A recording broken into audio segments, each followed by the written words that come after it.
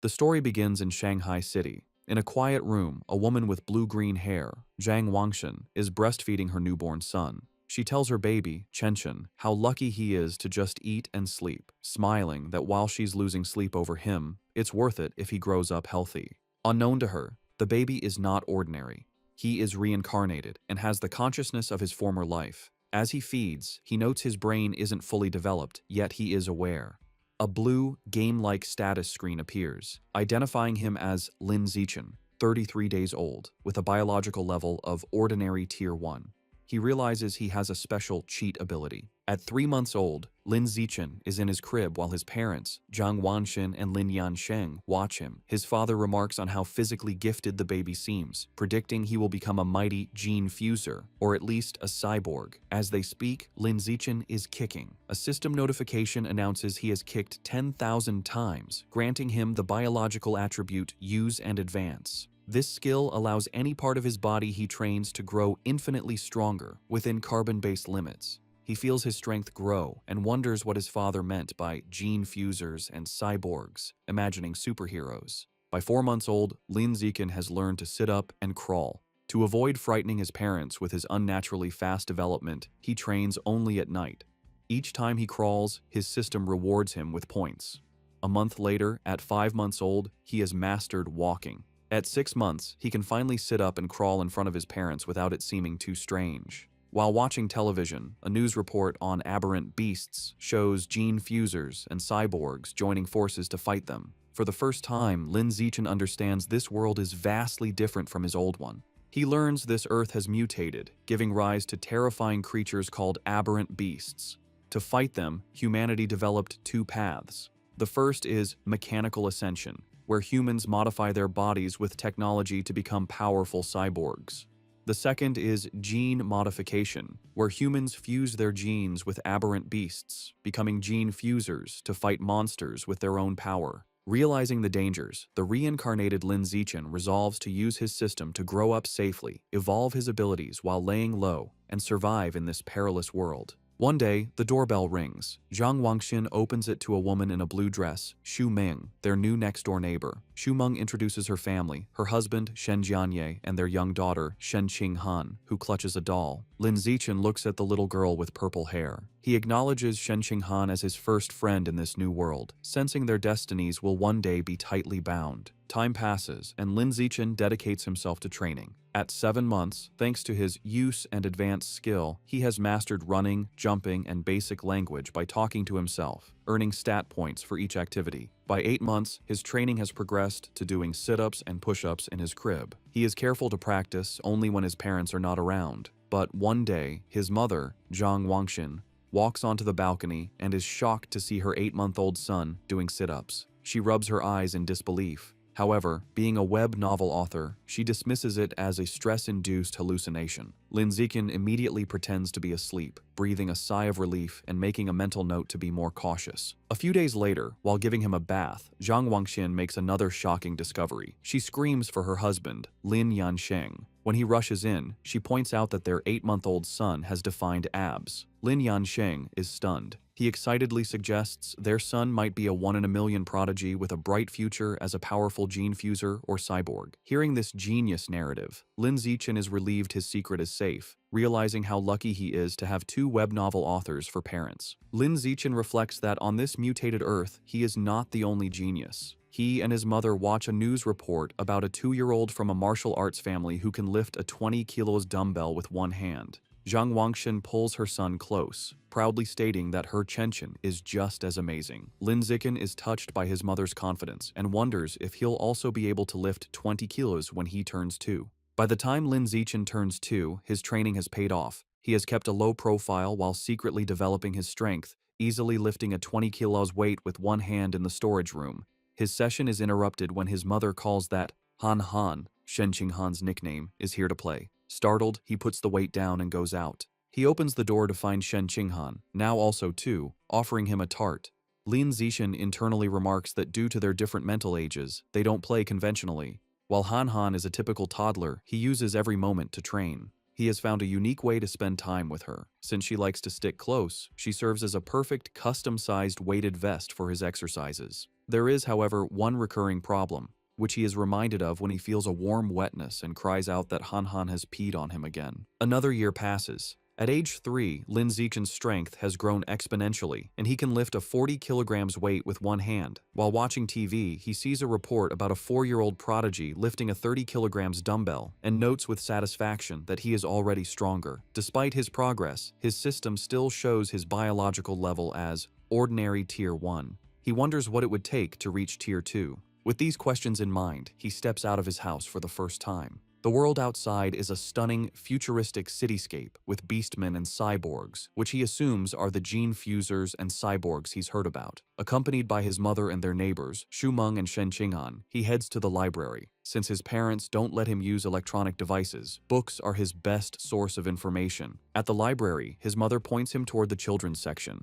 but Lin Zichen heads for advanced encyclopedias, with a worried Shen Qinghan following. The mothers watch in confusion. Shumeng asks why he likes these books, and Zhang Wangxin guesses it's his genius genes. While Shen Qinghan offers him cookies, Lin Zichen is absorbed in his reading. Through the books, he learns that all life is categorized into 6 biological levels: ordinary, advanced, rare, epic, legendary, and mythical, each divided into 9 tiers. He realizes normal humans like his parents are at the bottom, ordinary Tier 1, as insignificant as ants compared to higher-level beings. This knowledge lights a fire under Lin Zichen. He must accelerate his training while maintaining his cover. His system alerts him to a new quest: read 100 million characters to be rewarded with the celestial root of wisdom. Excited to train both mind and body, he accepts. For the next year, Lin Zichen splits his time between physical training and voracious reading. At age 4, he and Shen Qinghan begin kindergarten, holding hands with the IR teacher, Ms. Zhang Mei. His hard work pays off. Soon after starting school, he breaks through to ordinary Tier 2. His physical prowess is immense. He can lift an 80 kilograms weight with one hand, high jump 1.2 meters, and sprint 100 meters in under 11 seconds. Outstanding stats for an adult, let alone a kindergartner. One day, he finds children surrounding a crying Shen Qinghan, calling her a bedwetter. Seeing his friend bullied, he knows he must act. He leaps dramatically into the center of the bullies. He glares and unleashes a terrifying threat. If anyone bullies Han again, he will pee on their bed every day. The childish but menacing threat works. The bullies burst into tears, vowing never to return to kindergarten. Shen Qinghan looks at her protector with admiration. This act unlocks a new achievement, the title of Kindergarten Kid King, and a new series of quests. He is delighted he can work on multiple quests at once. Half a year later, he completes his reading quest. Having read 100 million characters, he is awarded the Celestial Root of Wisdom, granting him a perfect eidetic memory and peak human learning ability. Time flies, and soon he and Shen Qinghan are almost 7, posing for their kindergarten graduation photo. Even during vacation, Lin Zichen does not rest, now strong enough to train with a massive 200-kilo barbell. During the vacation, his abilities reached new heights. He could leap over 2 meters high and had broken the 8-second barrier in the 100-meter dash with a time of 7.98 seconds.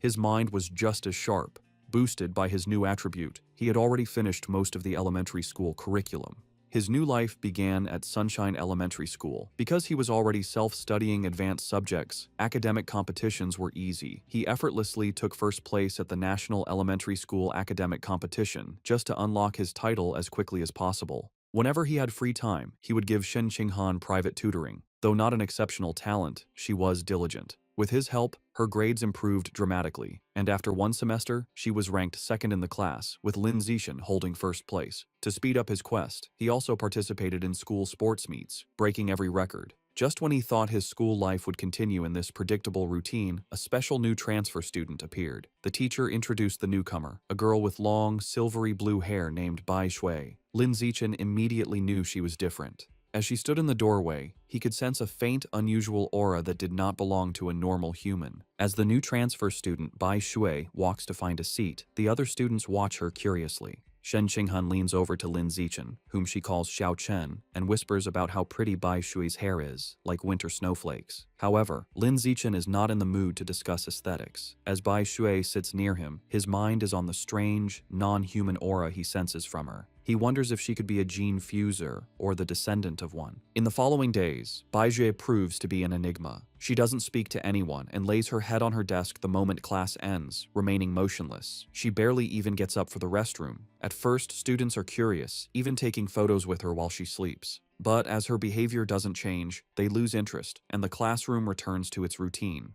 This peace is shattered over a month later.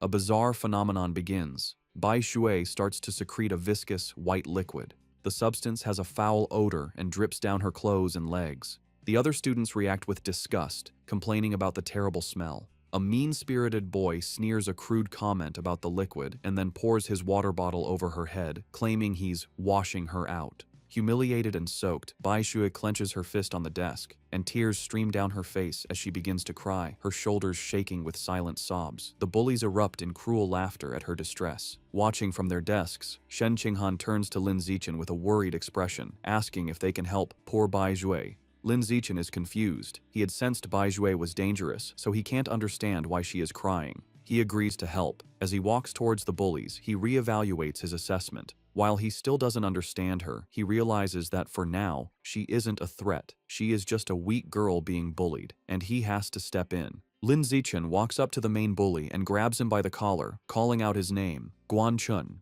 With a menacing smile, he orders the boy to wipe the water off Bai Shui's desk. Guan Chun is terrified and stammers that he'll wipe it up right away. The other bullies know they are in trouble. Lin Zichen is notorious at school for being skilled at both academics and fighting. Not even 6th graders dared to mess with him. Knowing it's better to comply, they quickly grab tissues and clean up the mess. Once the desk is clean, Lin Zichen's gaze sweeps over the group. He commands everyone involved to apologize to her immediately. The bullies, sweating and terrified, quickly comply. They line up before her desk and bow their heads, offering apologies and promising never to bully her again. With the bullies gone, Bai Shui looks up, her eyes still tearful. She gratefully thanks both Lin Zichen and Shen Qinghan. Shen Qinghan puts a comforting hand on Bai Shui's shoulder, telling her that classmates are supposed to help each other. From that day on, Shen Qinghan makes it her mission to befriend the quiet, white-haired girl, always dragging Lin Zichen along. The three begin spending their free time together. Shen Qinghan is especially kind, always sharing her tastiest snacks with Bai Shui first.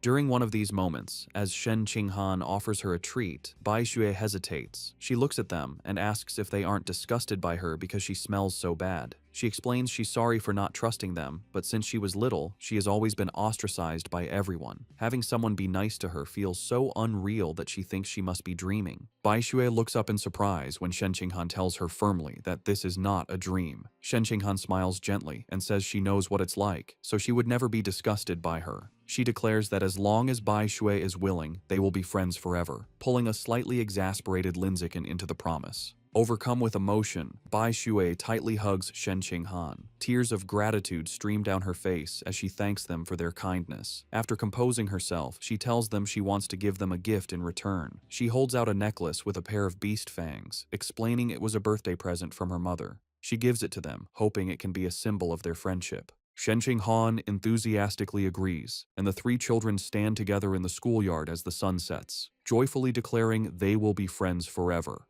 However, just as their newfound friendship was solidified, the unexpected happened. One day, Shen Qinghan is stunned to learn that Bai Shui has transferred out of the school. Lin Zichen confirms it, revealing that he saw her filling out the withdrawal papers. He flashes back to watching from the principal's office doorway.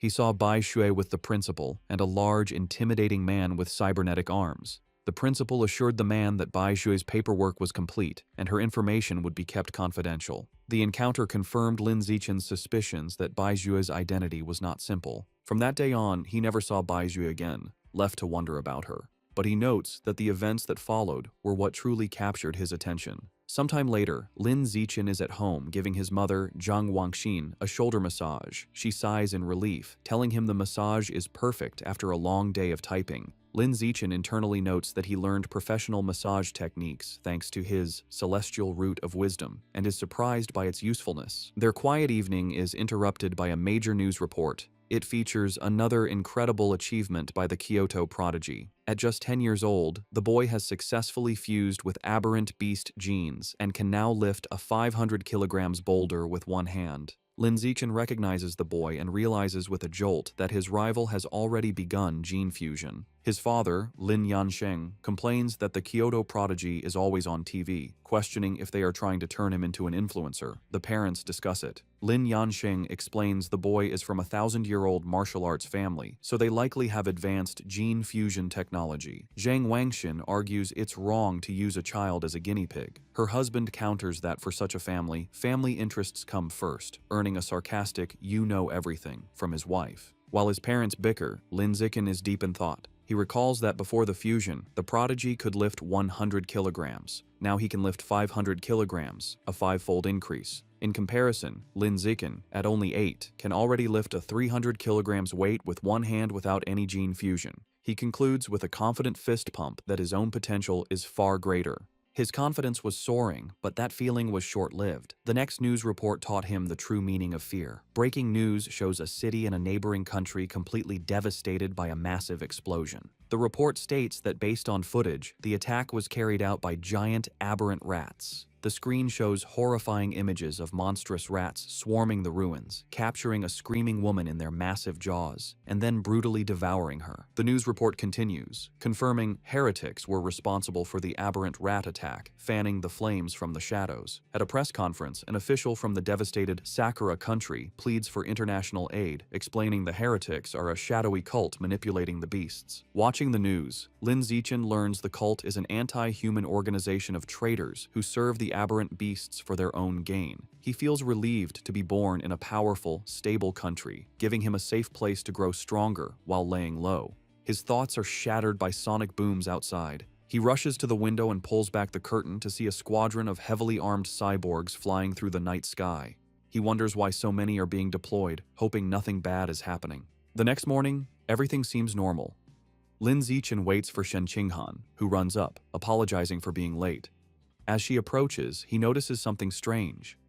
The beast fang necklace Bai Shui gave them, now worn by Shen Qinghan, emits a bright blue glow. He realizes the fang is from an aberrant beast and the source of the faint, non-human aura he'd sensed from her. The glow fades as quickly as it appeared, and the two don't think much of it. However, between the cyborgs and the fang's reaction, Lin Zichen feels that something bad is about to happen. On their way to school, a striking woman with long red hair in a black dress leans against a lamppost, watching them.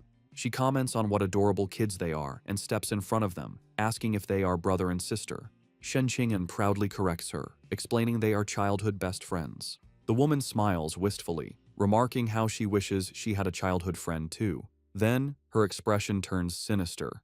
She leans in, eyes glinting, and asks why they're going to school alone and where their parents are. As Shen Qinghan begins to answer, Lin Zichen quickly grabs her hand, cutting her off. He pulls her along, stating they're going to be late, leaving the mysterious woman behind. Once a safe distance away, he gently scolds Shen Qinghan, reminding her not to talk to strangers. She nods. After school, Lin Zichen leads them through a deserted alleyway. Shen Qinghan nervously comments on how creepy it is. Lin Zichen explains the area is scheduled for demolition, and everyone has already moved out. Their walk is interrupted by a familiar voice. The red-haired woman from the morning appears, commenting on how they are finally out of school. She's not alone. A large, muscular man named Sheng is with her. The woman tells Sheng she's got the kids over here. Lin Zichen is alarmed. He had deliberately chosen a different route, but she had somehow followed them.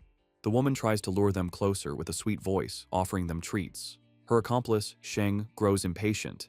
He tells her to stop talking and just knock the kids out so they can get it over with. Without another word, Sheng rushes toward them with a cloth, shouting he's in a hurry to sell them for cash. As he closes in, Lin Zichen shoves Shen Qinghan out of the way and squares up to face him. He clenches his fist and throws a powerful punch with all his might. The blow connects squarely with Sheng's face, stopping the larger man in his tracks. The immense force sends Sheng flying backward down the alley with a pained cry. The red-haired woman watches in utter disbelief, shocked that an elementary schooler could send a grown man flying. On the ground, Sheng coughs up blood, stunned. With Sheng down, Lin Zichen turns to the red-haired woman. Before she can react, he lands a solid punch to her midsection, followed by a powerful uppercut that knocks her unconscious. Standing over the defeated kidnappers, his expression hardens. He picks up a nearby brick, his intentions grim. He reasons that with no cameras in the deserted alley, he must finish them off. If they live, his superhuman powers will be exposed, ruining his plan to lay low and grow stronger. Just as he is about to deliver the final blow, the ground trembles violently. A powerful earthquake shakes the alley, catching them off guard. A moment later, a massive, clawed hand smashes through a nearby building wall. A monstrous giant aberrant rat emerges from the dust and rubble, towering over them. The beast ignores the children and looms over the unconscious woman, but instead of devouring her, it decapitates her with a swift swipe of its claws. The rat then picks up her severed head as Shen Qinghan screams in terror. Recognizing the danger, Lin Zichen scoops the horrified Shen Qinghan into his arms. He tells her it's a giant aberrant rat and they have to get to safety. He turns and sprints away, carrying her as they flee. As they escape, a flash of red and gold streaks through the sky. A female cyborg with blonde hair and rabbit ear attachments on her helmet dives into the alley. She moves with incredible speed, a blur of motion as she zips past the rat. Shen Qinghan, looking over Lin Zichen's shoulder, exclaims how unbelievably fast the cyborg is. The cyborg lands gracefully behind the monster. Facing the rat, the female cyborg prepares her attack. Her gauntlet glows as she charges her weapon and announces, "Anesthetic smoke." She fires projectiles at the monster, causing massive explosions that rock the alley. Lin Zichen shields Shen Qinghan from the blast. The aberrant rat is caught in the fiery explosions, roaring in pain, and is left dazed by the anesthetic smoke. Seeing her opening, the cyborg surges forward and finishes off the weakened beast in a flurry of strikes. Later, Lin Zichen watches a news report about the incident at home. He analyzes the fight, concluding the cyborg's power level probably isn't very high. He reasons she had to weaken the rat first, and it still took her 7 minutes to kill it. He reflects on the danger of giant aberrant rats, knowing they are tough creatures that can grow over 10 meters long and reach ordinary 5th tier. Fortunate that they escaped unharmed, the incident reminds him of the world's dangers. He resolves to increase his training to protect himself and those he cares about. He is later seen in his training space, doing weighted squats with a heavy barbell, his system rewarding him with points. Although the threat of aberrant rats looms, life continues. Soon, he and Shen Qinghan celebrate their 9th birthday with both families around a large cake. After making wishes, they exchange gifts. Thanks to his celestial root of wisdom, Lin Zichen had taught himself to carve in one night and crafted an intricate wooden hairpin for Shen Qinghan. She is overjoyed, placing it in her hair and exclaiming how much she loves it. Time passes quickly, and soon Lin Zichen and Shen Qinghan graduate from elementary school and start middle school. As they leave, his system notifies him that he has completed the Dominate 9 years of compulsory education achievement, unlocking the Kindergarten Kid King and Elementary School Top Dog titles. He becomes excited to unlock the Middle School Overlord title next, which will grant him the Survival of the Fittest attribute. During the break, he sticks to a high-intensity training regimen. His training includes 1,000 push-ups with a massive boulder on his back, granting him huge stat boosts. His hard work pays off. Just before school begins, after a 10 kilometers run, his system announces his biological level has broken through to ordinary 3rd tier. His physical attributes increase dramatically. He can now lift 700 kilograms with one hand, has a vertical jump of 4 meters, and can run the 100-meter dash in 6 seconds. As his power grows, he wonders what level the Kyoto prodigy has reached. Coincidentally, a news story airs on TV the night before school starts. The report reveals the now 14-year-old prodigy has fused with giant ant genes and can lift a 2,000 kilograms alloy block with one hand. Lin Zichen calculates that since giant ant genes increase strength by a factor of 4 to 8, the prodigy's true lift without the gene enhancement is only around 500 kilograms. This means Lin Zichen is still fundamentally stronger. He smiles, imagining how powerful he will become with future gene fusion. The next day, middle school begins. Because he was the city's top student, all the best middle schools tried to recruit him. He accepted the invitation from Shanghai Middle School, but only if Shen Qinghan could be in his class. During registration, they are welcomed by the principal and their new homeroom teacher, who express how much they are counting on him. After a few pleasantries, he makes an excuse and leaves with Shen Qinghan.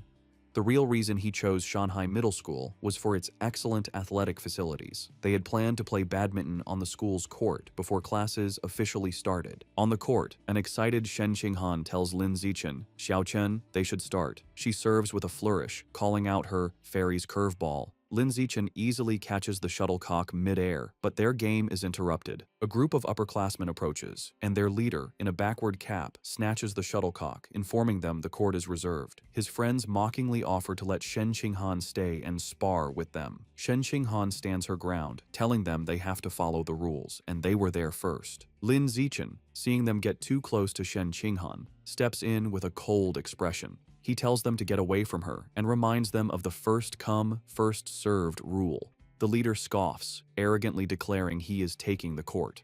The leader holds the shuttlecock and tosses it up, but before he can serve, Lin Zichen moves. He declares that from now on, his rules are the only ones that matter. With a surge of power, he leaps and smashes the shuttlecock with incredible force. The shuttlecock rockets across the court, a white blur. It moves so fast, the leader barely has time to react. The force of the impact shatters his racket and sends his cap flying. The upperclassmen are left in shock, sweating and trembling. They wonder if Lin Zichen is even human, questioning if he's a gene fuser. One notes with terror that if the shot had been off by a little, their boss's head would have been taken off. Thoroughly intimidated, the upperclassmen bow deeply in apology. They tell Lin Zichen they understand the rules now and will be leaving immediately. They then beat a hasty retreat. Perhaps because word of the incident spread, no one ever dared to bully Lin Zichen or Shen Qinghan again. Aside from being bigger with better facilities, their new school life felt much the same. Academically, Lin Zichen was far ahead, having finished the middle school curriculum long ago.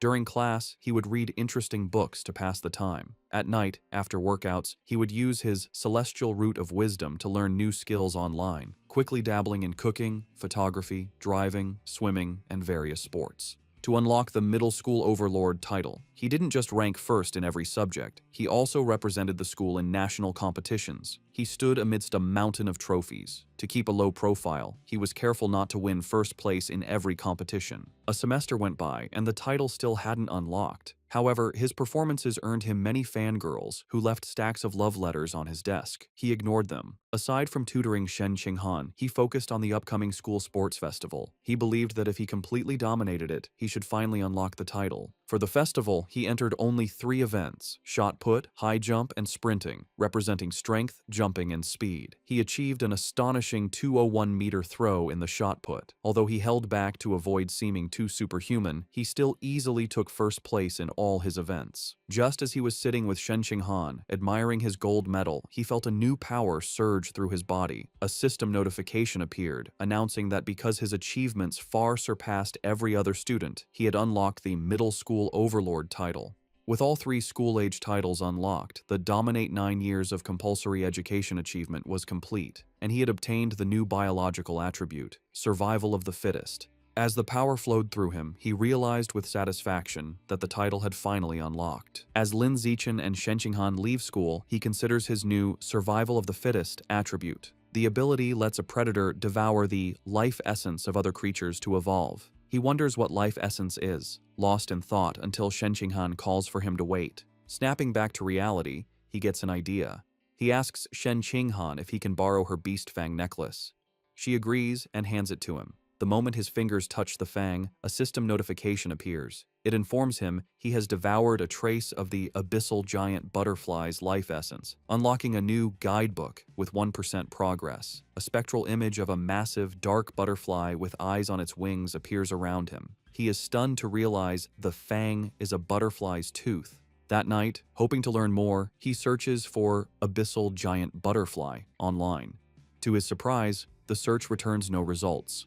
Realizing he'll have to study this exotic beast on his own, he remembers Bai Shui had given them a pair of fangs. He rummages through his bag and finds the second tooth. Holding the second fang, he once again absorbs its power. Another system notification confirms he has devoured a second trace of life essence, but the guidebook progress only increases to 2%. He looks at the fang with disappointment, realizing there isn't much life essence left in it. He concludes he must find another way to unlock the abyssal giant butterfly's full power. The next day after school, to boost his training and ensure a quick escape route from any aberrant beasts, Lin Zichen starts biking Shen Qinghan to and from school every day. As they leave the school grounds, a man calls out to him, "Zichen." The man, in a tracksuit, stops them and introduces himself as Coach Guo from the school's martial arts team. He praises Lin Zichen's performance at the sports meet as the best in school history. With great enthusiasm, Coach Guo formally invites him to join the team. insisting his athletic talent surpasses his academic abilities. He urges Lin Zichen to say yes, but also offers him time to learn about the team before deciding. Coach Guo speaks so quickly and passionately that Lin Zichen doesn't get a chance to say no. Waving goodbye as they ride off, the coach tells them the martial arts team is in room C of the gym and that he'll be waiting for him if he's free to visit the next day. As the sun sets, Lin Zichen is back in his room, ready to test his new ability. He claps his hands, squashing a cockroach and a mosquito he found. He opens his hands to examine the dead insects, but feels no power surge. He realizes killing such small, ordinary creatures didn't trigger the skill. He deduces that only powerful or exotic beasts carry enough life essence to be devoured for his evolution. To verify his new theory, Lin Zichen decides to visit a supermarket that sells beast meat. With Shen Qinghan on the back, he bikes them into the city. They soon arrive at a large, multi-story supermarket. Inside, they walk through the aisles, and Lin Zichen notes that while there is plenty of beast meat, it's all pre-packaged. He knows he can't test his theory without touching the meat. Just as he's feeling frustrated, he hears a butcher advertising fresh-cut beast meat. He spots a counter with a sign reading, "Fresh beast meat, not pre-packaged, safe to eat," where a butcher is cutting up large sides of meat. Telling a confused Shen Qinghan to wait, he says he's going to check out the meat. He doesn't explain further, eager to confirm his suspicions, and rushes to the counter. He reaches out and places his hand on a slice of freshly cut beast meat. The moment he makes contact, a powerful surge of purple energy flows into him. Just as he thought, the beast meat contains a strong surge of life essence. He clenches his fist in excitement, a wide grin on his face. Shen Qinghan watches, bewildered, wondering why he is so excited just from touching meat. She approaches him with a look of confused concern, asking how the meat feels. Trying to play it cool, Lin Zichen casually tells a bewildered Shen Qinghan that the meat just feels fresher than normal and asks if she wants to touch it too. She frantically waves her hands and refuses, saying he has touched it enough for both of them. Having confirmed his theory, Lin Zichen decides to buy some of the beast meat to try at home, surprising Shen Qinghan. He isn't surprised by her reaction, knowing beast meat is incredibly expensive. Even the cheapest option, the ghost shadow squid, costs nearly 1,000 yen per jin. Deciding to go with the squid, he picks up a package. Shen Qinghan panics at the price, telling him it's too expensive and that he should ask his mother first. Lin Zichen simply smiles and pats her head reassuringly. He tells her not to worry, making up a lie that his mom had already told him to buy plenty for both of their families.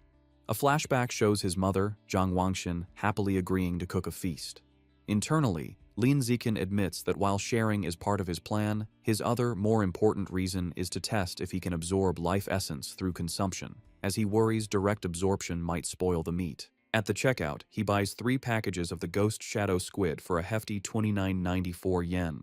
The female cashier thanks him. As they leave, Lin Zichen thinks about how expensive the meat was, wondering when they'll be able to afford it again. By the time they finish shopping, it is after 9 p.m. Knowing the city has been chaotic lately, they decide to head straight home for safety. On the ride home, Lin Zichen can't stop thinking about his experiment. Unable to wait, he discreetly places his hand on the package of meat in the basket. He immediately feels a familiar surge of purple energy. His system confirms he has devoured a trace of the ghost shadow squid's life essence. A new guidebook for the creature is unlocked, but his progress is only 0.1%. A spectral image of the menacing, multi-eyed squid appears in his mind. As they bike through the quiet streets, he does some mental math. He realizes devouring a small amount of meat only unlocked a fraction of its power. He estimates he'd need to devour 100 jins to reach 100% on the guidebook, costing a staggering 100,000 yen. He considers the squid's special ability, to dissolve into water and vanish, and decides the powerful skill is worth the price. His course is clear. He needs to make a huge sum of money, as he can't ask his family for that much. He then remembers his second reason for buying the meat, to test if absorbing its life essence would cause it to spoil. He glances at the package. It's been a while, but the meat looks perfectly fresh. He grins, delighted that absorbing the essence doesn't ruin the meat. As he continues to absorb its power, his progress bar for the squid climbs to 3%. His concentration is broken when Shen Qinghan shouts a warning. He slams on the brakes, screeching to a halt just inches from a couple in the bike lane, and apologizes. He scolds himself for not watching where he was going, then wonders why the lane is so crowded. Shen Qinghan points ahead. They see a tense standoff. A muscular, red-haired man is holding a woman hostage at knife point. Shen Qinghan recognizes the hostage in terror as their teacher, Chao Mei. The man shouts threats at the crowd. The area is surrounded by police officers who try to de-escalate the situation through a megaphone. The police captain holds back an officer, Ah Bing, telling him not to shoot recklessly. The captain explains the target is too close to the hostage and using her as a shield, making a clean shot impossible. The officer suggests sleeping gas, but the captain rejects it, fearing it would provoke the suspect before it could take effect. While the police hesitate, Lin Zichen decides to act. He discreetly picks up a small rock from the pavement and flicks it with incredible speed and precision. The rock strikes Officer Ah Bing's gun, causing it to misfire. The stray bullet hits the hostage-taker's hand, forcing him to cry out and drop his knife, releasing Teacher Cao Mei. Seizing the opportunity, the police captain yells for his team to move in. The officers rush forward and swiftly arrest the disarmed suspect, while a female officer comforts the terrified but unharmed Teacher Cao Mei. As the situation is controlled, Lin Zichen quietly gets back on his bike. Shen Qinghan looks at him with wide, questioning eyes and asks if he threw the rock. He quickly shushes her, saying they should leave and talk later, and they pedal away. Just as they are about to get away, a voice commands them to stop. The police captain calls out, asking if Lin Zichen was the one who threw the rock. Panicked at being caught, Lin Zichen quickly denies everything with a nervous smile. The captain watches them pedal away, finding it strange that someone wouldn't want to admit to a good deed. He muses aloud that there's a reward for bravery. The word reward instantly catches Lin Zichen's attention. Needing money, he slams on his brakes, skids to a halt, and rushes back to the captain. He sheepishly retracts his denial, admitting he threw the rock and explaining that the money is really important to him. The captain tells him to come to the station to make a report, promising to help him apply for the reward. After informing their families, Lin Zichen and Shen Qinghan prepare to head to the police station. He assumes everything will go smoothly, but as the police lead the cuffed suspect away, something goes horribly wrong. The suspect's face begins to twist grotesquely. The police realize with horror that he's a heretic and is mutating into a giant aberrant rat right before their eyes. The monster breaks its cuffs and goes on a rampage, swiping its massive claws at the officers. The police captain gets on his radio, ordering all forces to open fire but to protect the civilians. The officers unload their weapons, but the bullets have no effect. A frantic report comes in, identifying the heretic as having fused with Rat King genes and calling for immediate backup. Realizing the danger, Lin Zichen apologizes, grabs both of them and pulls them away, urging them to run. He is relieved the monster isn't chasing them, but knows they need to get away fast. As they flee, a new figure streaks down from the sky in a purple aura. It's a female cyborg in sleek, futuristic armor. She lands a powerful blow on the giant rat, sending it staggering backward. Hovering in the air, the cyborg, a woman with short, dark purple hair, begins to charge a laser cannon in her chest. With a command to fire, she unleashes a massive, devastating beam of purple energy that engulfs the mutant rat. The creature roars in agony as it is completely disintegrated, leaving nothing but scorched remains. Lin Zichen watches, stunned by the cyborg's incredible power. With the threat gone, Teacher Cao Mei and Shen Qinghan breathe sighs of relief. Lin Zichen, however, is more concerned about his bike, noting with relief that the blast didn't hit it, which would have been a huge financial loss. Just as the tension subsides, he has a sudden realization. He looks into the bike's basket and sees the expensive ghost shadow squid meat has spoiled, giving off a foul smell. He now understands his initial theory was correct.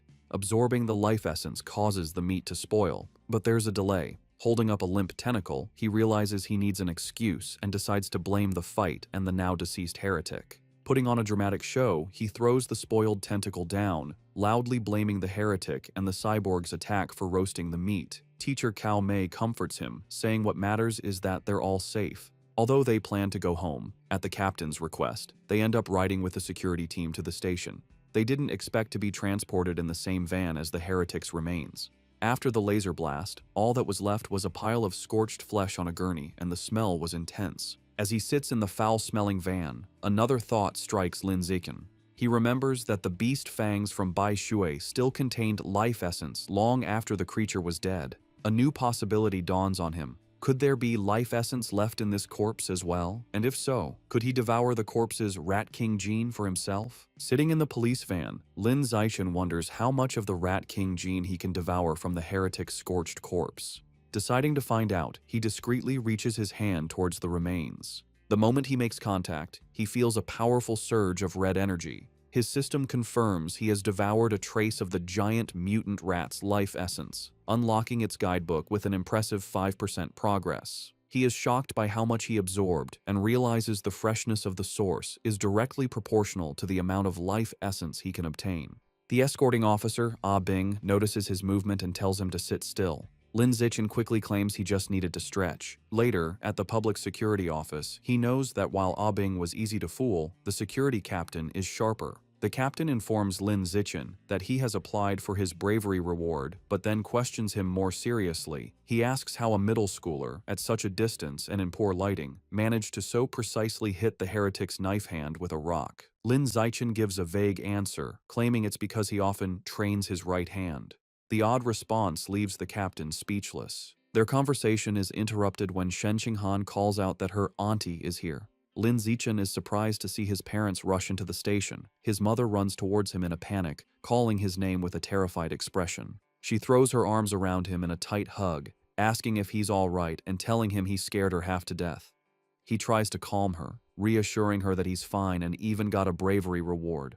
Holding him close, his mother makes him promise that next time there's danger, he will hide somewhere safe first. She tells him with tears in her eyes that all she wants is to see him grow up safe. Lin Zichen is visibly moved by his mother's heartfelt concern. As they leave, Lin Zichen reassures his mother he will always protect himself first. The police captain watches them go, still pondering the boy's strange abilities. On their way out, Lin Zichen passes two female police officers discussing the case. One remarks that perverts are getting more brazen, and her colleague reveals the heretic was a liberal arts student from Guangyuan University, brainwashed by the rat god cult. The first officer curses the cult, but the second points out they need to eliminate the root cause, the self-proclaimed Rat King. The name instantly catches Lin Zichen's attention. In the car home, he immediately starts researching the rat god cult on his phone. Surprised to find a ton of information, he learns the cult's main base is in Shanghai City, and most of its members are societal outcasts. He uncovers a shocking piece of information suggesting the Rat King wants to evolve into a higher life form and is forcing its followers to gather evolution materials. This leads him to a chilling question. Has the Rat King, an aberrant beast, already developed sentience? His thoughts are interrupted when he glances out the window and sees a giant rat, nearly the size of a cat, on the sidewalk. For a moment, he wonders if it's related to the Rat King, but quickly dismisses the idea, telling himself that in the South, cat-sized rats aren't that unusual. Shaking off the thought, he realizes how quiet Shen Qinghan has been. He looks over and sees her squirming uncomfortably, her knees pressed tightly together. He immediately understands. He recalls that ever since she was a child, whenever she gets nervous or startled, she can't control her bladder. While embarrassing for her, Lin Zichen has always felt this peculiar reaction might be linked to some hidden potential within her. When they get home, Lin Zichen's mother, Zhang Wangxin, is shocked that the nearly 3,000 yen worth of beast meat is gone. Lin Zichen quickly thinks of an excuse, sheepishly claiming that during the emergency, he must have dropped it while running away. His mother immediately puts his safety first, telling him to forget the meat and that all that matters is he is unharmed. Lin Zichen breathes an internal sigh of relief, glad he fooled his mother. However, his father, Lin Yansheng, is more stubborn. He announces he is going back to look for the expensive meat, boasting that a fated wage slave like him is tough. Lin Zichen tries to stop him, arguing it's too dangerous and the meat is already spoiled. His father becomes suspicious, asking how he could know it had gone bad. Sweating nervously, Lin Zichen quickly claims it was an obvious guess. Meanwhile, back at the now empty public security office, the police captain is still pondering the night's strange events. As he smokes a cigarette, he can't shake the question of how an ordinary middle schooler could have thrown a rock with such incredible power and precision. Suddenly, he hears a strange noise from the corner. His eyes widen in shock as he sees a massive rat, far larger than any normal rodent, perched on top of the filing cabinets. Before he can react, the giant rat leaps down. The captain instantly draws his pistol and opens fire. The confrontation is swift and violent, ending in a bloody blur. The next day in class, Lin Zichen sighs at his desk. Reflecting on the previous night, he concludes he is still too weak compared to the powerful heretic and the female cyborg. He needs to make money fast to buy more beast meat like the ghost shadow squid to fill his guidebook's progress bar. He considers becoming an influencer or selling study materials, but dismisses the idea as too flashy and against his goal of keeping a low profile. Suddenly, an idea strikes him. He remembers that in this world, martial arts and gene fusion are more important than academics. He decides it's time to act. Later, he heads to the gym where the martial arts team practices in Building C. He finds Coach Guo drinking from a thermos and greets him. A surprised Coach Guo asks if he is there to join or just to learn more about the team. Instead of answering, Lin Zichen leans in and discreetly asks if joining the team offers a chance to compete in city tournaments and if the prize money is high. The coach smiles, confirming he would have a chance, and that prizes are worth tens of thousands. With his main concern addressed, Lin Zichen shakes the coach's hand and announces he is joining the martial arts team today. Coach Guo happily welcomes him. The coach gathers the team to announce their new member. He introduces Lin Zichen, reminding them of his performance as the sports meet champion. The other team members, Zhang Kai, Huang Tianxing, or Xing, Li Shutong, and Han Yiguo, introduce themselves. Finally, Lin Zichen introduces himself. Since Lin Zichen has no formal martial arts training, Coach Guo demonstrates basic fist and leg techniques. The coach explains the moves look simple, but are difficult to master, noting that the team's fastest learner, Li Shutong, took a week to perfect them. He then encourages Lin Zichen to try. Lin Zichen assumes a ready stance.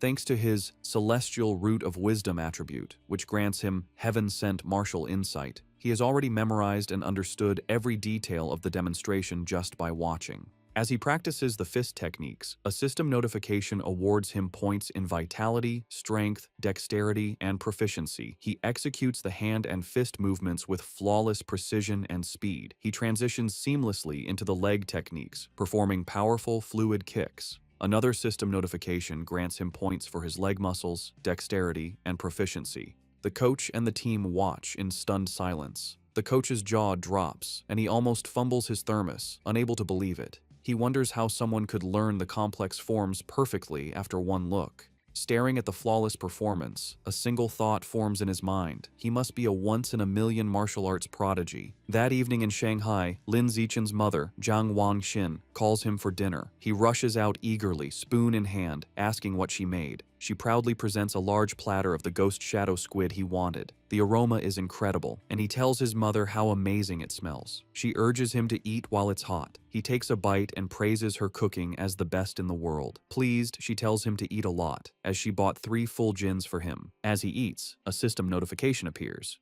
He has devoured a trace of the ghost shadow squid's life essence by consuming it, bringing his guidebook progress to 3.01%. He realizes with frustration that eating the meat works just as well. If he had known, he wouldn't have spoiled the first batch by touching it. While they eat, a news report catches their attention. It's about a 14-year-old genius girl, the youngest cyborg in history after fusing with an energy core. Her energy system grants her superhuman abilities, lifting a 5,000-kilogram SUV with one hand, sprinting 100 meters in 3 seconds, and jumping 8 meters vertically. Watching this, Lin Zichen ponders the debate in his world. Between the Kyoto prodigy's gene fusion and this girl's cybernetics, which path is stronger? His thoughts are interrupted by another breaking news story. It announces that the security captain they met, He Chunshan, was killed in his office. Surveillance footage showed he was attacked and devoured by a giant mutant rat that infiltrated the station. Medics are shown wheeling his body into an ambulance. Lin Zichen is horrified. He recalls the large rat he saw the night before and wonders if it was connected. He imagines a giant rat rampaging through the city. The captain's death is a grim reminder of the escalating danger. Staring intently, Lin Zichen decides he must intensify his training immediately. Following the police captain's death, Lin Zichen dedicates himself to a grueling training regimen. After intense practice, he can now sprint 100 meters in a blistering 4.61 seconds. His physical power has skyrocketed. His vertical jump is 5.3 meters, and he can lift an astounding 1,200 kilograms with one hand. In addition to his personal training, he continues his martial arts practice with the school team, hoping to boost his strength quickly for the upcoming tournament. The next morning at school, he heads to the gym to practice, with a curious Shen Qinghan tagging along. On their way, a girl with pink hair warmly greets Lin Zichen and offers him a bottle of fresh milk. He politely declines, thanking her, and walks past with Shen Qinghan, leaving the girl disappointed. Watching from a distance is his teammate, Zhang Kai. He clenches his fist in anger, resentful that the person who beat him at the sports meet is rejecting a gift from the girl he admires. Unable to contain his frustration, Zhang Kai rushes forward and blocks their path. He confronts Lin Zichen, scolding him for his poor manners and for hurting the girl's feelings. When Lin Zichen calmly explains he is allergic to milk, Zhang Kai refuses to believe him and calls him a liar. Enraged, Zhang Kai points at Lin Zichen and challenges him to a spar. He sets the terms. If he loses, he will never bother Lin Zichen again, but if Lin Zichen loses, he must drink the whole bottle of milk. Just as the challenge is issued, a new system notification appears. A new achievement mission has been triggered. Defeat 1,000 different opponents in formal competition for the survival of the fittest biological trait. A sly grin spreads across Lin Zichen's face. This is the opportunity he has been waiting for. Surrounded by a menacing purple aura, he accepts the challenge, his eyes glinting with anticipation as he agrees to the spar. Word of the duel spreads quickly through the school. Two students excitedly decide to go watch the fight between the popular junior, Lin Zichen, and a senior. By the time they are ready, the gym is packed with onlookers in a large circle around the sparring area. The crowd is clearly on Lin Zichen's side. Many of his female fans cheer him on, telling him to teach his opponent a lesson, including the pink-haired girl from earlier who gets her phone ready. Zhang Kai scoffs, annoyed that everyone assumes he will lose. He internally admits Lin Zichen's talent has grown incredibly over the past month. He sees this duel as his last chance to put the rising genius in his place and show off his own strength. In contrast to his opponent's intensity, Lin Zichen seems unfazed. He casually states that he needs to go home for dinner and asks if they can make the fight quick. Taking this as an insult, Zhang Kai smirks and agrees to grant his wish. Coach Guo steps between them to officiate. He raises his hand to start, reminding them of the rules. However, before the fight begins, Zhang Kai shouts for them to wait. With a condescending grin, he offers Lin Zichen a handicap. He points out that he has trained for nearly 2 years, while Lin Zichen is a novice of only a month. To be fair, he declares he will let Lin Zichen have the first 3 moves. Lin Zichen simply agrees. The moment he agrees, Lin Zichen explodes into motion. He closes the distance in a blur, catching Zhang Kai by surprise. Before his opponent can raise his guard, Lin Zichen unleashes a single devastating punch. The blow connects with brutal force, sending blood flying from Zhang Kai's nose. He is knocked out instantly, collapsing unconscious on the gym floor. The entire gym is stunned into silence. Coach Guo's jaw drops as he stares in disbelief, shouting that the fight was over in one punch. The rest of the martial arts team and the crowd are equally shocked, calling the outcome ridiculous, unable to process that the duel was over in a single second. The silence is broken by a roar of celebration. Shen Qinghan throws her fist in the air, ecstatically cheering for Lin Zichen's victory. The other girls, including the one with pink hair, join in, shouting about how amazing he was. Standing over his defeated opponent, Lin Zichen receives a system notification. It informs him that by defeating a rival and winning the affection of the opposite sex, he has obtained priority mating rights. More importantly, his new mission progress is now 1,000. He reflects that he has a long way to go to unlock the natural selection attribute. To speed up his progress, he turns to the remaining, terrified members of the martial arts team. With a friendly but unsettling smile, he suggests they should all spar as well. The team members stare back, their faces pale with horror. Immediately, they all start making pathetic excuses. One has cram school, another's mother is waiting for dinner, while others pretend to feel sick. Before they can flee, Zhang Kai struggles to his knees. He refuses to accept his loss, furiously accusing Lin Zichen of a sneak attack and vowing to crush him in a rematch. Coach Guo steps in, telling Zhang Kai to accept his loss like a man. The coach then wonders aloud if the punch was just a lucky shot, deciding to test the theory on another team member named Xiao Lizi. Hearing his name, a spiky-haired boy freezes in terror. Though he assumes a fighting stance, he is clearly terrified, begging Lin Zichen for mercy and not to hit his face. 10 minutes later, the results are clear. Several martial arts team members are lying unconscious on the gym floor. Lin Zichen stands over them, noting he made sure not to go too hard on them and just exchanged a few blows.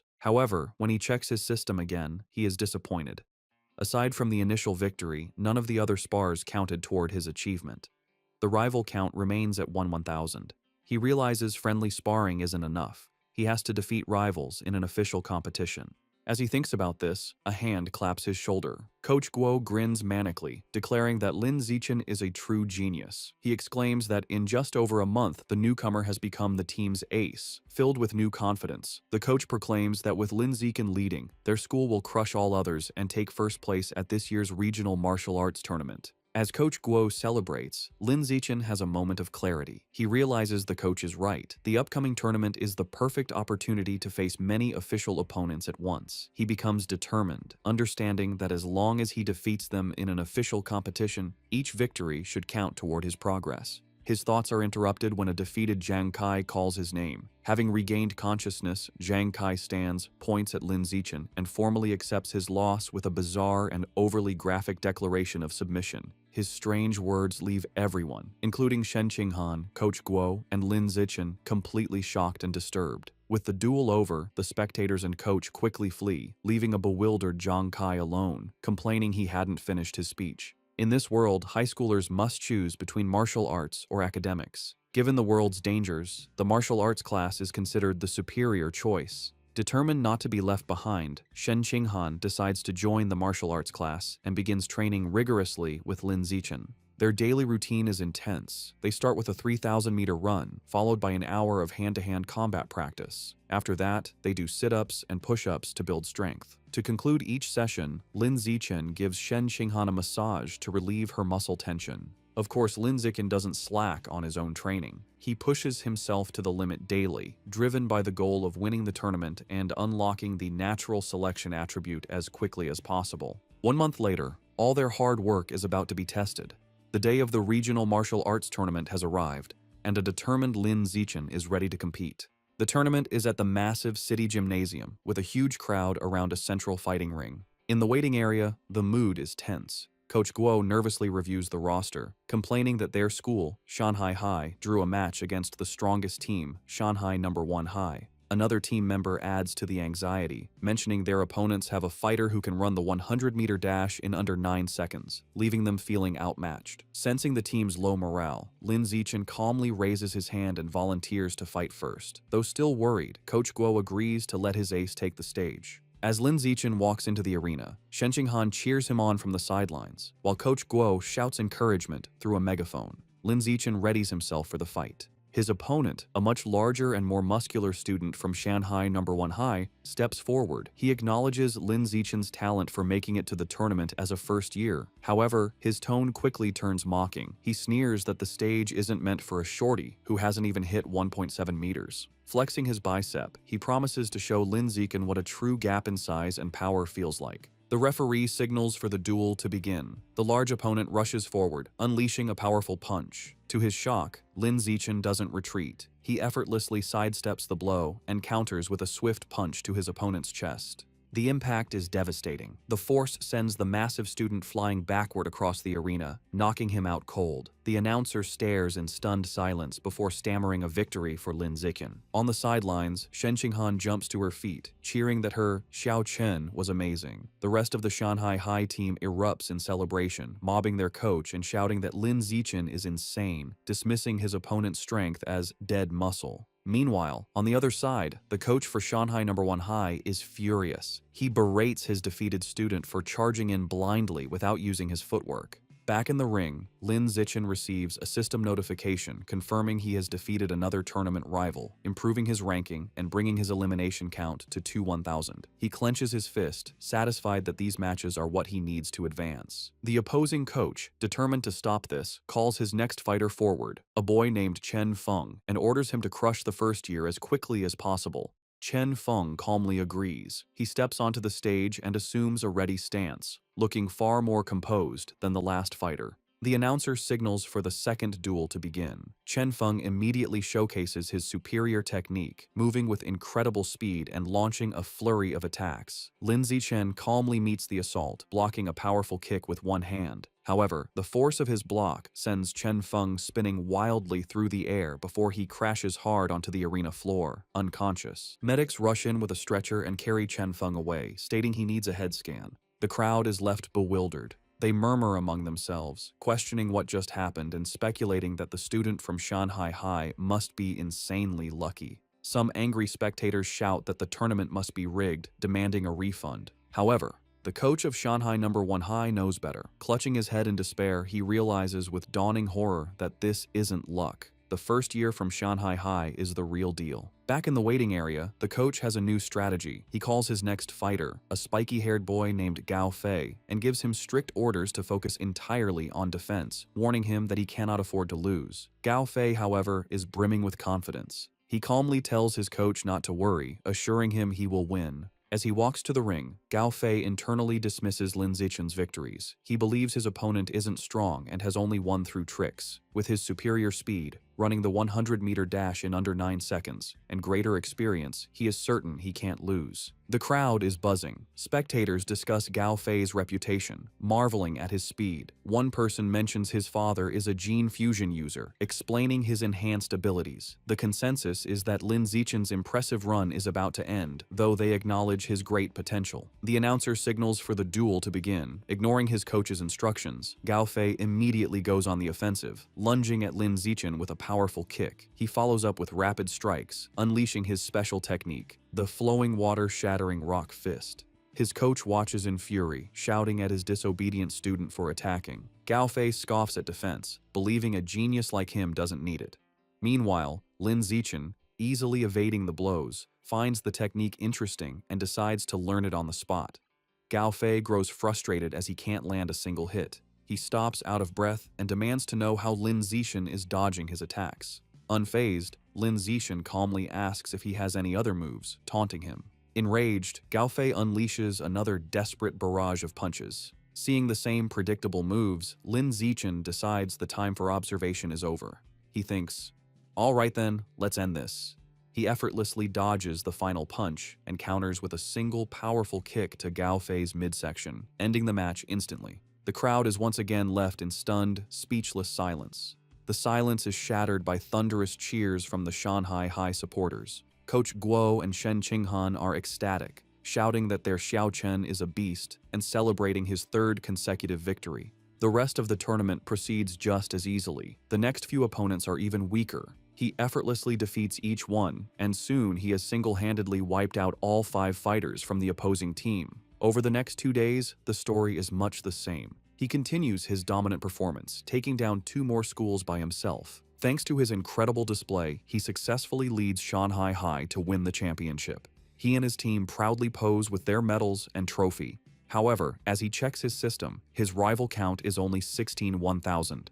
He realizes with disappointment that at this rate, it will take years to unlock the natural selection attribute. Despite his slow quest progress, there is a silver lining. He didn't expect Coach Guo to be so generous, but he gets the bulk of the tournament prize money, a full 20,000 yuan. Combining this with prize money from academic competitions, he now has around 30,000 yuan. That money doesn't last long. He immediately spends it all at the supermarket on a massive supply of ghost shadow squid meat. For the next several weeks, he devours the expensive meat at every meal. After consuming 30 jin, his codex unlock progress for the ghost shadow squid reaches 33%. His intensive training and consumption of beast meat pay off. By his second year of middle school, he breaks through to the next level, advancing from ordinary Tier 3 to Tier 4. His physical abilities reach new heights. He can now effortlessly lift 1890 kilograms with one hand, jump 5.65 meters vertically, and sprint 100 meters in just 4.49 seconds. Time flies, and soon he and Shen Qinghan graduate from Shanghai's middle school division. However, when the high school entrance exam results are released, their paths seem destined to diverge. A heartbroken Shen Qinghan sits in her room, crying. She asks Lin Zichen why, after all her hard work, they can't go to the same high school anymore. He explains that while he ranked first in both liberal arts and martial arts, and her academic scores were excellent, her martial arts score wasn't high enough for the elite class at Shanghai High. As he comforts the crying Shen Qinghan, she asks what will happen now. He tells her the principal of Shanghai High is coming to his house, likely to recruit him, and asks if she will come. Feeling hopeless, she tearfully replies that it has nothing to do with her, as the principal is obviously only coming for him. Taking her hand, Lin Zichen pulls her up and leads her out of the room. He tells her not to worry. He has a plan. He reveals his one condition for staying at Shanghai High. Shen Qinghan has to be his deskmate. As promised, the principal of Shanghai High visits Lin Zichen's home. She, his mother, and Shen Qinghan discuss his future for several hours, with the principal expressing how much she wants him to stay at her school. As the meeting concludes, the principal stands to leave. As a final offer, she tells Lin Zichen that if he agrees to stay, she will grant any request he has. Taking the opportunity, Lin Zichen states his one condition. Shen Qinghan must be allowed to continue in the same class with him. The principal looks at the nervous Shen Qinghan and confirms her name. Without hesitation, she agrees. With a smile, she tells them both to report to Shanghai High together for the new school year. Overjoyed, Lin Zichen and Shen Qinghan thank her. With their high school future secured, Lin Zichen participates in his final junior high martial arts tournament. As expected, his overwhelming power easily leads his team to another championship. He decides to use the prize money to finally unlock the Ghost Shadow Squid Codex. He was only 20% away, and the new prize money was enough to max out the progress bar. Unsure what might happen, he travels to a secluded forest outside Shanghai for safety. Deciding not to waste time, he begins devouring the life essence from the last of the squid meat. A powerful blue energy surrounds him as a system notification confirms he is absorbing a large amount of essence. His eyes widen as he feels a final surge of power, and the Codex progress bar hits 100%. A new notification announces he has unlocked the Ghost Shadow Squid Codex and obtained a new biological attribute, Blessing of Liquid Affinity. The ability enhances his affinity with water, allowing him to move freely and even vanish in aquatic environments. However, as the power settles, he stands in the quiet forest holding the limp squid tentacles and feels his new ability is kinda underwhelming. Still feeling underwhelmed, Lin Zichen tests his new ability in a nearby pond. He finds his Blessing of Liquid Affinity has some benefits. He can soak for long periods without his skin wrinkling, and swimming is much easier with reduced water resistance. However, there are no other noticeable effects. He sits in the water and rationalizes that since the Ghost Shadow Squid is a low-tier beast, it's fair the ability isn't very powerful. He resolves that to get better attributes, he will either have to save up for higher-grade beast meat or become strong enough to hunt powerful wild mutant beasts himself. The memory of the terrifying giant mutant rats strengthens his resolve, and he clenches his fist, determined to grow stronger. With less than a week before school begins, Lin Zichen's mother and Shen Qinghan's family decide to go on a trip. To better study his new liquid affinity, Lin Zichen suggests they go to the beach. As they stand in the ocean, Shen Qinghan shivers and complains the seawater is cold. Lin Zichen, however, feels perfectly at home. He tells her to ease into it and then dives into the water, swimming with incredible speed. As he moves, his system rewards him with stat points for swimming and diving. From the shore, a nervous Shen Qinghan calls out, asking him to teach her how to swim. Lin Zichen pops his head out of the water, suddenly remembering his childhood friend doesn't know how yet. He begins patiently teaching her the basics. Given her average athletic talent, he assumes she will struggle. However, Shen Qinghan proves him wrong. She excitedly exclaims that swimming is surprisingly easy and that she learned it right away, diving effortlessly. She swims gracefully and surfaces with a look of shock, surprised she can dive without any instruction. Lin Zichen watches in shock as a strange blue aura of water seems to emanate from her. After she surfaces, she excitedly tells him how amazing it feels. She notes that while opening one's eyes underwater usually stings, she feels no discomfort. In fact, she finds it cool and pleasant. Her words leave Lin Zichen deep in thought. He watches her swim away, finding the situation unusual. He reasons that even with a natural talent for water, there's no way she could have mastered all the skills so instantly. Her rapid learning is simply not normal. Suddenly, a realization dawns on him. He recalls her lifelong problem with bedwetting when nervous. He wonders if this weakness is actually a sign of a powerful, innate water affinity she was born with. The idea excites him. He becomes convinced she might possess some kind of special cultivation body, like a character from his parents' Xianxia novels. To test his theory, they continue diving. Her performance shocks him even more as they explore the underwater world. He notes they have been holding their breath for over 10 minutes, an incredible feat for a beginner like Shen Qinghan. As they swim, Shen Qinghan's expression suddenly changes. A strange, swirling sound begins to vibrate through the water around her. Both look up, trying to find the source. They surface abruptly, and Shen Qinghan cries out as the glowing blue water swirls around her. Later that night, as they walk along the beach, Lin Zichen asks what happened. Shivering, she explains that underwater, she kept hearing strange and creepy sounds right by her ear. He comforts her and asks what kind of sounds. She tells him she couldn't understand the language, but it was a female voice that echoed non-stop until she surfaced. To help a frightened Shen Qinghan calm down, Lin Zichen brings her back to their hotel room. Later, he searches online for information about the strange female voice, but finds no results.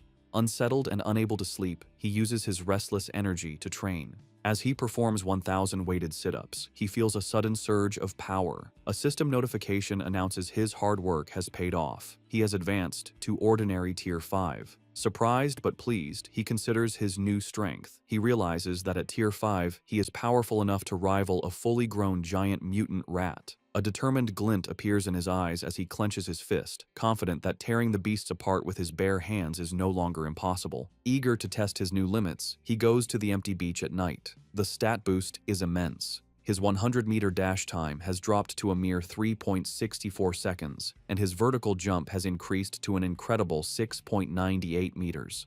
To test his strength, he finds a nearby car and discovers he can now lift the 1,600-kilogram vehicle with one hand. With this new progress, his life moves forward. The vacation ends, and he and Shen Qinghan begin high school at Shanghai High. On their first day, they arrive early for class duty. Two new female classmates immediately recognize him, whispering excitedly about how handsome he is and how lucky they are to be on duty with him. While he is surprised his classmates know him, something even more unexpected happens. Simply performing class duty triggers a new system quest. The achievement requires completing 1,000 cooperative tasks for a new biological attribute, social animal. As he cleans the classroom with Shen Qinghan, he wonders what this new attribute will do. Since the school year has just begun, he takes the opportunity to visit the Mammoth supermarket after school. Now that he has unlocked the Ghost Shadow Squid Codex, he knows it's time to choose a new target for his ability. As he browses the expensive beast meat section, his eyes lock onto a new item. In one of the refrigerated cases is the packaged head of a savage giant eagle, priced at 1998 yuan per jin. An eager grin spreads across his face as he picks up the package, making his decision. This will be his next target. The savage giant eagle is a higher-tier aberrant beast than the ghost shadow squid. It has incredibly powerful vision, 30 times stronger than a normal human's, making it a formidable hunter that can precisely capture even the fastest prey. Back in his room, Lin Zichen examines the eagle meat. He concludes that unlocking its guidebook is a worthy goal, as its enhanced vision would provide a massive combat advantage. He also notes its price of 1,998 yuan per jin makes it one of the more affordable options. He places his hand on the meat, and a blue energy surrounds him as his system confirms he has devoured a trace of the savage giant eagle's life essence, unlocking 1% of its guidebook. After some calculations, he realizes that since 1 jin of meat provides only 1% progress, he will need to spend over 200,000 yuan to fully unlock the guidebook. He understands that high school tournament prize money is much higher than in middle school. With renewed determination, he decides he must work harder in competitions to earn the money to unlock the Savage Giant Eagle's codex before his second year. With the end of summer vacation, Lin Zichen's high school life at Shanghai High begins. On the first day, the teachers introduce themselves: the martial arts and homeroom teacher, the mechanical modification teacher, the gene fusion teacher, and the wilderness survival teacher. After their introductions, they ask the students to introduce themselves. Several students go first. A girl with long purple hair, Chu Yutong, says her specialty is in the arts. She is followed by an energetic pink-haired girl, Zhong Yijia, who shares her love for anime, cosplay, and sports. Next, a boy named Peng Huoguang says he likes to play video games at home. Soon, it is Shen Qinghan's turn. Being the center of attention makes her extremely nervous. With a blushing face, she manages to say her name is Shen Qinghan, that she enjoys drawing, and asks everyone for their future guidance. Finally, it is Lin Zichen's turn. His introduction is the shortest and most direct. He simply stands and states his name, asking for everyone's support. After introductions, time passes quickly. A new female classmate with brown hair approaches Shen Qinghan, who looks surprised. The girl asks Shen Qinghan for her entrance exam score. Shen Qinghan nervously replies that she scored 709 points, and then asks the new girl, Chu Rui, for her score. Chu Rui is impressed, exclaiming that Shen Qinghan's score is more than 10 points higher than her own 698. Chu Rui then asks about the physical fitness portion, admitting she only scored 95 out of 100. This question makes Shen Qinghan extremely uncomfortable. She stammers that her score wasn't as good, internally panicking because her score of 79 was so low she almost didn't make it into the elite class and feels too embarrassed to say it out loud. Not getting the hint, the persistent Chu Rui continues to guess if Shen Qinghan scored 94 or 93. Shen Qinghan, looking down in shame, quietly tells her it was even lower. Chu Rui continues guessing scores in the low 90s, making Shen Qinghan even more flustered. Suddenly, a hand slams down on the desk between them, startling Chu Rui. It's Lin Zichen. He smoothly leans in and asks the flustered girl if he can add her on WeChat. Surprised and thrilled that a handsome boy is giving her attention, she eagerly agrees. From her seat, Shen Qinghan breathes a sigh of relief, grateful that Lin Zichen saved her from the awkward conversation. Lin Zichen then turns to another male classmate, "Hey you," and also asks to exchange contact information. After adding them, he creates a 4-person group chat. A system notification immediately confirms he has successfully created a group, completing another cooperative task. His progress for the social animal achievement is now at 2 out of 1,000. He reflects that this quest is surprisingly easy. After creating the group chat, the 4 new friends start to get to know each other. He-Yu reveals he is from the neighboring Nanyuan city and comes from a prestigious martial arts family that runs a dojo. He even proudly mentions placing 8th in the Nanyuan City Youth Martial Arts competition. Churui shares that her family owns a chain of clothing stores, making her wealthy. After Lin Zichen and Shen Qinghan also share their backgrounds, the 4 quickly become a close-knit group. Just as they are getting comfortable, He-Yu asks the others to guess who the strongest student in their class is. Chu Rui immediately points to Lin Zichen, guessing it must be him since he was the top scorer on the entrance exam for their entire district. This shocks He-Yu, who had no idea his new friend was so accomplished. However, Lin Zichen humbly suggests that being the top scorer doesn't necessarily make someone the strongest. He reveals a surprising fact. The principal had spent a lot of money to recruit 2 exceptionally powerful students from Nanyuan City for their class. He-Yu then points out the 2 students. The first is a boy with blonde hair, Wang Shuojie, the 3rd-ranked student in Nanyuan City, who can run the 100-meter dash in 7.98 seconds. The second is a large, muscular boy, Lu Gang, who has immense natural strength and can easily lift a 300-kilogram barbell with one hand. Shen Xinghan and Chu Rui are both visibly impressed and intimidated. Lin Zichen, on the other hand, remains completely calm. Internally, he scoffs at their achievements, knowing he had surpassed those numbers back in elementary school. Soon, the bell rings again, and the next class is for distributing textbooks. There are 4 main subjects for the semester: martial arts, gene fusion, mechanical modification, and wilderness survival. Since Lin Zichen had already self-studied all the material, he decides to use the free time to find a secluded spot to train. As he trains, his thoughts turn to the larger threats. He remembers the dangerous rat god cult is still active. The police have only captured some lower-level heretics, but the powerful Rat King, their leader, remains at large. This grim reality fuels his determination. He clenches his fist, resolving to increase his power as quickly as possible and reach at least Tier 6, a level he believes will be strong enough to confront even the Rat King. The first practical class is Wilderness Survival. The teacher, Shi Chungbei, gathers the students in a wooded area and asks if any know how to make a fire by drilling wood. He-Yu mutters, "It's a useless skill." To everyone's surprise, both Wang Shuojie and Lu Gang step forward and successfully start fires using the primitive method. The teacher is impressed and asks how they learned. Lu Gang explains he learned at a summer camp, while Wang Shuojie says he taught himself by watching videos online. After they are done, Lin Zichen easily teaches the same technique to his own small group, and they quickly master it. Later, in martial arts class, the teacher, Yao Yuanfeng, announces he will teach them a special breathing and cultivation technique. Once again, Wang Shuojie and Lu Gang loudly declare they have already learned it, showing off for the class. Though their demonstration is a bit clumsy, they manage. Lin Zichen, who already knows these skills, decides to maintain his low profile. In this way, over a month passes uneventfully. One day in mechanical modification class, the teacher, Kai Yuanfei, announces a test to check their progress. To motivate them, he reveals cash prizes for the top 3, 888 yuan for first, 666 for second, and 333 for third. Lin Zichen's eyes light up when he hears about the prize money, realizing the first place reward is almost enough to buy half a jin of the expensive savage giant eagle meat. With everyone motivated, the class begins the exam. Coincidentally, the gene fusion teacher, Liu Duren, has the same idea and also springs a surprise exam with the same prize structure.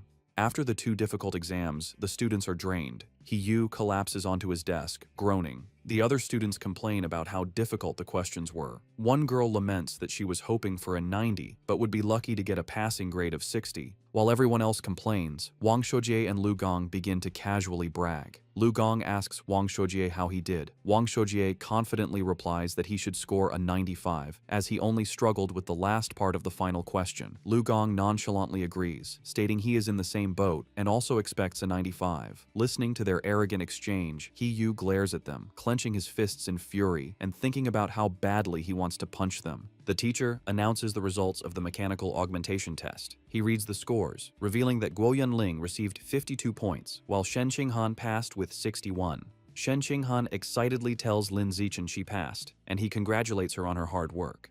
The teacher continues, announcing, He Yu scored an impressive 88 points. His friends praise him, and he humbly replies he was just lucky, promising to treat them to a meal with his third-place prize of 333 yuan. Next, the teacher confirms Lu Gang and Wang Shuojie both scored 95 just as they predicted, complimenting them for being only one question away from a perfect score. Wang Shuojie confidently claims that with 10 more minutes, he could have solved the final problem, and Lu Gang agrees. Listening to them brag, He Yu is frustrated, but comforts himself with the thought that third place is still his. However, the teacher then reveals a shocking result. Despite the test's difficulty, one student achieved a perfect score, Lin Zichen with 100 points. Wang Shuojie and Lu Gang are stunned, shouting the result is absurd. The rest of the class erupts in cheers. Even a defeated He Yu joins in. Recognizing Lin Zichen is on another level, Shen Qinghan and Chu Rui celebrate his victory as the glory of Shanghai. Ignoring the praise, Lin Zichen's focus is on the prize. He raises his hand and asks Teacher Kai when the 888 yuan prize for first place will be distributed.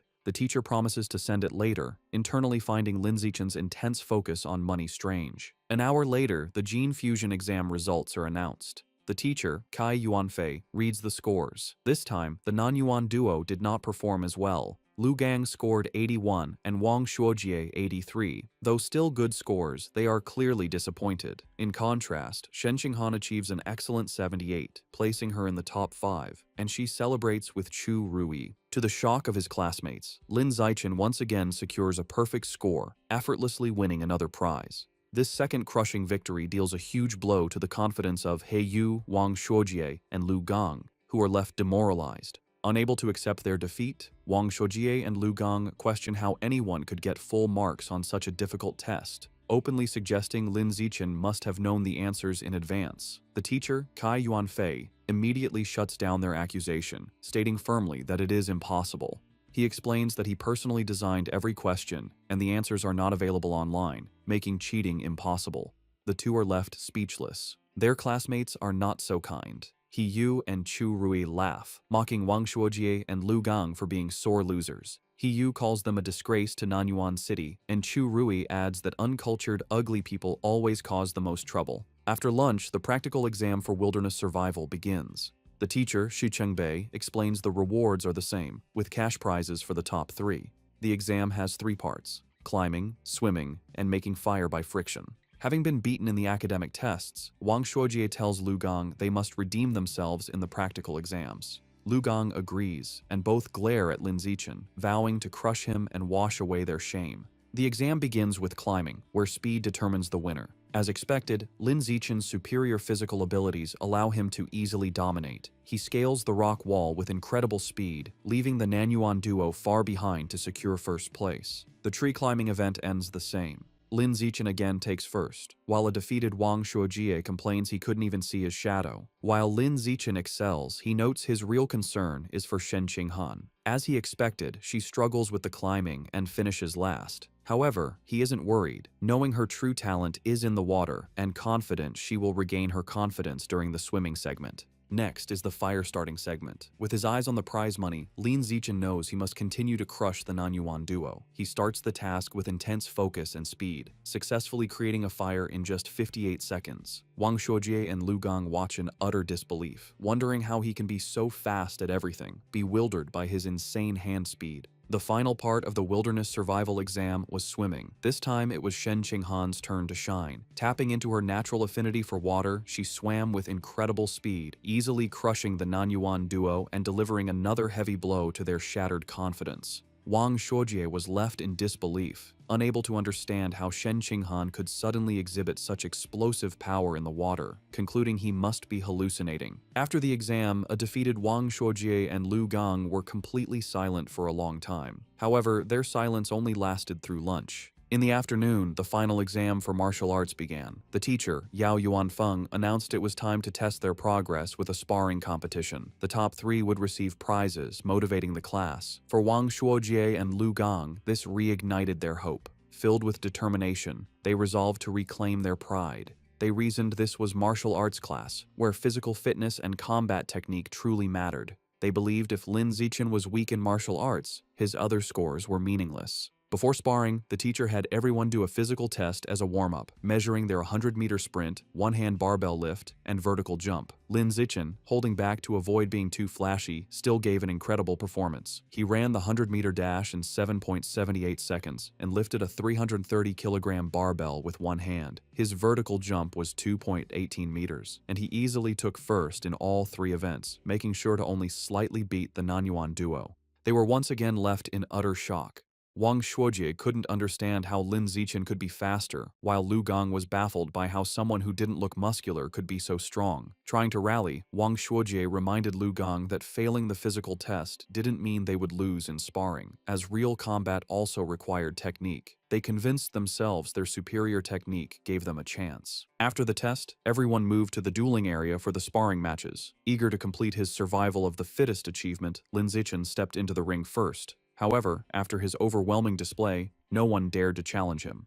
Even Wang Shuojie and Lu Gong held back to observe first. Seeing the stalemate, the teacher intervened. He called out a student named Lu Wei and ordered him to spar with Lin Zichen. The two faced off, but the match was over before it began. To save time, Lin Zichen ended it instantly with a single devastating punch that sent Lu Wei flying. He then speed ran through the rest of his opponents, taking down every student in the class with the same brutal efficiency. Watching this, Wang Shuojie and Lu Gong are left in utter despair. Wang Shuojie realizes with horror that Lin Zichen is far stronger than they imagined, and probably wasn't going all out during the physical test. He wonders how anyone could compete with such a monster. Just as their spirits are crushed, Hiyu suddenly leaps into the ring, shouting Lu Gang's name. He points at Lu Gang, declaring he's warmed up and at his peak, and challenges him to a fight. Eager to vent his frustration, Lu Gang readily accepts. He reasons that while he may not be confident against Lin Zichen, he can certainly defeat Hiyu and vows to flatten him in 30 seconds. With a battle cry, Hiyu rushes forward, and the two clash in a fast exchange of blows. However, the fight is decided by the clear gap in their power. Lu Gong easily catches Hiyu's kick, uses his superior strength to swing him around, and then hurls him out of the ring. Hiyu crashes hard, defeated and vomiting. Standing victoriously, Lu Gong looks down at his defeated classmate. He offers a backhanded compliment, acknowledging Hiyu's physical technique is the best in their class, but smugly concluding that he is still better. After his victory, Lu Gang turns to see Lin Zichen approaching. Lin Zichen calmly issues a challenge for them to spar. Internally, he sees this as a perfect chance to make progress on his achievement quest. Fresh off his win and brimming with confidence, Lu Gang smirks and accepts, declaring he is not afraid. Lu Gong immediately goes on the offensive with a powerful punch. However, the gap in their abilities is apparent. Lin Zichen moves with blinding speed, effortlessly dodging the attack and leaving after images. Before Lu Gong can register what happened, Lin Zichen counters with a swift kick. The powerful blow connects squarely with Lu Gang's back, and he is sent flying out of the ring, defeated in a single blow. With both Nanyuan duo members utterly defeated, the other students begin to taunt the last one standing. They shout at Wang Shuojie, asking if he's going to avenge his fallen bro, and telling him the pride of Nanyuan now rests entirely on his shoulders. They jeer, telling him not to chicken out. Annoyed, Wang Shuojie snaps at the crowd to shut up, claiming he was already planning to fight. He rushes into the ring to face Lin Zichen. As he stands before his overwhelmingly powerful opponent, he steels his resolve, telling himself that what is meant to come will come, and he must find a way to defeat him. Determined to win, Wang Shuojie shouts that he's going all out and rushes at Lin Zichen with a furious attack. However, his effort is futile. Lin Zichen effortlessly stops the punch with one hand and counters with a single devastating blow that sends Wang Shuojie flying upside down. He crashes hard onto the gym floor, knocked out and foaming at the mouth, defeated as easily as everyone else. With the Nanyuan duo taken care of, Lin Zichen proceeds to systematically take down the rest of the boys in the class one after another with the same effortless efficiency. After defeating all the male students, he checks his system. He notes that according to the survival of the fittest achievement rules, defeating the same person multiple times only counts once. This means his only remaining opponents in the class are the girls. He wonders if any of them will even be willing to spar with him. To his complete surprise, the girls are more than willing. A crowd of his female classmates gathers, blushing and eagerly making heart gestures, all wanting a chance to fight him. The first to volunteer is Chu Yutong, who excitedly raises her hand and challenges him. She leaps into the ring and attacks with surprising speed and agility. However, Lin Zichen is still on another level. He easily dodges her attack, leaving her to comment on his incredible speed. She gracefully lands, disappointed that she came so close but couldn't even grab him. Unexpectedly, after Chu Yutong's defeat, the other girls also volunteer to challenge him one by one. Of course, Lin Zichen holds back considerably when facing the girls. His main goal isn't to hurt them, but simply to win the official matches and complete his achievement as quickly as possible. Soon, Lin Zichen finishes sparring with all the girls in his class. While he has successfully defeated every student, he is still far from completing his achievement task. He is a bit disappointed, but his mood quickly changes when his teacher, Yao Yuanfeng, suddenly announces some good news. The teacher praises the class and tells them that as elite students, they must learn to challenge those above them. He then announces that in 1 month, their class will challenge the strongest regular class in the second year, and he expects them to be ready. Lin Zichen, who was just feeling frustrated about the lack of opponents to speed up his survival of the fittest achievement, is overjoyed. A new match has been delivered right to his door, a true blessing. After the teacher dismisses the class, a newly humbled Lu Gang approaches Lin Zichen. He admits he had underestimated the school and declares that from now on, he will consider Lin Zichen his rival for the next 3 years. Lin Zichen realizes that with the teacher's plan to constantly challenge other classes, completing his achievement within a year might not be impossible. Wang Shuojie also confronts him, vowing to wash away the humiliation of his defeat before they graduate. Lin Zichen, however, is more focused on the practical benefits. He calculates that he has earned over 3,000 yuan from the exam prizes alone. This excites him, as he can now use this money to buy more beast meat. He clenches his fist, completely ignoring the non-yuan duo, who are left fuming at his arrogant dismissal. That night, back in his room, he considers his financial situation. Although he earned some money from the rewards, it is still far from enough to buy all the beast meat he needs. To earn more money, he decides to follow in his parents' footsteps and registers as a web novel author, beginning his writing journey. Thanks to his celestial root of wisdom, his writing is exceptional. The next morning, he finds a contract invitation from the Yuiwen platform in his messages. After signing the contract, a piece of news from that very day catches his eye. The report is about a terrifying incident just 2 hours ago. A giant mutant rat had attacked a frozen meat-cold storage facility on the outskirts of the city. The news report details the horrific attack. The mutant rat was over 5 meters long and so powerful that it bit a responding cyborg in half. In a final, desperate act, the captured cyborg activated its hidden backup energy core to self-destruct, taking the enemy with it. The resulting explosion was massive, blowing the giant mutant rat to pieces on the spot. Reading the news, Lin Zichen is horrified. He stares at an image of a monstrous rat, wondering with growing dread how many more of these giant mutant rats are hidden in Shanghai City. He also questions where such enormous creatures could possibly be hiding. The day of the sparring session against the strongest regular class of the second year arrives, and the students gather at the Shanghai High Gymnasium. Before the match, the teacher Yao Yuanfeng holds a strategy meeting with his top fighters. He warns them that while their top fighters are strong, the opposing class is stronger overall and will likely use defensive tactics to wear them down. He orders them to finish their fights as quickly as possible. The moment the meeting is over, Lin Zichen rushes towards the ring. Eager to defeat as many new opponents as possible to complete his survival of the fittest achievement, he volunteers to go first. His opponent, a tall girl with long blonde hair from the second-year class, steps into the ring. Seeing who she's up against, she immediately complains to her teacher, pointing out that the elite class has sent their strongest fighter out first. She claims she is the weakest student in her own class, and questions how she is supposed to fight him. Hearing this, teacher Yao Yuanfeng storms over to the opposing teacher, an older man he calls Brother Feng. He angrily accuses him of breaking the unspoken rules of class sparring, which dictate that the weakest students should fight first. He demands to know why the other teacher sent his strongest student to fight in the first match. To settle the dispute, teacher Yao orders Lin Zichen down from the stage, telling him he can go later and to let the weaker students go first. Lin Zichen reluctantly agrees and steps down. The teacher then points to Zhong Yijia and tells her to go first, but she is caught off guard and protests that she isn't ready. Seeing an opportunity, Shen Qinghan steps forward. She volunteers to fight, telling teacher Yao that since she is the weakest, she should be the one to go first. Shen Qinghan nervously enters the ring to face the tall blonde girl, clearly intimidated. From the sidelines, her classmates, including Chu Rui and He Yu, begin to cheer loudly, shouting encouragement for their friend, Han Han. However, the sudden pressure only makes Shen Qinghan even more nervous. The match begins, and the blonde girl immediately attacks with a powerful punch, which Shen Qinghan manages to block. Despite being outmatched, Shen Qinghan is determined. She knows she can't win, but resolves to hold on for as long as possible, adopting a purely defensive strategy to drain her opponent's stamina. Her plan proves surprisingly effective.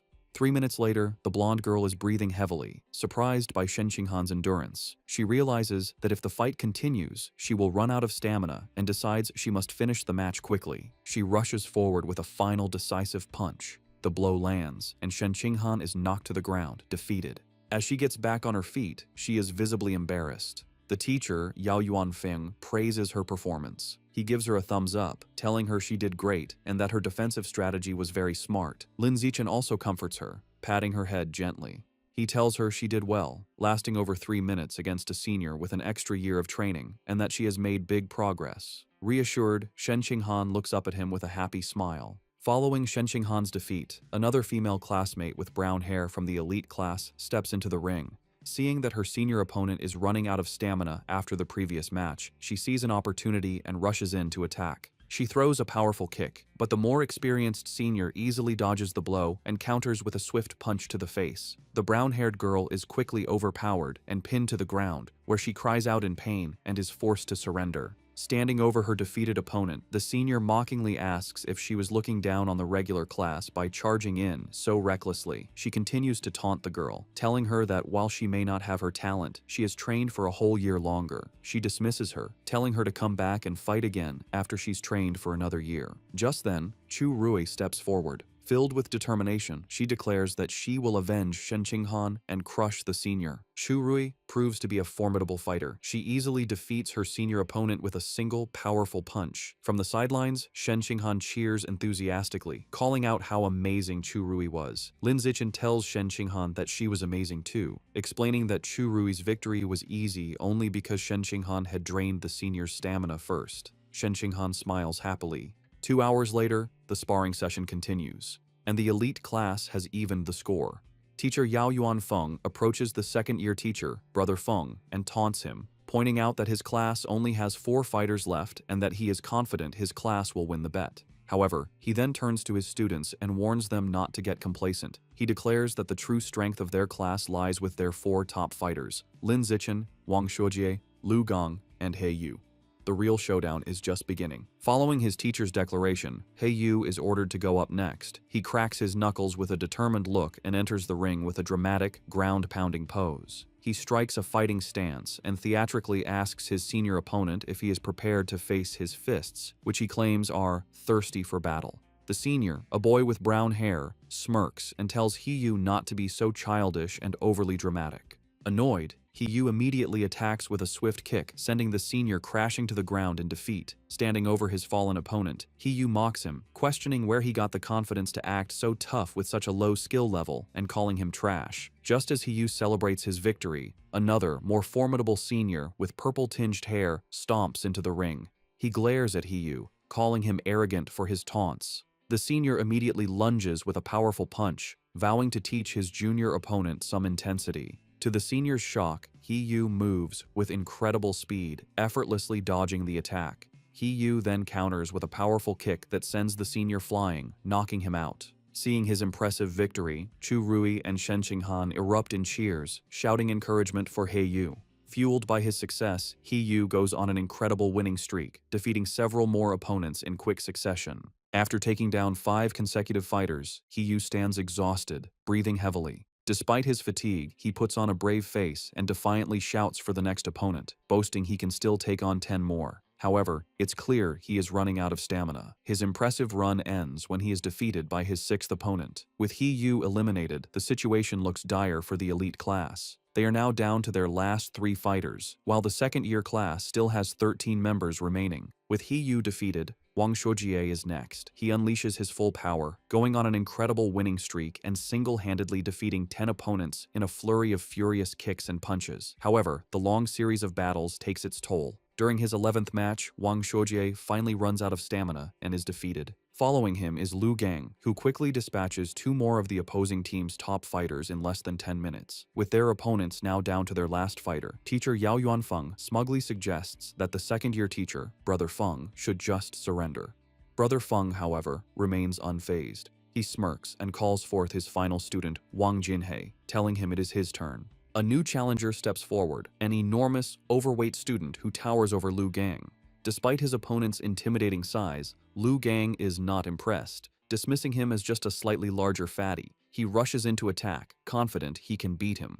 He lands a powerful punch on Wang Jinhei's massive belly, but to his shock, the blow has no effect. He feels as if he just punched solid rubber. He tries again, unleashing a rapid barrage of punches, but all his attacks are harmlessly absorbed by his opponent's thick layer of fat. Soon, Lu Gang is left panting and exhausted, realizing his attacks are useless. His opponent, who has not moved an inch, looks down at him with a calm expression. He asks if Lu Gang is finished, because now it is his turn. Before Lu Gang can react, Wang Jinhei grabs him by the neck with incredible strength.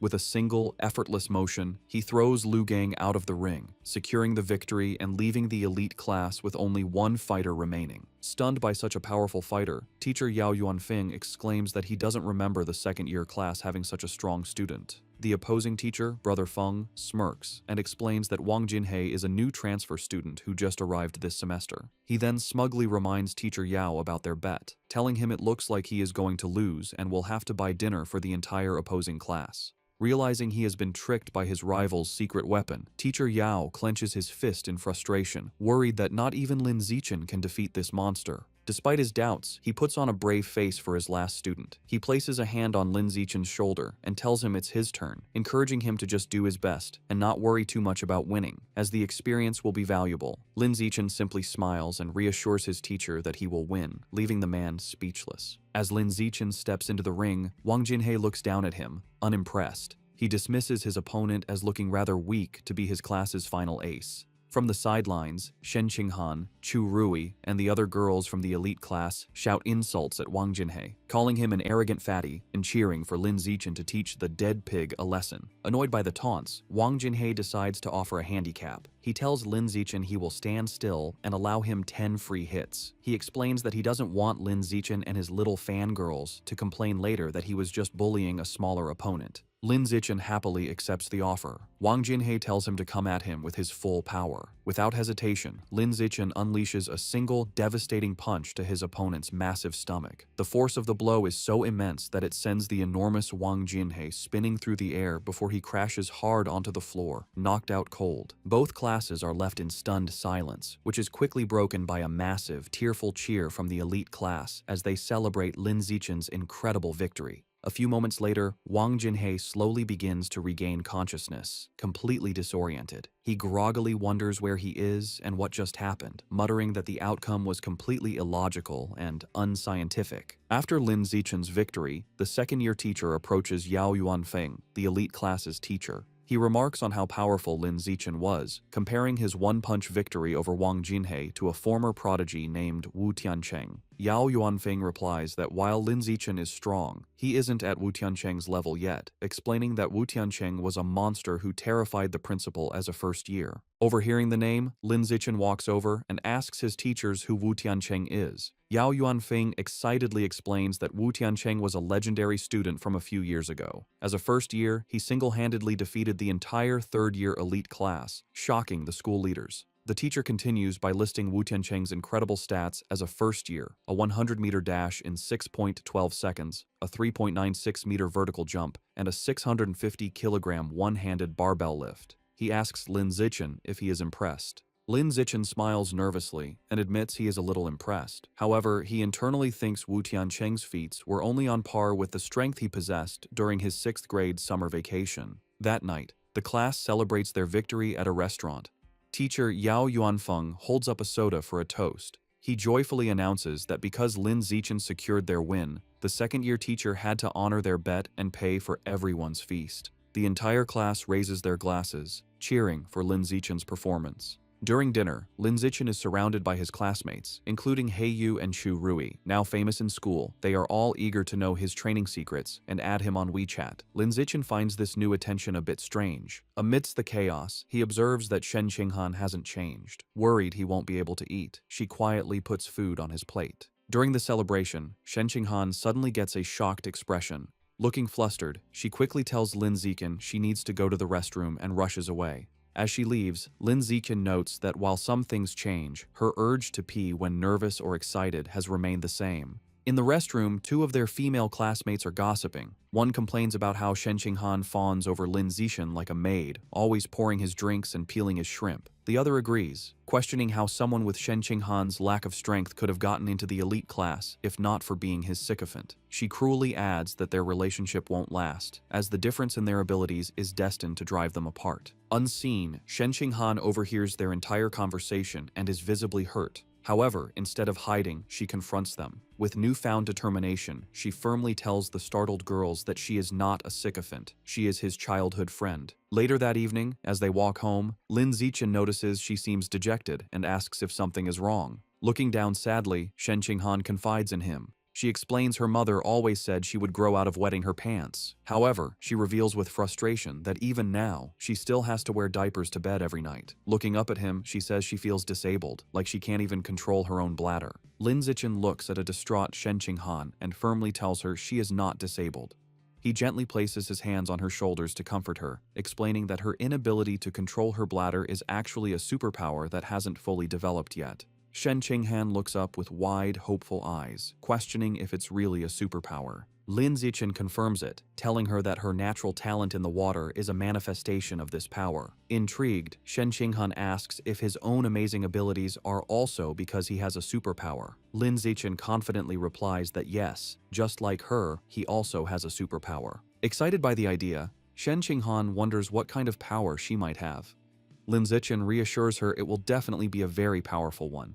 However, their path is blocked. A special team in protective gear is cordoning off a building, and an officer with a megaphone instructs the public to stay back while they exterminate rats. Their attention is drawn to the chaos inside. A man in an apron frantically swings a broom at a swarm of large rats, trying to fend off the exterminators. He screams at the officers to stop, pleading with them not to kill his brothers. His face twists in agony and rage as he continues to scream. Consumed by fury, the man charges at the officers, yelling that he will fight them to the death. Watching the scene, Shen Qinghan asks Lin Ziqian if the man has gone crazy. Lin Ziqian agrees, suggesting he might be mentally ill, though he finds the situation pitiful. He tells her that's just how some people are and that they should go home. Later that night, at Lin Ziqian's house, he and his parents are watching a troubling news report. The anchor announces that a young female teacher went missing last week and is still not found.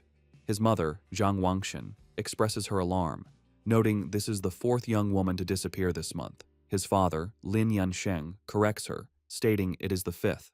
The report continues, showing photos of the missing women, all young and attractive. It issues a public warning for young women to avoid going out alone at night. Worried, Zhang Wangshan tells her son he must not let Shen Qinghan go anywhere by herself. Lin Ziqian smiles and promises to look after her. Meanwhile, at a public security office in Shanghai City, the man from the market has been taken into custody. A doctor in a lab coat is speaking with a police officer. The officer asks for the doctor's opinion, wondering if the man is mentally ill. The doctor replies he isn't certain, explaining that he has tried to communicate with the suspect, but the man has remained completely silent. The officer finds this strange, saying the man was screaming non-stop at the market earlier. Suddenly, the officer's eyes widen with a terrifying realization. Both he and the doctor whip their heads around to look at the man, who is now hunched over, surrounded by a dark, menacing aura.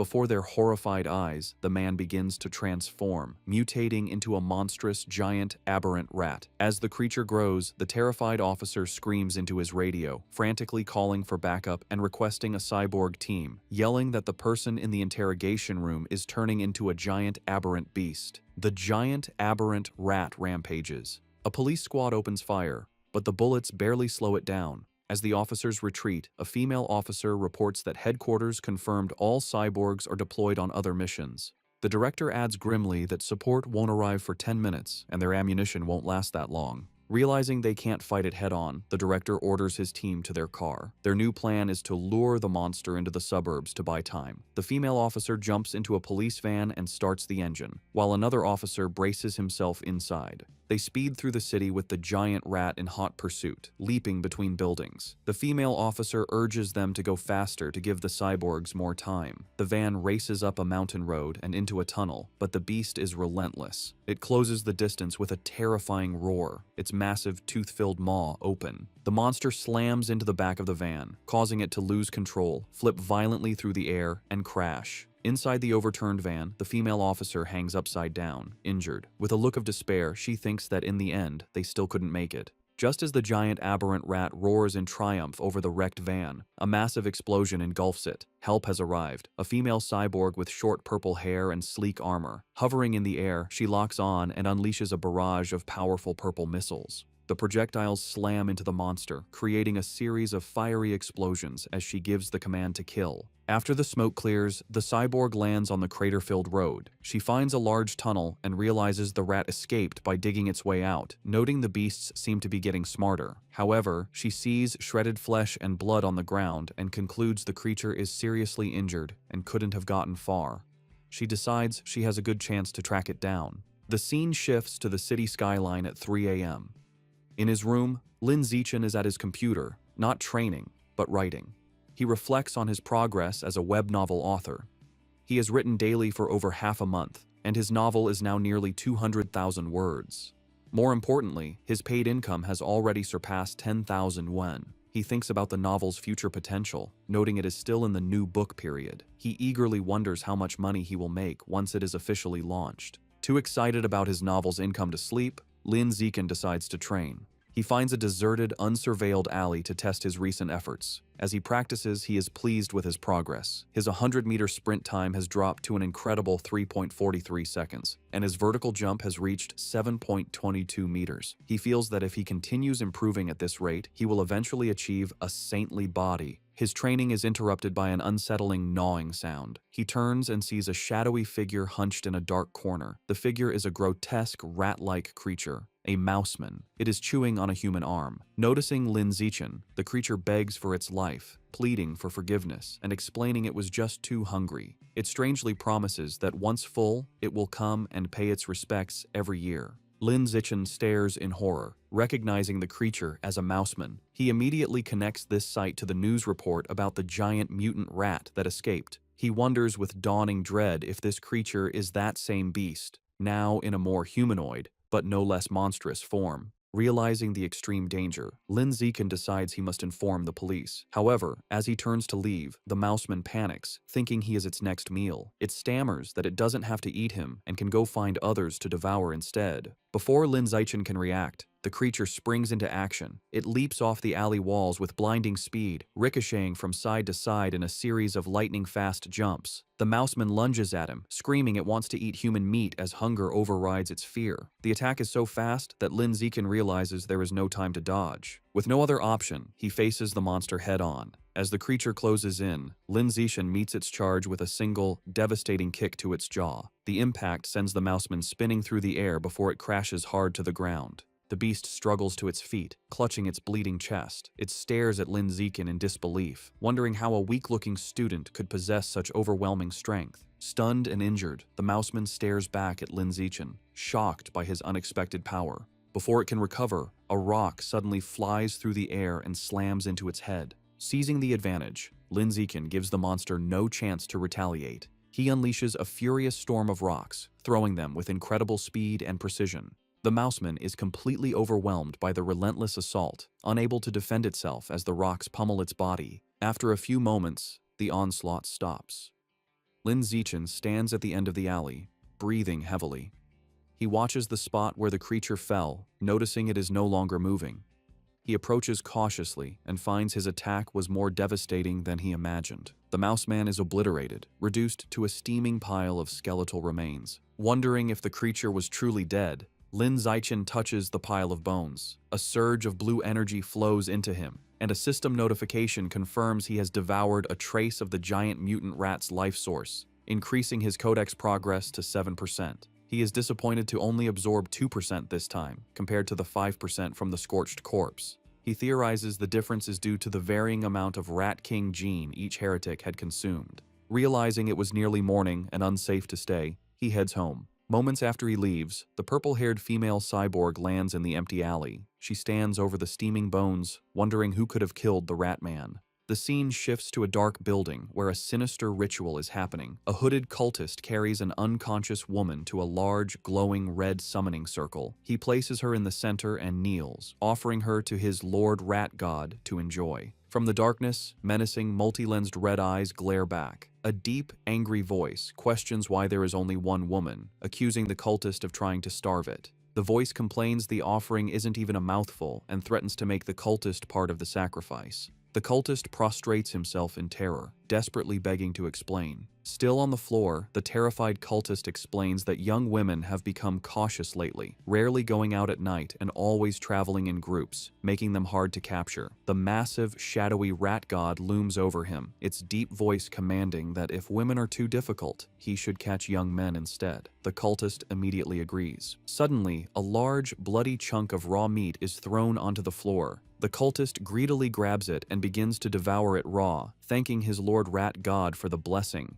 As he eats, the ritual reaches its gruesome climax. Massive red tentacles emerge from the summoning circle, wrapping around the unconscious woman and lifting her into the air. The monstrous, multi-eyed maw of the rat god opens wide and devours her whole. Sounds of chewing and crunching echo through the building. After its meal, the Lord Rat God gives one final, chilling order. It tells the cultist not to capture ordinary people next time, complaining their meat is too bitter. The entity declares it wants to eat nobles who live in luxury, believing their meat will be more tender. To help Shen Qinghan improve her martial arts grades, Lin Zichen holds special training sessions with her at her house. During one session, he acts as her personal coach, correcting her form. He adjusts her arm, stance, and shoulders, explaining how to generate more power and maintain better balance. Once her posture is corrected, he tells her to attack him with her full strength. She lunges at him with a determined punch. Lin Zichen easily catches her fist, praising her for the precise angle and improved power.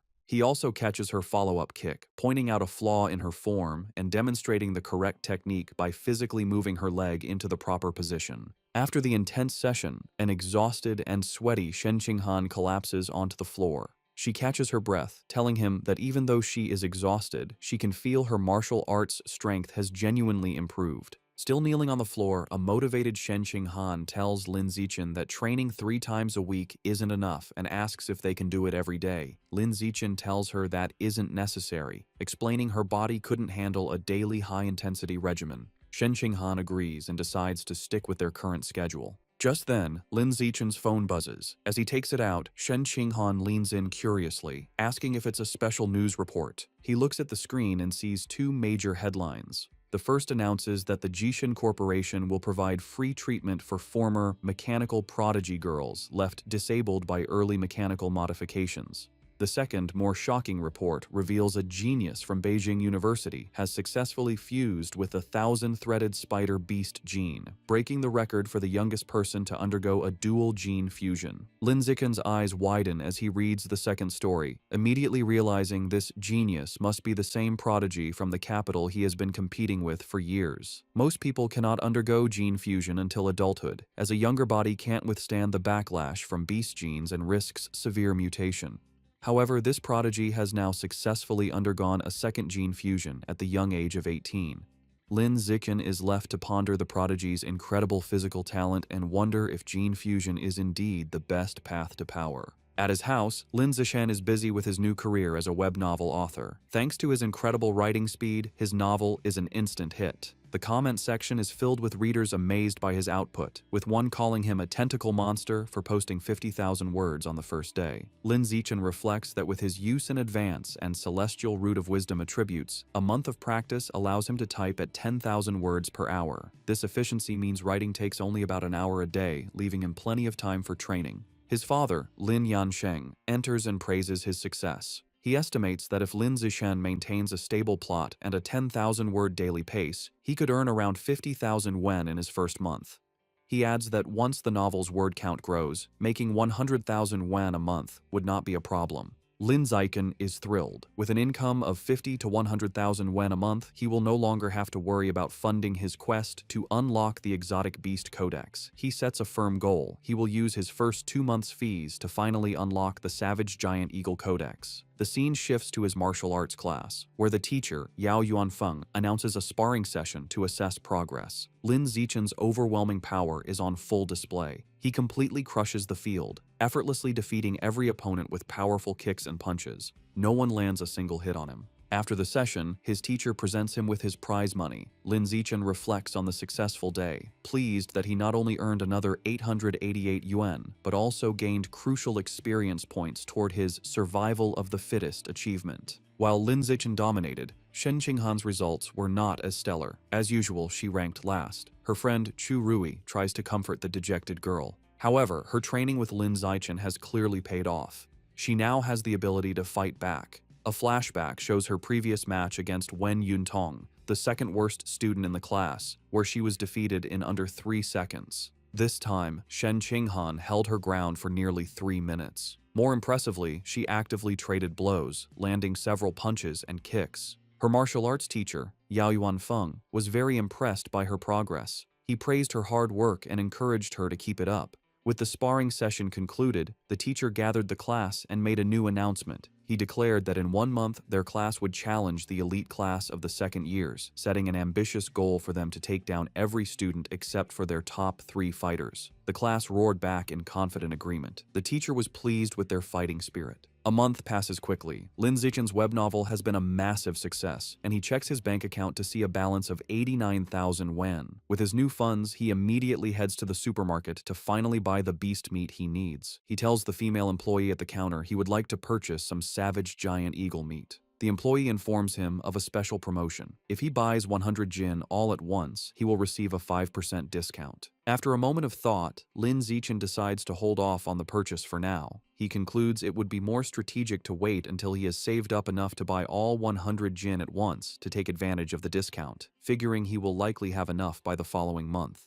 The next day at school, Shen Qinghan excitedly tells Lin Zichen the cafeteria has a new stir-fry counter, and she has heard the chef's dishes are delicious. He agrees to go with her. They arrive at the counter, where several chefs are busy, and both are impressed by the amazing aroma. After getting their food, they sit down at a table. Lin Zichen comments that it was a good thing they arrived early, as a long line has already formed. Their meal is interrupted by a loud argument in the line. One student accuses another of cutting, but the second claims his desk mate was saving his spot. The argument escalates, with the first student insisting saving a spot is still cutting, and the second becoming defiant. Shen Qinghan recognizes one of the voices and points out to Lin Zichen that their friend, He Yu, is the one arguing. She asks if they should check on him. Lin Zichen glances over and calmly tells her it probably isn't necessary, observing that He Yu has an aggressive presence and seems to have already scared the other guy off. Lin Zichen's assumption is incorrect. The student He Yu was arguing with stands his ground, looking down at He Yu with a condescending expression and calling him a punk. He Yu finds himself surrounded as the student is joined by his friends.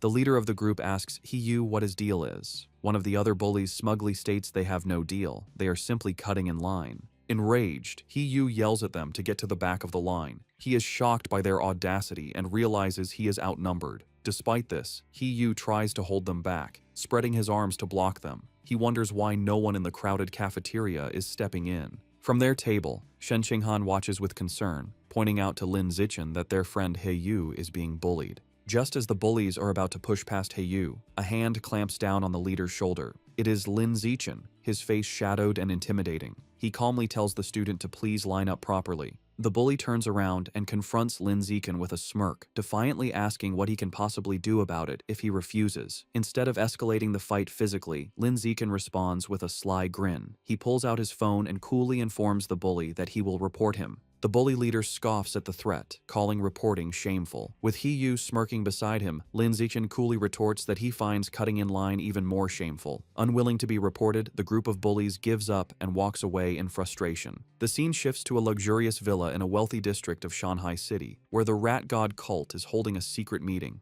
Their leader, a man in a black hooded robe, sits on a throne-like chair and addresses his followers. He announces that one of their members, Sha Qiang, is dead, explaining that he went crazy at the market and was killed after provoking the security squad. Another cultist mutters that it is good riddance. The leader then introduces a new young man who will be taking Shaqiang's place. He relays a new, chilling order from their Lord Rat God. From now on, they must only capture and sacrifice noble elites, as their god finds ordinary people to be too bitter. This new directive causes concern. Two members speak up, arguing that capturing nobles is too risky. They reason that while a missing ordinary person might be overlooked, a missing noble would cause serious trouble.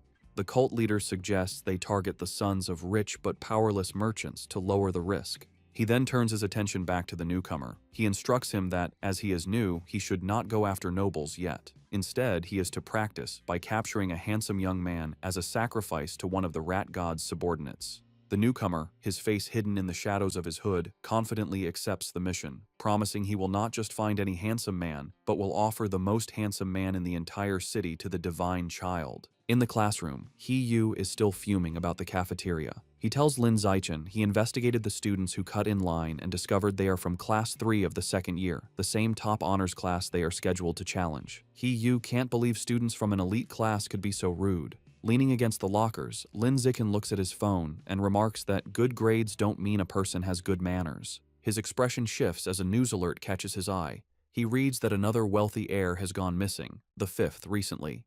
Knowing the kidnappers haven't asked for ransom and remembering the rat god cult's order to capture nobles, Lin Zichen grimly concludes the cult is behind these disappearances. The day of the competition arrives, and students gather in a large gym with 2 fighting rings. Tension between the classes is high, as the students who bullied He-Yu glare at him, and He-Yu makes a defiant gesture in return. After both classes warm up, the sparring matches begin. Just as she did last time, Shen Qinghan takes the first fight. Her opponent, a senior from the honors class, immediately attacks with a fierce kick. Shen Qinghan blocks the strike, but the senior's power is too great. Her defense is broken, and she is knocked to the ground, defeated. The senior is formidable, as other first-year girls, including Chu Rui, are also swiftly defeated one by one without landing a single hit. The first year's losing streak is broken when a muscular, short-haired girl defeats the senior with a powerful kick. However, this victory is short-lived. The next senior, a girl with long red hair, immediately seizes control. She is an overwhelming opponent, defeating 9 first-year students in a row in less than 10 minutes, including 3 boys. The first-year class is now down to its last 4 fighters: Lin Zichen, Wang Xiujie, Lu Gang, and He-Yu. The situation is bleak, as the second-year honors class has only lost 5 students, all girls. A staggering 36 of their students, none of them boys, have yet to fight. Their teacher, Yao Yuanfeng, clenches his fist, feeling the gap in strength is hopeless. With limited options, Yao Yuanfeng tells He-Yu it is his turn, asking if he can take out the 6 remaining girls on the opposing team. He-Yu confidently agrees, declaring it will be easy, particularly motivated by fighting more attractive female seniors. True to his word, He-Yu handles the matches with ease and successfully knocks all 6 remaining girls out of the ring. With the female fighters defeated, the second-year class's first male student enters the ring with a threatening stomp. He strikes a menacing pose and asks He-Yu if he is ready to die. He-Yu retorts that his opponent has no manners. Recognizing the student as a bully from the cafeteria, He-Yu believes he's a pushover and sees a perfect chance for revenge. He-Yu's confidence is misplaced as the bully rushes him with surprising speed. Before He-Yu can react, the senior lands a powerful punch to his stomach. He-Yu collapses to his knees, stunned. The bully taunts him for being weak and tells him to admit defeat. Enraged, He-Yu struggles to his feet and throws a punch, but his opponent easily dodges and counters with a swift kick that sends He-Yu flying out of the ring, defeated. Lying on the ground, He-Yu realizes with pain that his opponent's strength is far from the lowest among the boys, and curses himself for letting his guard down. Having defeated He-Yu, the senior bully turns to Lin Zichen, who is standing by the ring. He mockingly asks if Lin Zichen still wants to medal and challenges him to a fight. Lin Zichen gracefully leaps into the ring, internally noting that he was hoping for this chance. His classmates erupt in cheers, shouting for their brother Chen to crush his opponent and avenge He-Yu for his shameful behavior. The match begins, and the bully, Chi Yue, rushes at Lin Zichen with a high kick. Lin Zichen, however, is unfazed. He effortlessly blocks the kick with one hand, then grabs Chi Yue's leg and slams him headfirst into the ring floor with incredible force. The impact knocks Chi Yue out cold. Lin Zichen stands over him for a moment before casually kicking his unconscious body out of the ring. The second-year students are in stunned disbelief. One points out that Qi Yue is one of the top 5 strongest fighters in their class, yet he was taken out instantly. They can't comprehend how a junior could be so powerful. Watching from the sidelines, their teacher Yao Yuanfeng concludes that Lin Zichen must be hiding a great deal of his true power. Lu Gong and Wang Shuojie are equally horrified, wondering if he is even human. Lin Zichen turns to the remaining second-year male students and calmly asks who's next. Their faces contort in fear, terrified by the display. 30 minutes later, the outcome is decided. All 29 remaining students from the second-year class lie defeated. Standing over the last opponent, Lin Zichen wonders about his progress toward his survival of the fittest achievement. A system notification informs him his total count of opponents eliminated is now 119 out of 1,000. He looks at the number with disappointment, realizing the progress is far too slow. He reflects that in every class sparring session, he is always the last to fight, and he decides this slow pace cannot continue. Concluding his strength has far surpassed the high school level, he sees no reason to follow their rules anymore and resolves to make the rules himself. The following Monday, a shocked shout is heard from the principal's office. Inside, the principal of Shanghai High stares at Lin Zichen in disbelief, asking if he truly wants to hold a personal challenge match with rewards. Lin Zichen confirms his request, boldly stating that he wants to challenge the entire school. In her office, the principal of Shanghai High presses her hand to her forehead, bewildered. She asks Lin Zichen if he is serious about challenging the entire student body as a first year. He confirms his intentions and asks her to come to the gym, promising to prove he has the necessary strength. Later, they arrive at the empty gym. The principal crosses her arms and asks why he brought her there so late. As he removes his school jacket, revealing his muscular build, he confidently tells her he is there to show his true power. The principal, flustered, momentarily misinterprets his intentions and tries to stop him. However, Lin Zichen walks over to a heavy barbell and grips it. To her astonishment, he lifts the massive 700-kilogram barbell into the air with one hand, holding it effortlessly. The principal stands frozen in shock. It dawns on her what he meant by showing his power. She realizes his strength already surpasses that of the school's most legendary student, Wu Tiancheng, during his first year. Completely convinced, the principal gives Lin Zichen a thumbs up. She agrees to his request, promising to arrange an event for him to challenge the entire school. With a sheepish grin, he reminds her they must set up rewards, explaining that without prize money, no one would be motivated to challenge him. He then lays out his clever plan for the prizes. He suggests 2 types of rewards, a participation prize to encourage everyone, and a larger, cumulative prize pool that grows with each challenger. Whoever defeats him wins the entire pool. If no one can beat him within the time limit, all the money will be his. The principal, intrigued, smiles and agrees.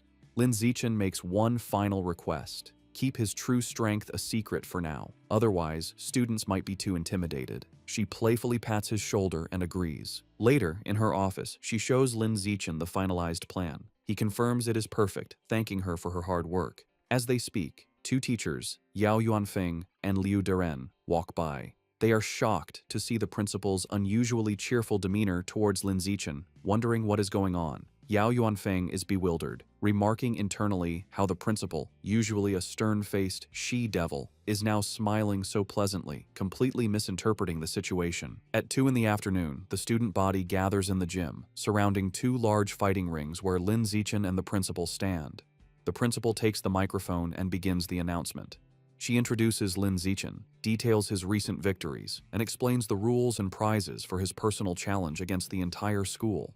The announcement causes an uproar. The crowd erupts in disbelief and mockery, with many shouting that the principal must have gone crazy. They are insulted by a first year's arrogance, questioning his confidence. One student angrily points out that defeating the second year's strongest class doesn't mean he can take on the third year's, while another calls him arrogant. Facing the hostile crowd, Lin Zichen calmly announces that starting the next day, he will be in the gym for 2 hours every afternoon, welcoming challengers. Internally, he is pleased by their anger, thinking that with so many eager to fight, he has a good chance of completing his survival of the fittest quest early. The scene shifts to a bustling city street at night. A young man with blonde hair walks alone, sipping a drink. His walk is interrupted when 2 attractive women step in front of him and invite him to a bar. The blonde man looks at them with a cold expression and bluntly tells them to get lost. As they walk away, they mutter that he has no charm. The young man watches them go, annoyed, wondering if Shanghai City is always this lame. The blonde young man is a new member of the rat god cult, struggling with his first mission.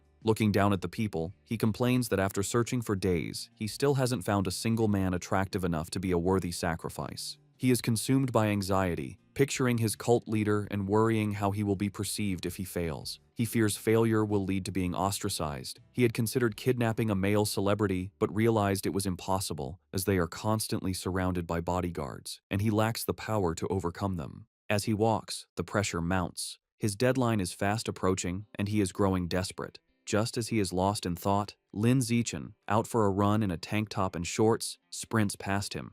The blonde man turns, and his eyes widen. He is immediately struck by Lin Zichen's appearance, thinking he has finally found an incredibly handsome man. He has found his target. The blonde cultist watches Lin Zichen run, feeling triumphant relief. After searching for so long, he has found the perfect target without even trying. A wide, sinister grin spreads across his face as he confirms his decision. Lin Zichen will be his sacrifice. He begins to follow his target, watching as Lin Zichen turns down a deserted industrial alleyway. Seeing the secluded area, the cultist's face twists into a horrifying black-eyed grin. He knows this is the perfect opportunity. Deciding it is time to strike, he unleashes his power and undergoes a grotesque transformation, his body contorting into a monstrous beast with a massive, tooth-filled maw.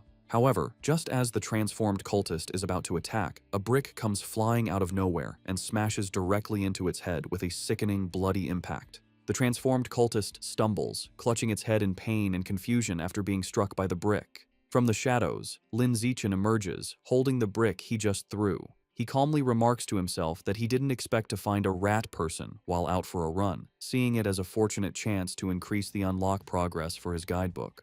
The monster trembles in terror, thinking that this human is horrifying and is speaking words it cannot comprehend. It feels incredibly unlucky to have run into him. Before it can react further, the monster collapses to the ground, dead. Lin Zichen looks on in surprise, finding it hard to believe that he killed the creature just by picking up and throwing a single brick. He wonders how a follower of the rat god cult could possibly be so weak. Deciding not to dwell on it, he quickly kneels beside the dead monster to absorb its life essence before anyone else arrives. A system notification appears, confirming he has devoured a trace of the giant mutant rat's life essence and that his guidebook progress has increased to 8%. He looks at the result with disappointment, noting that it only went up by 1%. He concludes that the pathetically low amount of essence is why this particular rat person was so weak. Thinking about his safety, Lin Zichen decides that he won't be coming out for night runs for a while. He knows that not all of the cult's followers are this weak. Some of the more powerful members have incredibly strong bodies after transforming, durable enough to even withstand firearms. The next morning, Lin Zichen is at home when he sees a shocking news report on television. He learns that at 3 o'clock that morning, the Municipal Public Security Bureau, in cooperation with a chemical tutor from Shanghai University, successfully wiped out the rat god cult. The report explains that the tutor is a high-level gene fuser who single-handedly defeated the monstrous Rat King.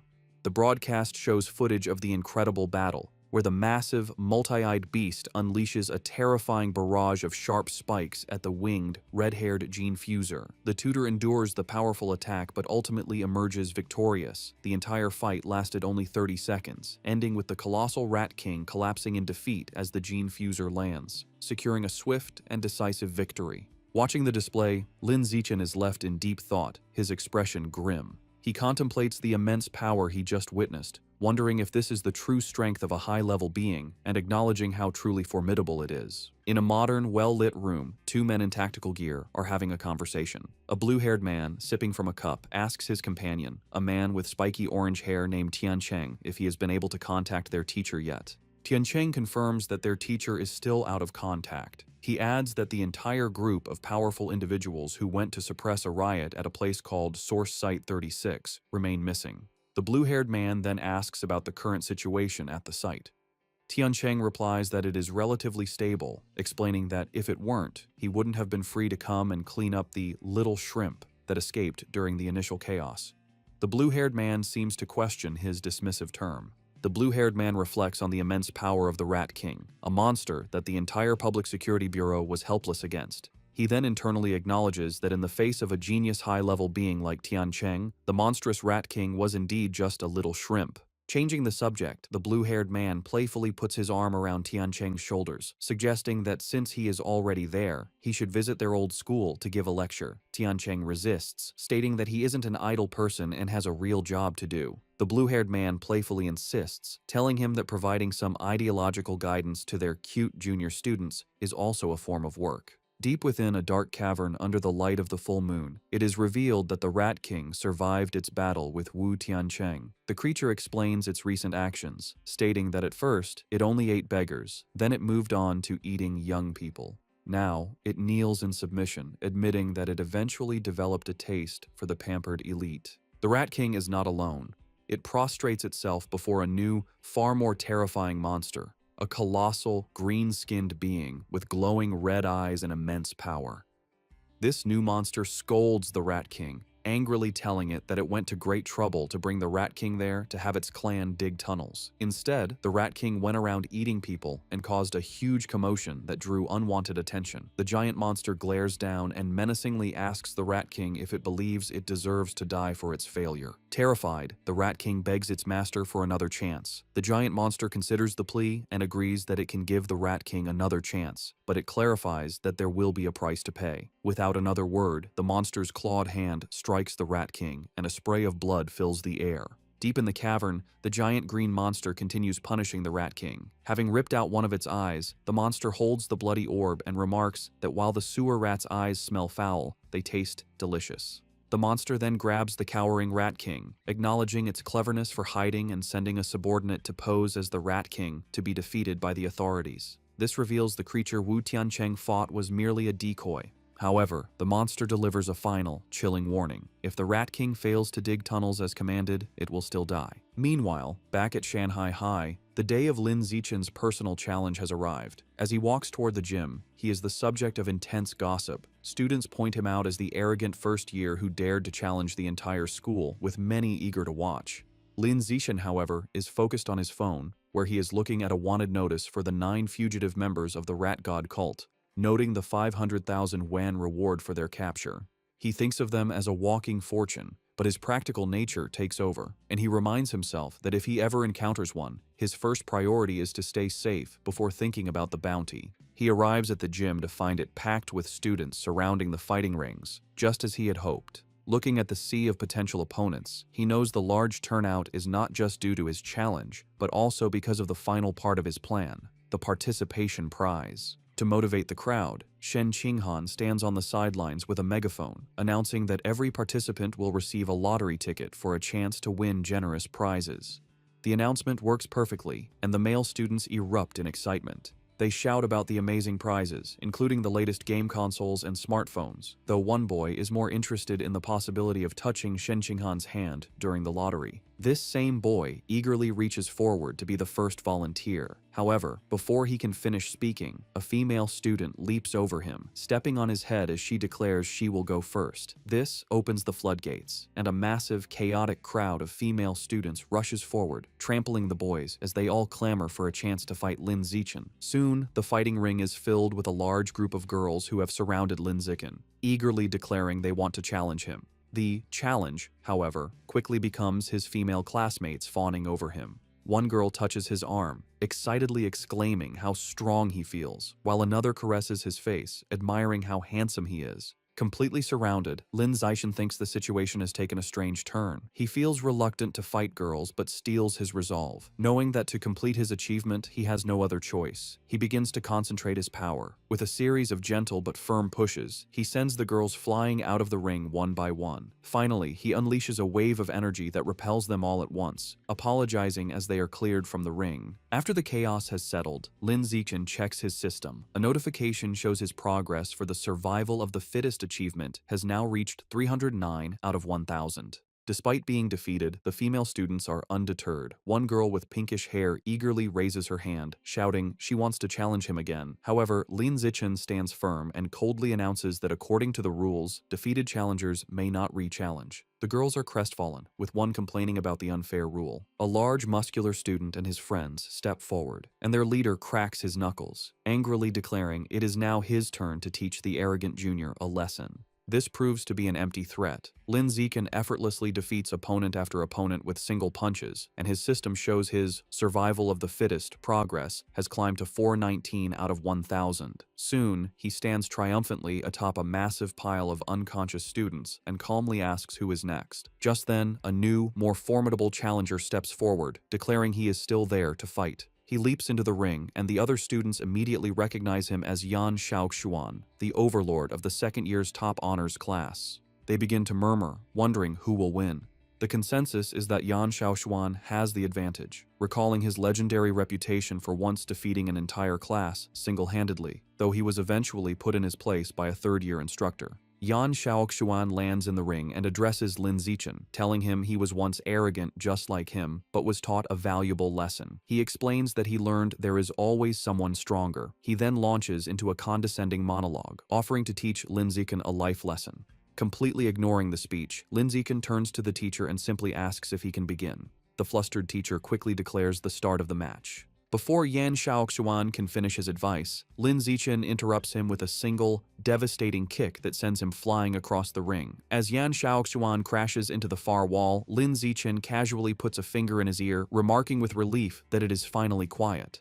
The students are left in stunned silence. They shout in disbelief, questioning how their school's formidable overlord could have been defeated so instantly, and wondering just how powerful Lin Zichen truly is. The stunned silence is broken by slow, deliberate clapping. A new challenger, a muscular student with spiky red hair, makes his way through the crowd. The students immediately recognize him as Chen Wuxing, the #1 student in the entire school, and they erupt in excitement, assuming the real show is about to begin. Lin Zichen watches the newcomer approach, thinking this is a classic case of beating the young one brings out the old one. Chen Wuxing lands in the ring with a confident smirk, remarking that he never expected Yan Xiaoxuan to lose to a junior. However, just as he is about to start his own speech, Lin Zichen again cuts him off, turning to the teacher and asking to begin. Over Chen Wuxing's protests, the teacher starts the match. Enraged at being ignored, Chen Wuxing charges forward, surrounded by a blue aura, declaring it seems he will have to beat his opponent to make him listen. Lin Zichen meets the charge, his own fist glowing with a yellow aura. Their powerful blows collide in a massive shockwave. Chen Wuxing apologizes, but Lin Zichen simply states that he is in a hurry and unleashes a powerful punch. The blow is too much for Chen Wuxing. It sends him flying backward, his shirt torn, his face a mask of disbelief as he questions how this is possible. The entire student body watches in absolute shock, their jaws hanging open as they witness the instantaneous defeat of their school's strongest fighter. With the school's strongest fighters defeated, Lin Zichen turns to the still stunned crowd. He points to a random student and tells him to get in the ring to fight. The student points to himself in disbelief, and Lin Zichen confirms it, stating they haven't fought yet. The student nervously asks him to be gentle, but Lin Zichen smiles and reminds him that if he participates, he will get a lottery ticket. Motivated, the student rushes into the ring, and Lin Zichen promises to go easy. His promise is short-lived, as he immediately knocks the student out with a single punch. A system notification confirms that his achievement progress for survival of the fittest has increased by 1. Seeing this, the rest of the student body realizes there is no shame in losing to someone so overwhelmingly powerful, and they still have a chance to win the lottery prizes. Renewed enthusiasm sweeps through the crowd as they all surge forward, motivated by the prospect of winning a new smartphone. What follows is a systematic and effortless series of victories for Lin Zichen. He stands his ground, easily dispatching every student who challenges him, with his system's counter ticking up by 1 with each defeated opponent. After the final student is defeated, a large system notification appears, announcing that by eliminating 1,000 different competitors, he has successfully completed the achievement. Another notification immediately follows, confirming he has finally acquired the new biological attribute, survival of the fittest. Lin Zichen clenches his fist, a look of pure triumph on his face, ecstatic that his long and arduous challenge has finally paid off. With his quest complete, a system notification details Lin Zichen's new reward. He has acquired the biological attribute, survival of the fittest, which increases the damage he inflicts on other living beings. He strokes his chin thoughtfully, concluding that while it is a simple and practical damage-boosting ability, he is slightly annoyed the system doesn't specify the exact value of the increase. His objective achieved, Lin Zichen leaps down from the ring and announces the challenge is over. The female students are disappointed, complaining it ended too quickly, and they wanted to watch him more. Wasting no time, Lin Zichen grabs Shen Qinghan's hand, leads her through the parting crowd, and they quickly leave the emptying gym. Later, a hearty laugh is heard from the principal's office. Inside, the principal of Shanghai High sits on her desk, congratulating Lin Zichen for officially earning the title of the school's #1 fighter. Leaning in close, she playfully questions him, suggesting that since he defeated even Chen Wuxing in an instant, he must surely be hiding his true strength. Sitting on the couch with Shen Qinghan, Lin Zichen sips his drink and modestly replies that he only hid a little of his power. The principal gives him a knowing look, clearly not believing him. She brings up Chen Wuxing's recent special entrance exam for Kyoto University, where he lifted a 690-kilogram barbell with one hand. Based on that, she confidently estimates that Lin Zichen's own one-handed lift must be at least 800 kilograms. Internally, Lin Zichen knows he cannot let her find out his true, much higher strength. He plays along, telling her that her guess is nearly perfect, and his official data shows a lift of 795 kilograms. The principal laughs triumphantly, pleased she was right. As she celebrates, Lin Zichen tries to get her attention. Having established himself as the school's strongest, Lin Zichen immediately turns to his true priority. With an eager expression, he raises his hand and asks the principal when he can expect the 8,810 yuan prize money. Amused by his focus on money, the principal playfully calls him a little rascal, but agrees and immediately transfers the funds. Just as the principal begins to discuss his new responsibilities, Lin Zichen interrupts, asking if there is anything else he can do for her.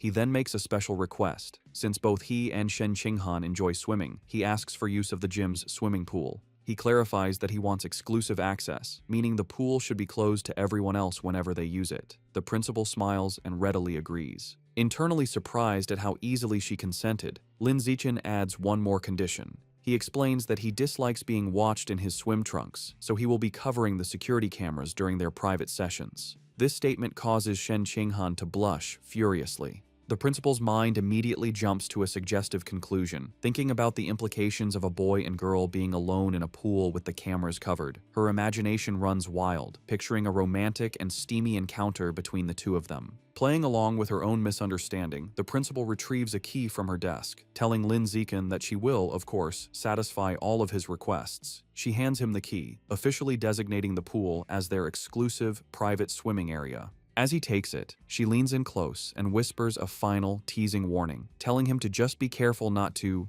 create a new life while they are in there. Her suggestive comment leaves Lin Zichen completely baffled, as he wonders what she could possibly mean by a new life. As they walk down the school hallway, Lin Zichen looks at the key to the swimming pool. He thinks to himself that with exclusive access, he can finally begin to properly explore the true nature of Shen Qinghan's mysterious abilities. His thoughts are interrupted when Shen Qinghan stops him, saying she has a favor to ask. With a nervous expression, she explains she signed up for a singing competition. While she has practiced her solo parts, she still needs someone to help her with the duet section. She shyly asks if he can practice with her that evening, and Lin Zichen readily agrees. Overjoyed, Shen Qinghan throws her fist in the air and happily skips away. Lin Zichen watches her go, thinking about how much this competition means to her. He smiles, hoping she will be able to find her confidence through it. Later that night, at Shen Qinghan's apartment, the two are in her room practicing. She sings into a microphone while Lin Zichen sits and listens, providing the other part of the duet from his phone. Meanwhile, in the living room, Shen Qinghan's parents, Shen Jianye and Xu Meng, are watching.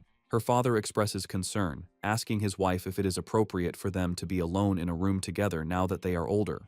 His wife quickly scolds him, retorting that they are childhood friends and questioning what right he has to object. She angrily tells him not to meddle, causing him to quickly back down. After overhearing her parents' conversation, Lin Zichen decides it's a good time to wrap up. He tells Shen Qinghan they've been at it for half an hour and it is time to focus on their studies. As he gets ready to leave, he reminds her about their plan for the next day, to go to the school's private pool so she can get more comfortable with her water abilities. He tells her not to forget her swimsuit, and she happily agrees. They say their goodbyes, and Lin Zichen heads home. Once alone, Shen Qinghan's thoughts are consumed by the upcoming trip to the pool, and a deep blush spreads across her face. She nervously goes to her closet, wondering what swimsuit to wear. She lays out two options on her bed, a modest blue one-piece and a more revealing black bikini. She picks up the black bikini, her blush deepening as she worries it might be too revealing. Her imagination runs wild for a moment as she pictures a scene of her and Lin Zichen splashing each other playfully in the water. After a moment of hesitation, she makes up her mind, reasoning that since it will only be him at the pool, it should be fine. She resolutely shoves the bikini into her school bag. The next day after school, Lin Zichen and Shen Qinghan head to the empty gym swimming pool. Already changed into his swim trunks, Lin Zichen waits by the poolside, his impressive physique on display. He looks up at a security camera, remembering his promise to the principal and confidently thinking he will handle it. Just then, Shen Qinghan's voice calls his name. He turns to see her standing in the doorway, wearing the revealing black bikini. With a bright smile and a slight blush, she walks toward him, apologizing for making him wait. Outwardly, Lin Zichen appears calm, simply telling her to slow down and be careful. Internally, however, he is completely flustered, thinking how incredibly cute she looks. After regaining his composure, he tells her it is time to get in the water and begin their training, to which she happily agrees. The two enter the water and begin to swim gracefully. Underwater, Lin Zichen takes Shen Qinghan's hand, and they continue to swim together. Suddenly, her eyes widen in shock as she feels something strange. She quickly gets Lin Zichen's attention, looking startled. She frantically points towards the surface, indicating they need to go up immediately. Understanding, Lin Zichen grabs her and pulls her swiftly towards the air. They break the surface with a splash, and a concerned Lin Zichen holds her close, asking what happened. With a look of utter astonishment and excitement, Shen Qinghan exclaims that the water can pass directly through her body. To demonstrate, she holds out her hands just below the surface and tells him to watch. Just as she described, the water flows straight through her palms as if they were intangible before splashing back into the pool. At the school pool, Shen Qinghan looked at her hands in amazement as water flowed right through them. Confused, she asked Lin Zichen why her body seemed to be leaking water. He observed her, realizing he was witnessing her latent superpower. He seriously asked to see her hand to examine it. Upon touching her palm, he noted that aside from the strange ability, there seemed to be nothing abnormal. To investigate further, he suggested they get out of the pool so he could check the rest of her body. A noticeably blushing and nervous Shen Qinghan shyly agreed. Shortly after, Shen Qinghan was lying on a lounger by the pool, covered in water from Lin Zichen's tests. As he poured water over her, she asked how much longer the examination would take. After checking her 3 times, Lin Zichen thoughtfully concluded there were no other abnormalities. Helping her sit up, he told her that, for now, it seemed only her hands had this ability, and she nodded in understanding. Sitting on the edge of the pool, Shen Qinghan asked if her lifelong problem of bedwetting could be related to this power, speculating that perhaps another part of her body also let water pass through. Lin Zichen admitted it was a possibility, and told her that the next time she felt the urge to pee, she should let him know. Visibly blushing, he added that she should try to feel if any other part of her body had the same sensation as her palms. He immediately felt embarrassed, thinking he had almost sounded like a pervert. Suddenly, Shen Qinghan's face lit up. She exclaimed with joy that this meant she wasn't a useless girl, but a superpower user with water-related abilities.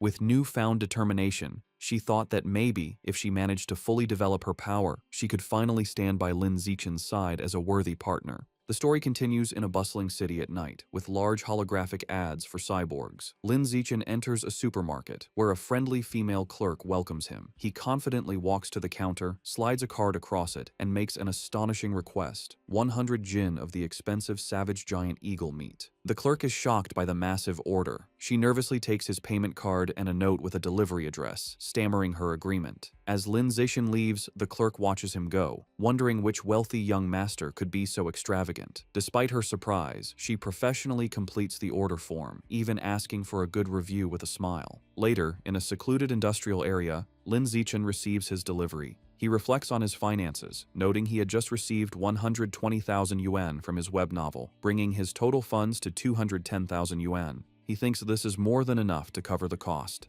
Looking at the large box of beast remains, he prepares to unlock its power, telling himself it's time to see what surprise the codex will give him as he places his hand on the meat. Immediately, a powerful vortex of white energy erupts and surrounds him. A blue system notification confirms he is devouring the savage giant eagle's life source, and the codex unlock progress has reached 100%. He then receives a vision of the eagle's power, the magnificent white bird soaring high, diving into the water, and hunting a massive purple squid-like creature with its powerful talons. As the vision fades, Lin Zichen stands in a radiant blue light. A final system notification announces he has successfully unlocked the Savage Giant Eagle Codex and acquired a new biological attribute, Eye of the Sky. A system notification explains his new ability, Eye of the Sky. It informs him that his field of vision and ability to track moving objects are greatly enhanced. As the power activates, his eyes glow with a brilliant golden light, the pupils becoming intricate and eagle-like.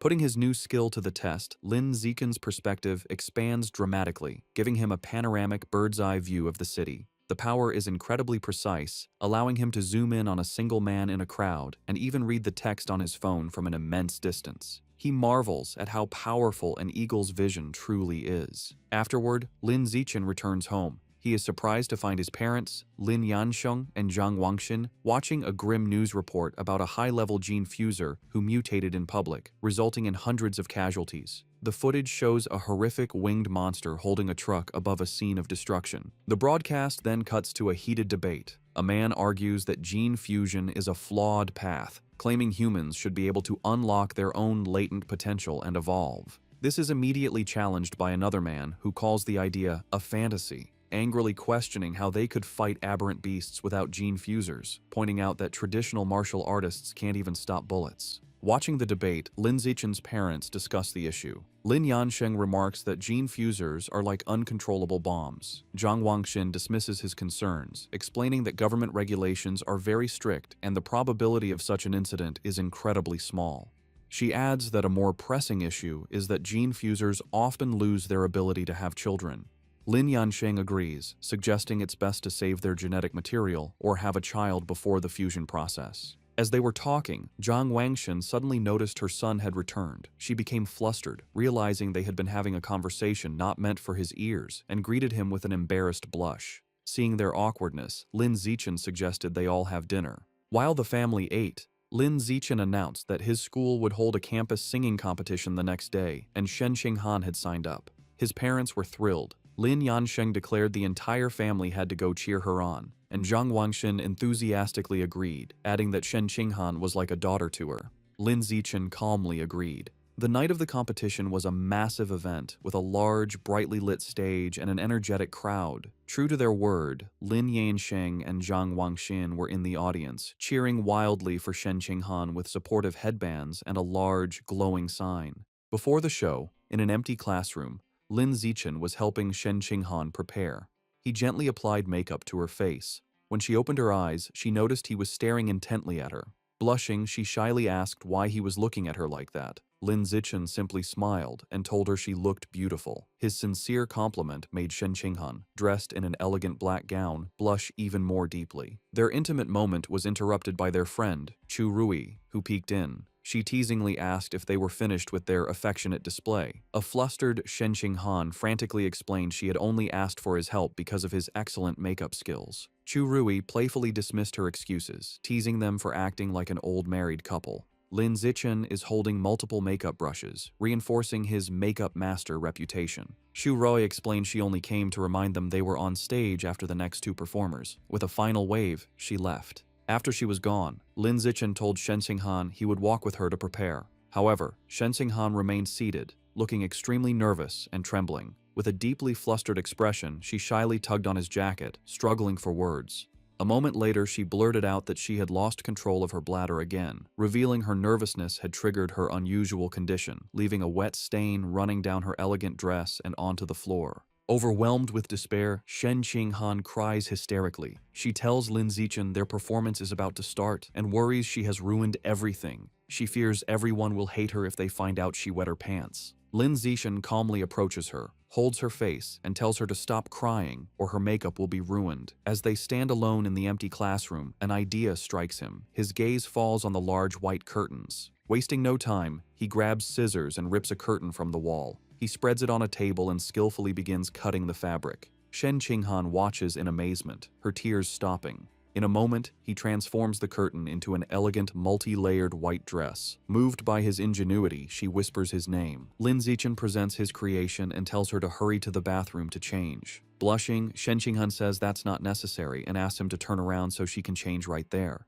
Lin Zichen is visibly flustered by her request, a deep blush spreading across his face. Despite his embarrassment, he agrees and turns his back so she can have some privacy. Behind him, Shen Qinghan sensually removes her ruined black dress. Although he isn't looking, Lin Zichen can hear everything. and he remains flustered as she stretches playfully in her underwear behind him before putting on the new dress. Once changed, Shen Qinghan tells Lin Zichen he can turn around. He sees her looking stunning in the impromptu gown. She thanks him, smiling brightly and explaining that after her cry, she's no longer nervous. Lin Zichen wishes her luck, affectionately patting her head as she beams at him. Soon, an announcer calls Li Chuxin and Shen Qinghan to the stage. They deliver a vibrant, energetic performance, captivating the crowd. After, the announcer builds suspense before declaring them the winners. The two friends embrace joyfully as the audience cheers wildly. In the crowd, Lin Zichen stands with his father, applauding proudly with a satisfied smile. The next day, a teacher enters the classroom and is shocked to see the window, angrily demanding to know who cut up the curtain. As punishment, Lin Zichen and Shen Qinghan must clean the entire classroom. While mopping, Lin Zichen thinks it's a fitting atonement. Suddenly, a system notification pops up, announcing he completed an achievement for cooperating 1,000 times. His reward is the Gregarious Animal attribute, which increases his combat power based on nearby allies. A small, satisfied smile crosses his face at this unexpected gain. Meanwhile, Shen Qinghan's life has improved. After her victory, she becomes much more popular. Other girls praise her singing and invite her to karaoke. Beaming with newfound confidence, she happily agrees. Her confidence also helps her martial arts skills improve steadily. Lin Zichen also progresses, winning a major martial arts tournament, the first for Shanghai High in 5 years. He is celebrated by his parents, a joyful Shen Qinghan, and his teammates. Soon his room is filled with trophies. His fame leads to an endorsement deal, making him the spokesperson for the He family's martial arts gym. All his hard work pays off. Between his endorsement deal and his web novel income, Lin Zichen has amassed over 900,000 yuan. Looking at his bank balance, he concludes it's more than enough to unlock the next codex. Lin Zichen goes to a secluded area to pick up his next order from the friendly supermarket clerk. Inside the large box are the remains of a hidden dragon, a large lizard-like creature known for stealth. Placing his hand on the meat, Lin Zichen begins the absorption process, and a powerful blue aura erupts around him. A system notification confirms he is devouring the hidden dragon's life source, and the codex unlock progress reaches 100%.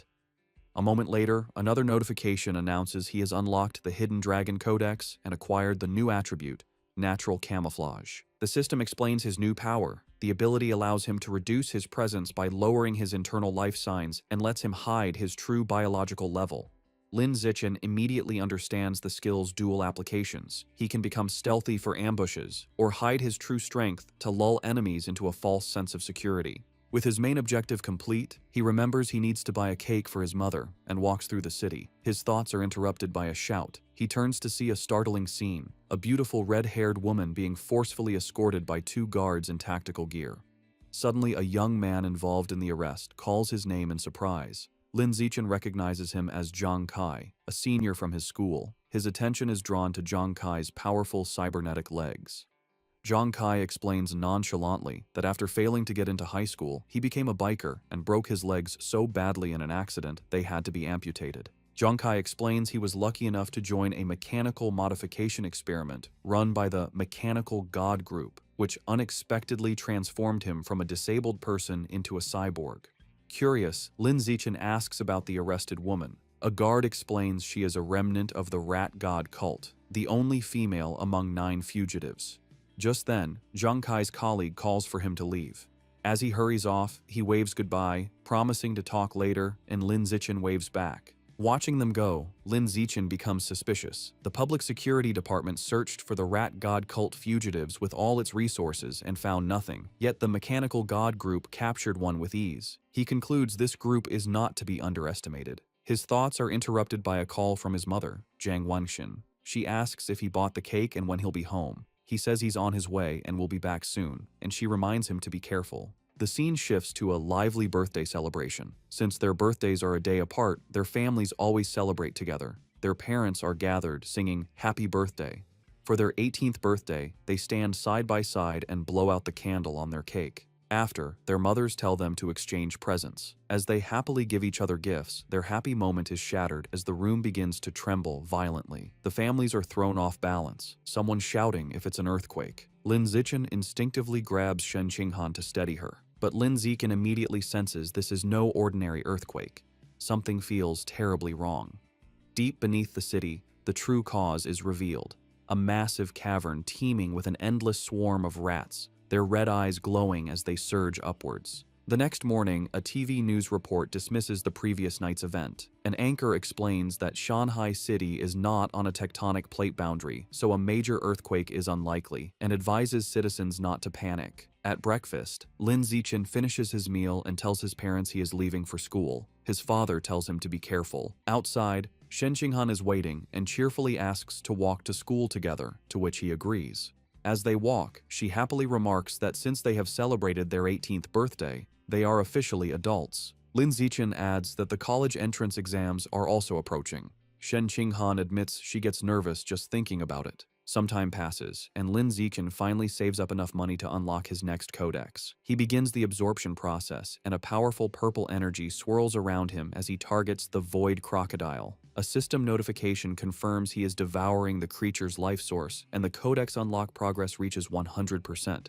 He receives a vision of a large crocodilian beast with fish-like fins swimming powerfully, trying to escape from the savage giant eagle. A final notification announces he has successfully unlocked the Void Crocodile Codex and acquired a new biological attribute, danger perception. The system explains this ability allows him to sense hostility from other creatures within a certain range and makes it easier to judge their biological level. Lin Zichen thoughtfully concludes this will be a useful skill for preventing sneak attacks. To test his new power, he goes to a busy shopping mall. As he walks through the crowd, he uses his danger perception and can now see the power levels of everyone. He observes most people are ordinary tier 1 or tier 2, confirming the vast majority are normal people. While browsing the supermarket, he decides on his next target for the codex. He sees packages of life and death toad meat, which he speculates could grant a self-healing ability. However, his enthusiasm fades when he sees the price, a staggering 100,000 yuan per jin. He realizes his monthly income from his web novel isn't enough to afford it. With a determined look, he concludes he must find a way to increase his income after the exams. The story moves to the Nanjiang Provincial Education Department, inside the minister's office. A striking woman with light purple hair and antler-like horns, Mo Dongji, the vice principal of Shanghai University and Minister of Education for Nanjiang Province, sits listening to a report. A male subordinate is finishing a presentation on the educational situation across the province. Mo Dongji calmly sips her drink and thanks him. She then asks about the status of Origin Site number 36. Her assistant replies the situation has finally stabilized, expressing great relief.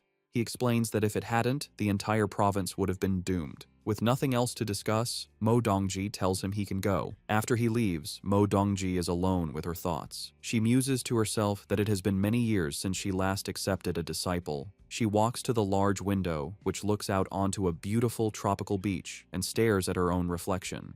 The martial arts college entrance exam is an intense, 9-day ordeal. The first day consists of a written exam in the morning and a physical fitness assessment in the afternoon. From the 2nd to the 8th day, students are sent into a forest for a week-long practical combat and survival test. The final 9th day is dedicated to an aptitude test for gene fusion and mechanical modification. The story picks up on June 7th, the first day of the exam. Lin Zichen and Shen Qinghan walk together, but she is clearly on edge. She nervously tugs on his sleeve, confessing how tense she is, her primary fear being that she might lose control of her bladder again. Lin Zichen looks at her with a warm smile. He pulls her into a comforting hug, telling her not to be nervous. Holding her close, he reminds her that her theoretical knowledge is solid and she has already taken precautions by wearing a diaper, so she just needs to do her best. His closeness makes her blush. Flustered but comforted, she promises she will do her best and tells him he needs to do his best as well.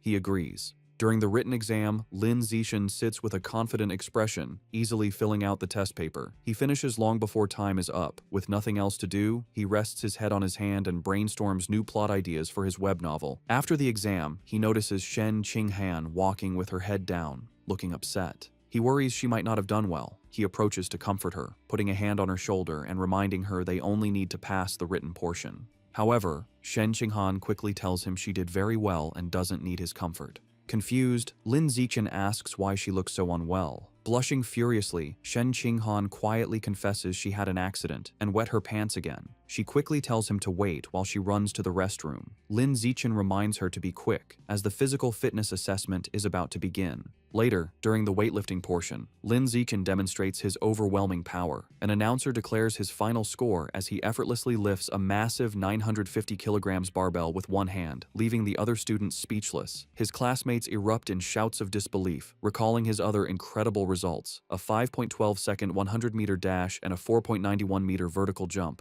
After completing her own tests, a tired Shen Qinghan, in her gym clothes, approaches Lin Zichen. He asks how she did. With a weary but proud smile, she reports her impressive scores: a 9.32-second 100-meter dash, a 1.62-meter vertical jump, and a 125-kilogram lift. She adds with a small sigh that her results are still nothing compared to his. Lin Zichen praises her, telling her that with scores like that, she is a top-tier female student. He gives her an affectionate pat on the head, and she looks up at him with a happy expression. Sometime after, their classmate Yu runs up, excitedly announcing their written exam scores are available. He tells them he heard Wang Shuojie and Lu Gang scored in the high 80s, and he himself got an 80. As he asks about their scores, a nervous Shen Qinghan checks her phone. Her face lights up with joy as she exclaims she got an 82. Yu is stunned. They both turn to Lin Zichen. He calmly holds up his phone, showing a perfect score of 100. Shen Qinghan cheers for him, while a dumbfounded Yu mutters that Lin Zichen is as freakishly talented as ever. Later, as they walk home, Shen Qinghan expresses her nervousness about the next phase, the week-long practical test in the forest. Lin Zichen takes her hand and reassures her, telling her not to worry because he will stay by her side and protect her. Comforted, she agrees to stick close to him. Meanwhile, in a private room, two mysterious figures discuss the exam. One man in a formal suit and a sinister plague doctor mask hands a small wooden box to a younger man. The masked man instructs his subordinate to make good use of his position as a safety officer. The young man takes the box. Inside are 10 dark, seed-like objects, which the masked man calls demon seeds, that will aid him in his mission. The masked man promises that if the young man succeeds, he will be recommended to become a full member of their organization. The young man seems more interested in a different reward, stating he would prefer a rare, different fruit. The masked man scoffs, calling him short-sighted. He explains a single fruit could only help him evolve to a mid-tier rank, whereas joining their organization opens the door to evolving into a truly advanced being. After a moment, the young man is convinced, agreeing that becoming an official member is the more valuable prize. A convoy of buses travels through a dense, foggy forest. An announcement informs students they are about to arrive at the practical exam location. Inside a bus, Shen Qinghan is sleeping on Lin Zichen's shoulder. He gently wakes her, letting her know they have arrived. An automated voice directs students from Entrance 9 to get off the bus and proceed to the assembly point. The students gather at a large staging area where the rules of the week-long exam are explained. Numerous score tokens are hidden throughout the forest, some in hard-to-reach places and others carried by beasts. Safety officers are stationed near dangerous creatures, but calling for their help results in immediate disqualification.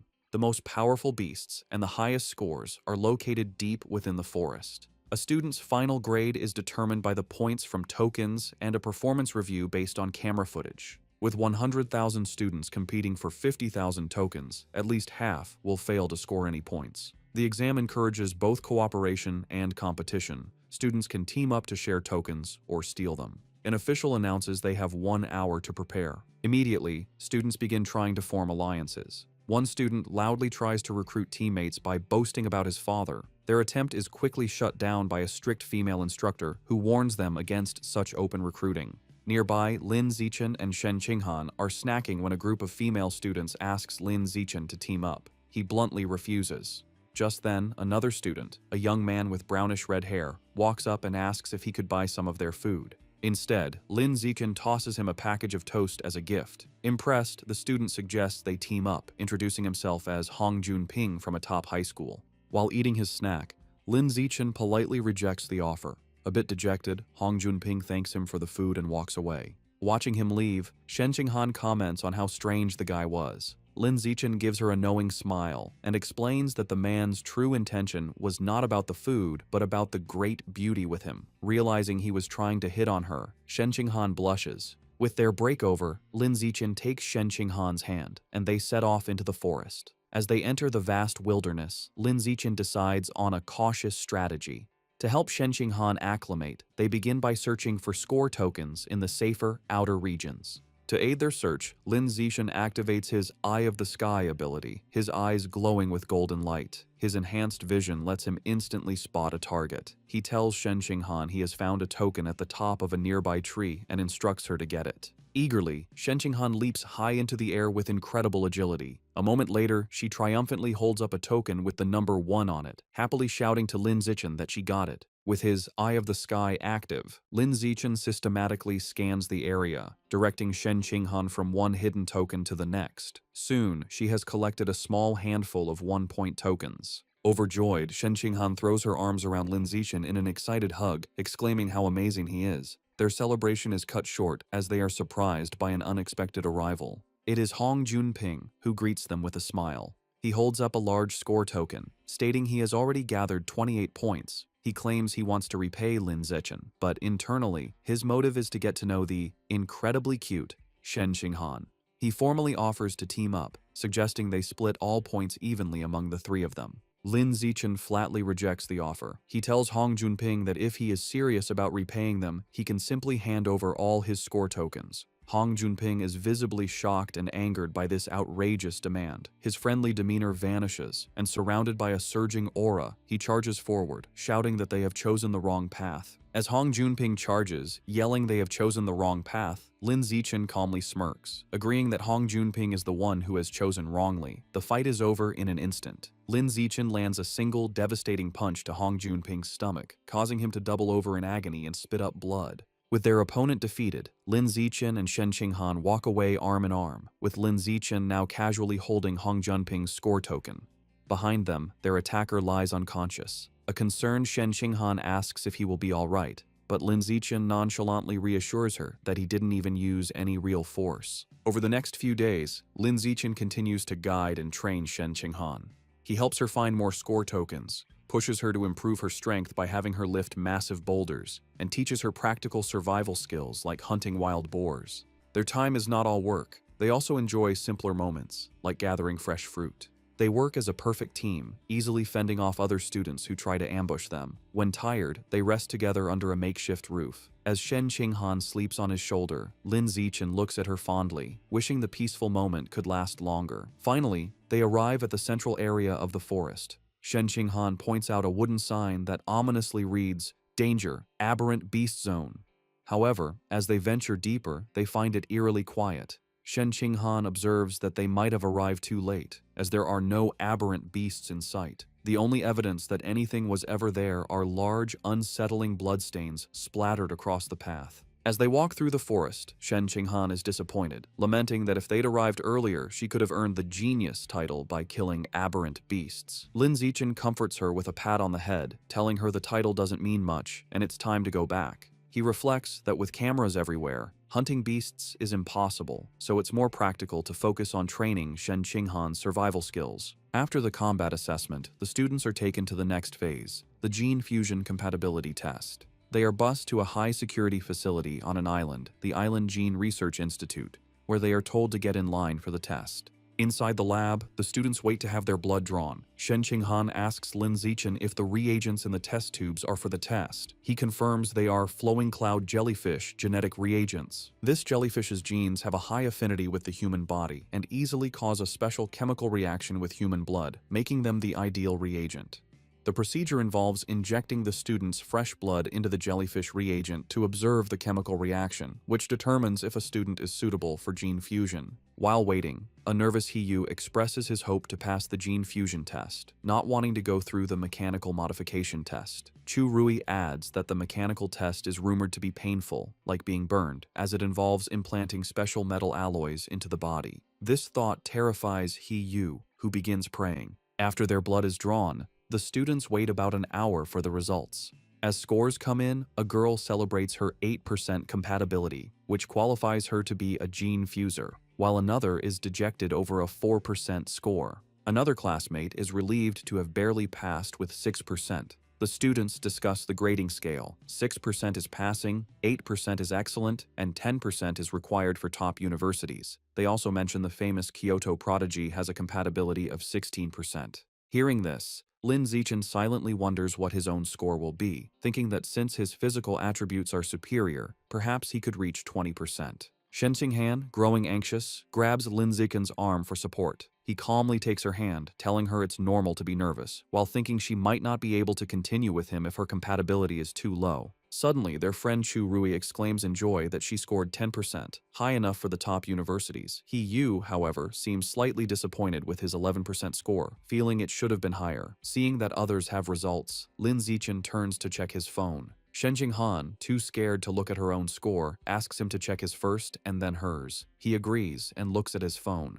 The result is an impressive 15%. Overjoyed, Shen Qinghan immediately throws her arms around Lin Ziqin in a celebratory hug, exclaiming that with a score like that, he is surely the top scholar in the province. Despite Shen Qinghan's joy, Lin Ziqin is internally disappointed his 15% compatibility is lower than the Kyoto prodigies, leading him to conclude that physical strength isn't the only factor determining aptitude for gene fusion. He then gently tells Shen Qinghan it's her turn to check her results, and she nervously agrees. He tries to reassure her, saying that if someone like him can get a good score, she certainly can too. However, as he brings up her results, his expression turns to shock. Shen Qinghan and Chu Rui, looking over his shoulder, mirror his astonishment. The phone screen displays an unbelievable result. Shen Qinghan has a gene fusion compatibility of 21%. The scene shifts to the Nanjiang Provincial Ministry of Education headquarters, where Mo Dongji is in a meeting with other officials, including the principal of Shanghai High. Mo Dongji announces the gene fusion compatibility results are in. First, they see Lin Ziqin's profile, noting his impressive 15% score, making him the provincial top scholar. The other officials congratulate the principal of Shanghai High, and while she acts modest, she is inwardly proud. Just as everyone believes the top student has been identified, Shen Qinghan's results are displayed. Her 21% compatibility score sends a shockwave through the room. The officials exclaim in disbelief, questioning if such a high number is possible. The principal is just as surprised, recalling Shen Qinghan as Lin Ziqin's seemingly ordinary childhood friend. The extraordinary result piques Mo Dongji's interest, who asks for more information on Shen Qinghan. The principal of Shanghai High nervously suggests to Mo Dongji that Shen Qinghan's result must be a mistake, as her school performance has always been ordinary. With a sigh, Mo Dongji decides there's no other way and that she must go see for herself. Back at the testing facility, students are in an uproar over the 21% result, questioning if the test was wrong. Shen Qinghan herself turns to Lin Ziqin in disbelief, asking if there was a mistake. Lin Ziqin calmly tells her he doesn't think it's an error. He leans in close, explaining she has a natural high affinity for water, and since the test used a reagent from a water attribute beast, like the flowing cloud jellyfish, her result makes sense. Shen Qinghan's eyes light up with understanding. She excitedly realizes this means her body is highly compatible with water attribute beast genes, making her a natural genius. With newfound confidence, she looks at Lin Ziqin, thinking she is finally worthy of standing by his side. Lin Ziqin smiles warmly, happy for her. Their moment is suddenly interrupted when someone shouts for everyone to look outside. As they turn, they witness a massive whirlpool of water rising from the ocean, and standing atop it is Mo Dongji. The students watch in awe as she stands powerfully on the surging wave. The other students panic, wondering if she is a heretic, and fearing she is about to destroy the entire facility. Mo Dongji lands gracefully, the water receding around her. The Research Institute staff immediately recognize her, bowing and calling her name. They identify her as Mo Dongji, Vice Principal of Shanghai University, from a prestigious martial arts family with a 1,000-year history. Staff members whisper rumors that her family once tamed dragons and fused with their genes, which would explain her incredible ability to manipulate water. Ignoring the staff, Mo Dongji walks directly to Shen Qinghan and asks if she is the one. To verify the extraordinary test result, she orders a scientist to draw Shen Qinghan's blood and retest it 3 more times. Afterward, a drained Shen Qinghan sits with her friends. He Yu expresses his concern, and she admits her arm is a bit numb after the repeated blood draws. Soon, a scientist calls for Shen Qinghan to follow him, and she complies. She is led to a private office where Mo Dongji is waiting. Mo Dongji smiles, announcing the results are in.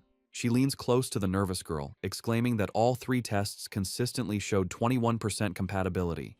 Getting straight to the point, Mo Dongji makes a life-changing offer. She wants to take Shen Qinghan as her disciple. Shen Qinghan is completely stunned, stammering at the sudden request. To demonstrate the power she could learn, Mo Dongji effortlessly levitates water from a glass on her desk, swirling it in a controlled vortex. She tells Shen Qinghan that as her student, she will easily be able to perform such feats. Overwhelmed, Shen Qinghan asks for time to think, wanting to consult Lin Zichen first. Mo Dongji dismisses her hesitation, stating there is nothing to consider, as becoming her disciple offers only advantages, while continuing her impressive display of water manipulation. Mo Dongji asserts her authority, stating that as Provincial Minister of Education and Vice Principal of Shanghai University, she has decided Shen Qinghan will attend her university now that they have a master-disciple relationship. She leans in close, asking the nervous Shen Qinghan if she has anything to say.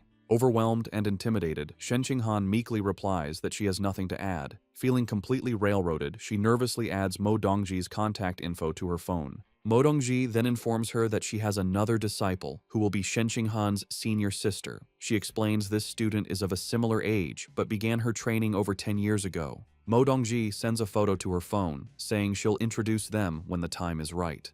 Shen Qinghan is shocked when she sees the picture of a white-haired girl with a spear, surrounded by skeletal remains and standing over a monstrous carnivorous plant.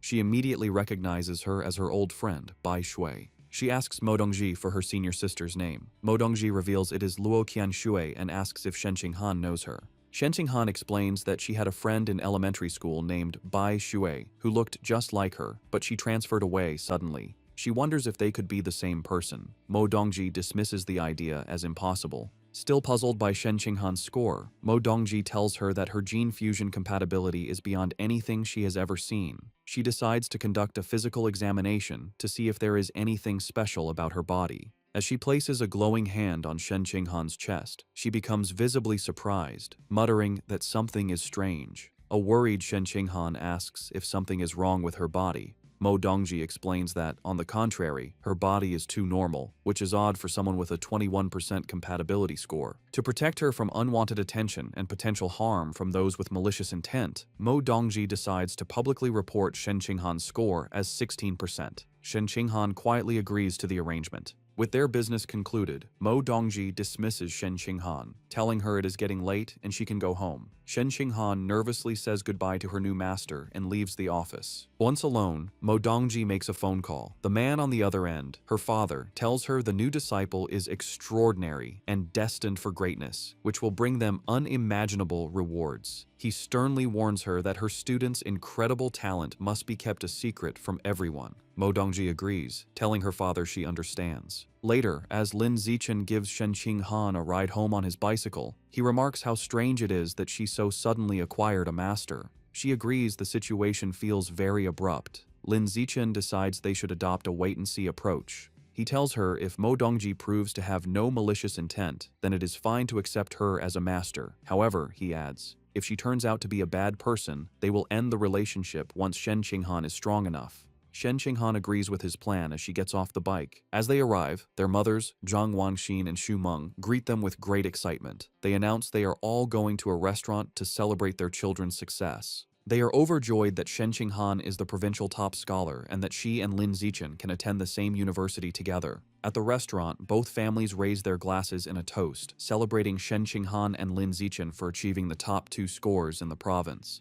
After the joyful dinner, the families part ways, wishing each other a safe trip home. That night, under a full moon, there is a knock at Lin Zichen's door. His mother, Zhang Wangxin, opens it to find Shen Qinghan standing there in her pink pajamas, looking flustered. Zhang Wangxin smiles and teasingly asks if she has come to sleep with Lin Zichen again. Flustered by Zhang Wangxin's teasing, Shen Qinghan quickly denies any romantic intentions, insisting she has something very important to discuss with Lin Zichen in person. She tells Zhang Wangxin she's going to find him and rushes into his room. Amused, Zhang Wangxin watches her go, wondering to herself if the important matter is a love confession. Shen Qinghan knocks on Lin Zichen's door, telling him she has something important to say. When he opens the door and asks what's wrong, she explains it is about the matter with her new master from earlier that day. Inside his room, she sits on his bed, hugging a pillow for comfort.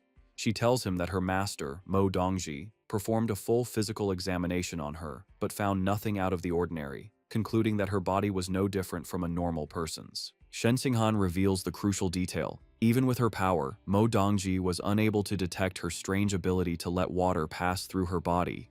Lin Zichen is internally stunned by this revelation. He reflects on Mo Dongji's immense power, capable of controlling massive waves, yet she was unable to uncover the secret of Shen Qinghan's body. He concludes that her physical constitution is far more mysterious than he had ever imagined. He places a reassuring hand on her shoulder, advising her that they must keep this ability a secret from everyone for now, as they cannot predict the consequences if it were to be revealed. He suggests they can slowly study it later when they are stronger and more experienced. Shen Qinghan agrees, telling him she will follow his lead. She then brings up another topic, remembering that her master mentioned she has a senior sister. Shen Qinghan explains that she saw a photo of this senior sister and was shocked by how much she looks like her old friend, Bai Shui. She then shows the picture on her phone to Lin Zichen. He takes the phone and examines the photo of Luo Qianshu. He acknowledges the resemblance, but notes that her aura is completely different from the Bai Shui he remembers. His attention, however, is drawn to the strange, forested background of the image. He asks Shen Qinghan if she has any idea where the photo was taken.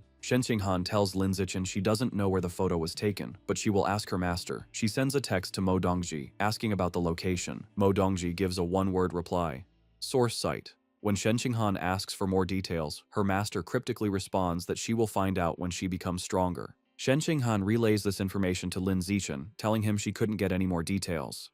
Lin Zichen decides they should put the matter aside for now and revisit it in the future.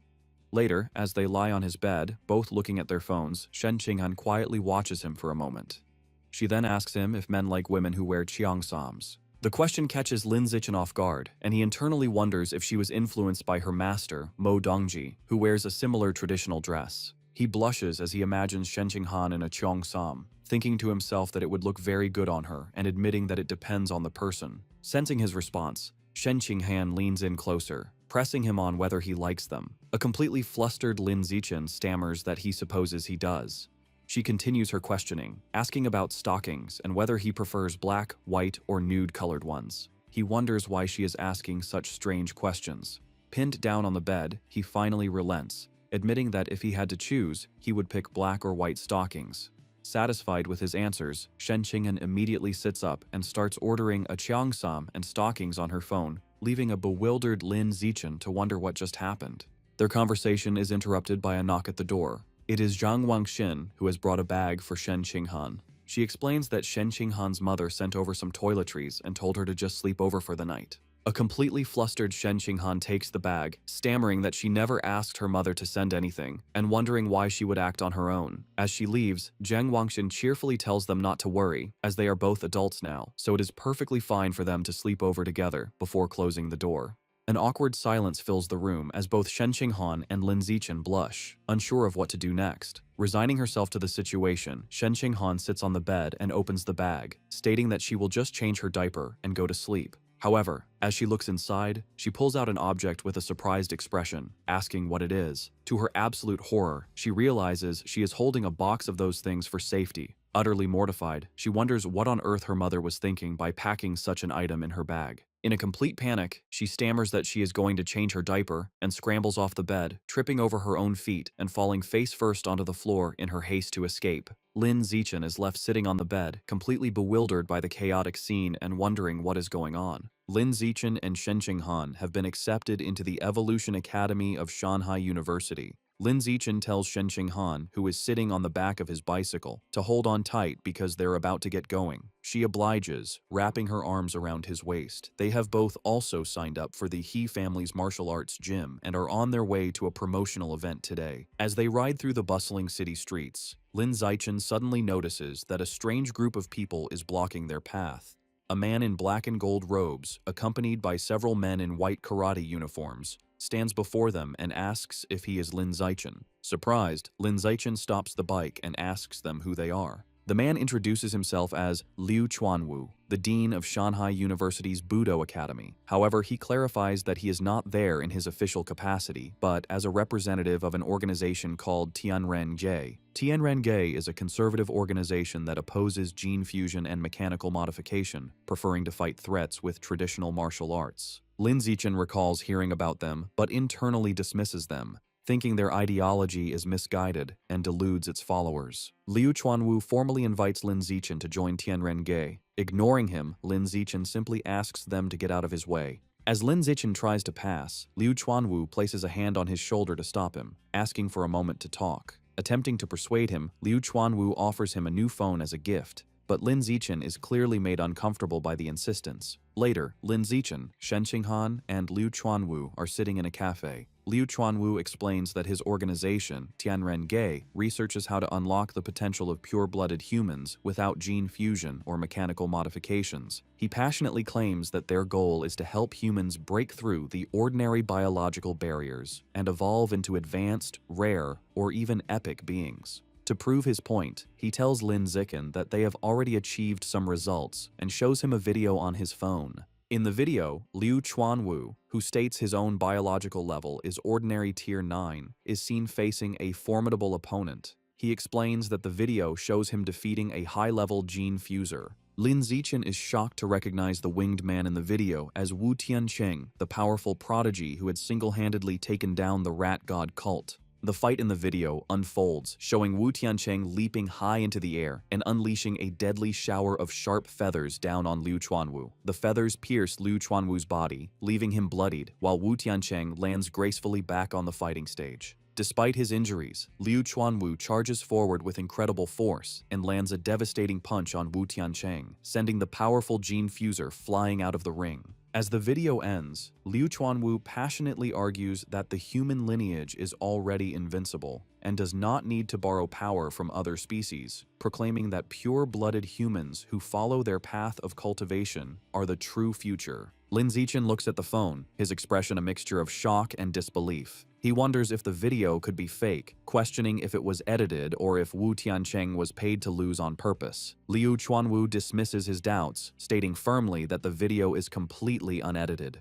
He adds that he will continue to challenge other high-level gene fusers and invites Lin Zichen to come and watch anytime. Lin Zichen then asks why they don't just post the video online to better promote Tianren-ge. Liu Chuanwu explains that they would like to, but those in power do not allow it. With a surge of anger, he elaborates that the authorities believe that as long as a method doesn't raise a person's biological level, it has no future and is not worth promoting. He slams his fists on the table in frustration, arguing that without wider promotion, they cannot attract more people to their research, which makes achieving a breakthrough incredibly difficult. After all, he says, qualitative change requires quantitative change. He then looks at Lin Zichen with hope, telling him that if a genius like him joined them, he wouldn't get stuck at ordinary tier 9 for 50 years like he has. Liu Chuanwu is certain that Lin Zichen would be able to evolve into a high-level being. Lin Zichen is taken aback by this information, internally noting that Liu Chuanwu has been stuck for 50 years, but only looks about 50 years old himself. Seemingly reading his thoughts, Liu Chuanwu reveals a startling secret. He tells Lin Zichen not to be fooled by his appearance, as he is actually almost 100 years old. He explains that he has been able to maintain his youthful appearance thanks to their special cultivation methods. Skeptical, Lin Zichen searches online for the dean of Shanghai University's Budo Academy. The results confirm Liu Chuanwu's story. An encyclopedia entry lists his birth date as March 1929. Lin Zichen is surprised their cultivation method can grant such longevity and briefly wonders if his parents could learn it. He continues to scroll and learns that in his youth, Liu Chuanwu was the young master of the Liu family, a top martial arts clan. When the era of gene fusion began, his family's refusal to adapt led to their decline, with their dojo falling into ruin. The information also reveals a personal tragedy. Liu Chuanwu's insistence on the traditional path resulted in his wife and children leaving him as they chose to embrace gene fusion. Looking at the article, Lin Zichen thinks about his relationship with Shen Qinghan, confident she would never leave him. His research is interrupted when he scrolls further and sees something that shocks him.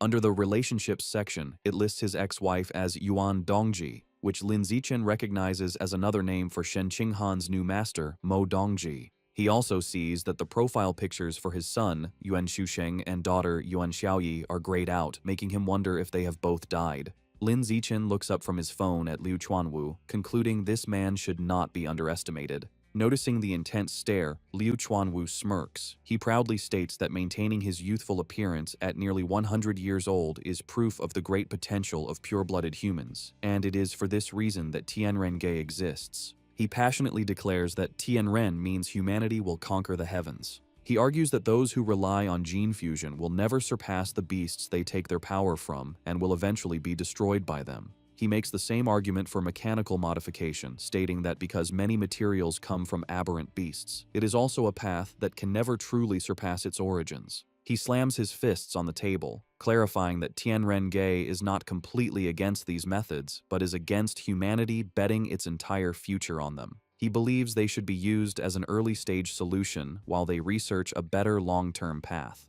With great passion, Liu Chuanwu extends his hand, sincerely inviting Lin Zichen to join Tianren-ge and work for the future of humanity. However, Lin Zichen holds up a hand, silently declining. Undeterred, Liu Chuanwu expresses his firm belief that Lin Zichen has the potential to become the first pure-blooded human to break through the ordinary biological barrier. Lin Zichen, however, remains practical and asks what exactly this cultivation method is. Liu Chuanwu proudly explains their technique is the blood-tempering art, a method from ancient ruins. He describes it as a way to use one's own qi and blood to temper and strengthen the body, increasing combat power. He boasts that ancient records claim at its highest level, this art allows a practitioner to become a saint in the flesh, capable of shattering mountains and tearing apart giant steel beasts with their bare hands. However, Liu Chuanwu reveals a critical limitation. The art can only be practiced by pure-blooded humans. He explains that gene fusers have impure blood, while mechanically modified individuals have incomplete bodies that prevent the necessary circulation of qi and blood. This, he argues, is why he believes humanity's future lies with pure-blooded individuals. He once again formally asks Lin Zichen to join Tianren-ge.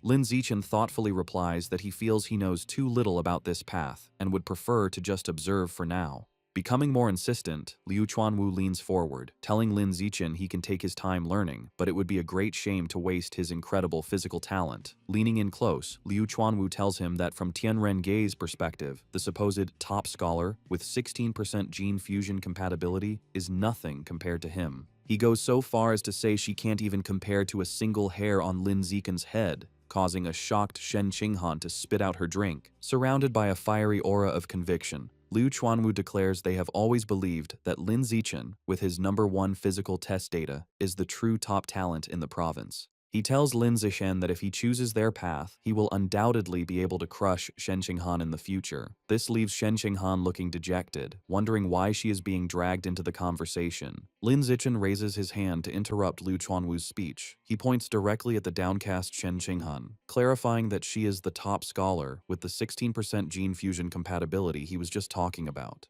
Shen Qinghan gives an awkward wave as Liu Chuanwu begins to sweat nervously.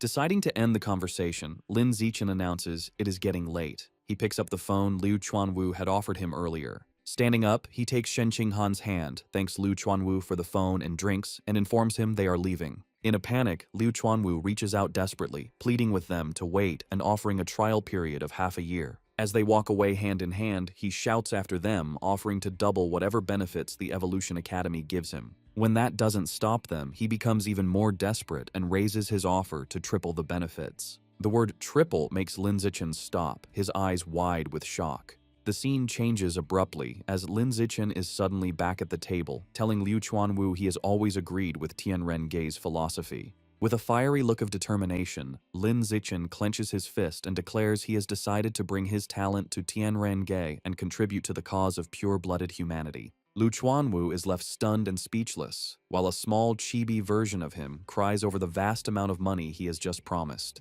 Having made his decision, Lin Zichen tells Liu Chuanwu he has a question. He asks if he knows what the source site is. Liu Chuanwu is visibly surprised, wondering how a young student could know about such a place. His expression turns solemn as he explains that the source site is believed to be the origin of all life. He elaborates that all the aberrant beasts in the world originate from there. Lin Zichen reflects on the information, realizing the source site is the origin of all aberrant beasts. He asks Liu Chuanwu if the beast meat sold in markets also comes from there. Liu Chuanwu confirms this, explaining the meat on Earth isn't enough to feed the general population. Lin Zichen then asks about videos of the place. Liu Chuanwu shakes his head, explaining that no electronic devices function there, so the only way to record anything is through realistic drawings. This triggers a memory for Lin Zichen.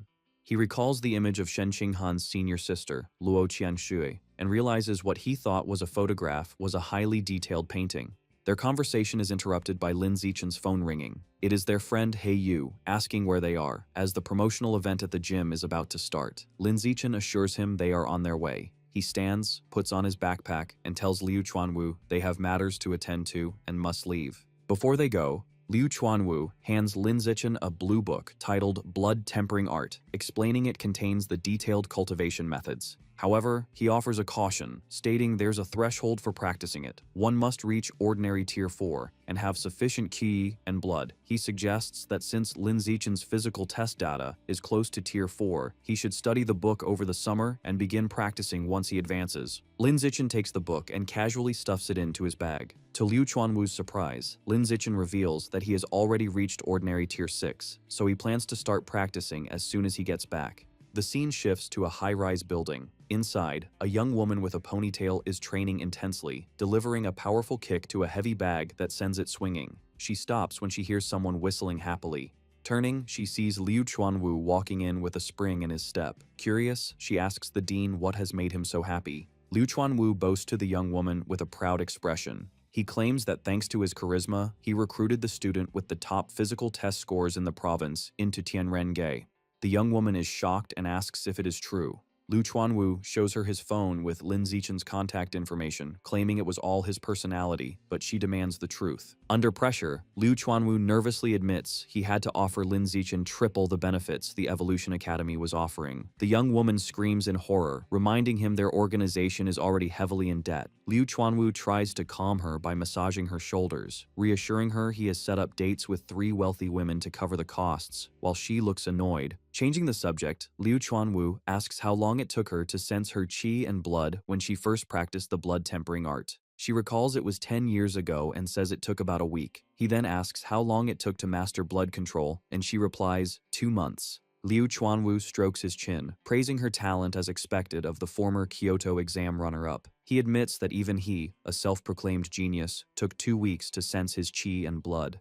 The young woman looks sad, asking him not to mention her past title. She laments that since giving up gene fusion to join Tianrenge, she hasn't evolved into a high-level being in years, and feels people mock her for fading into obscurity. Liu Chuanwu places a comforting hand on her shoulder, telling her to let them laugh. He assures her that in a few years, when she evolves, she will be the one beating them up.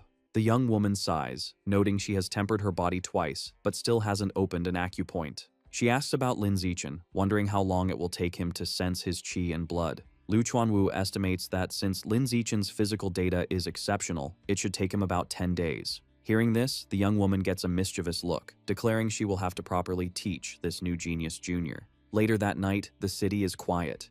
In his room, Lin Zichen sits cross-legged on his bed, meditating with the blood-tempering art book open.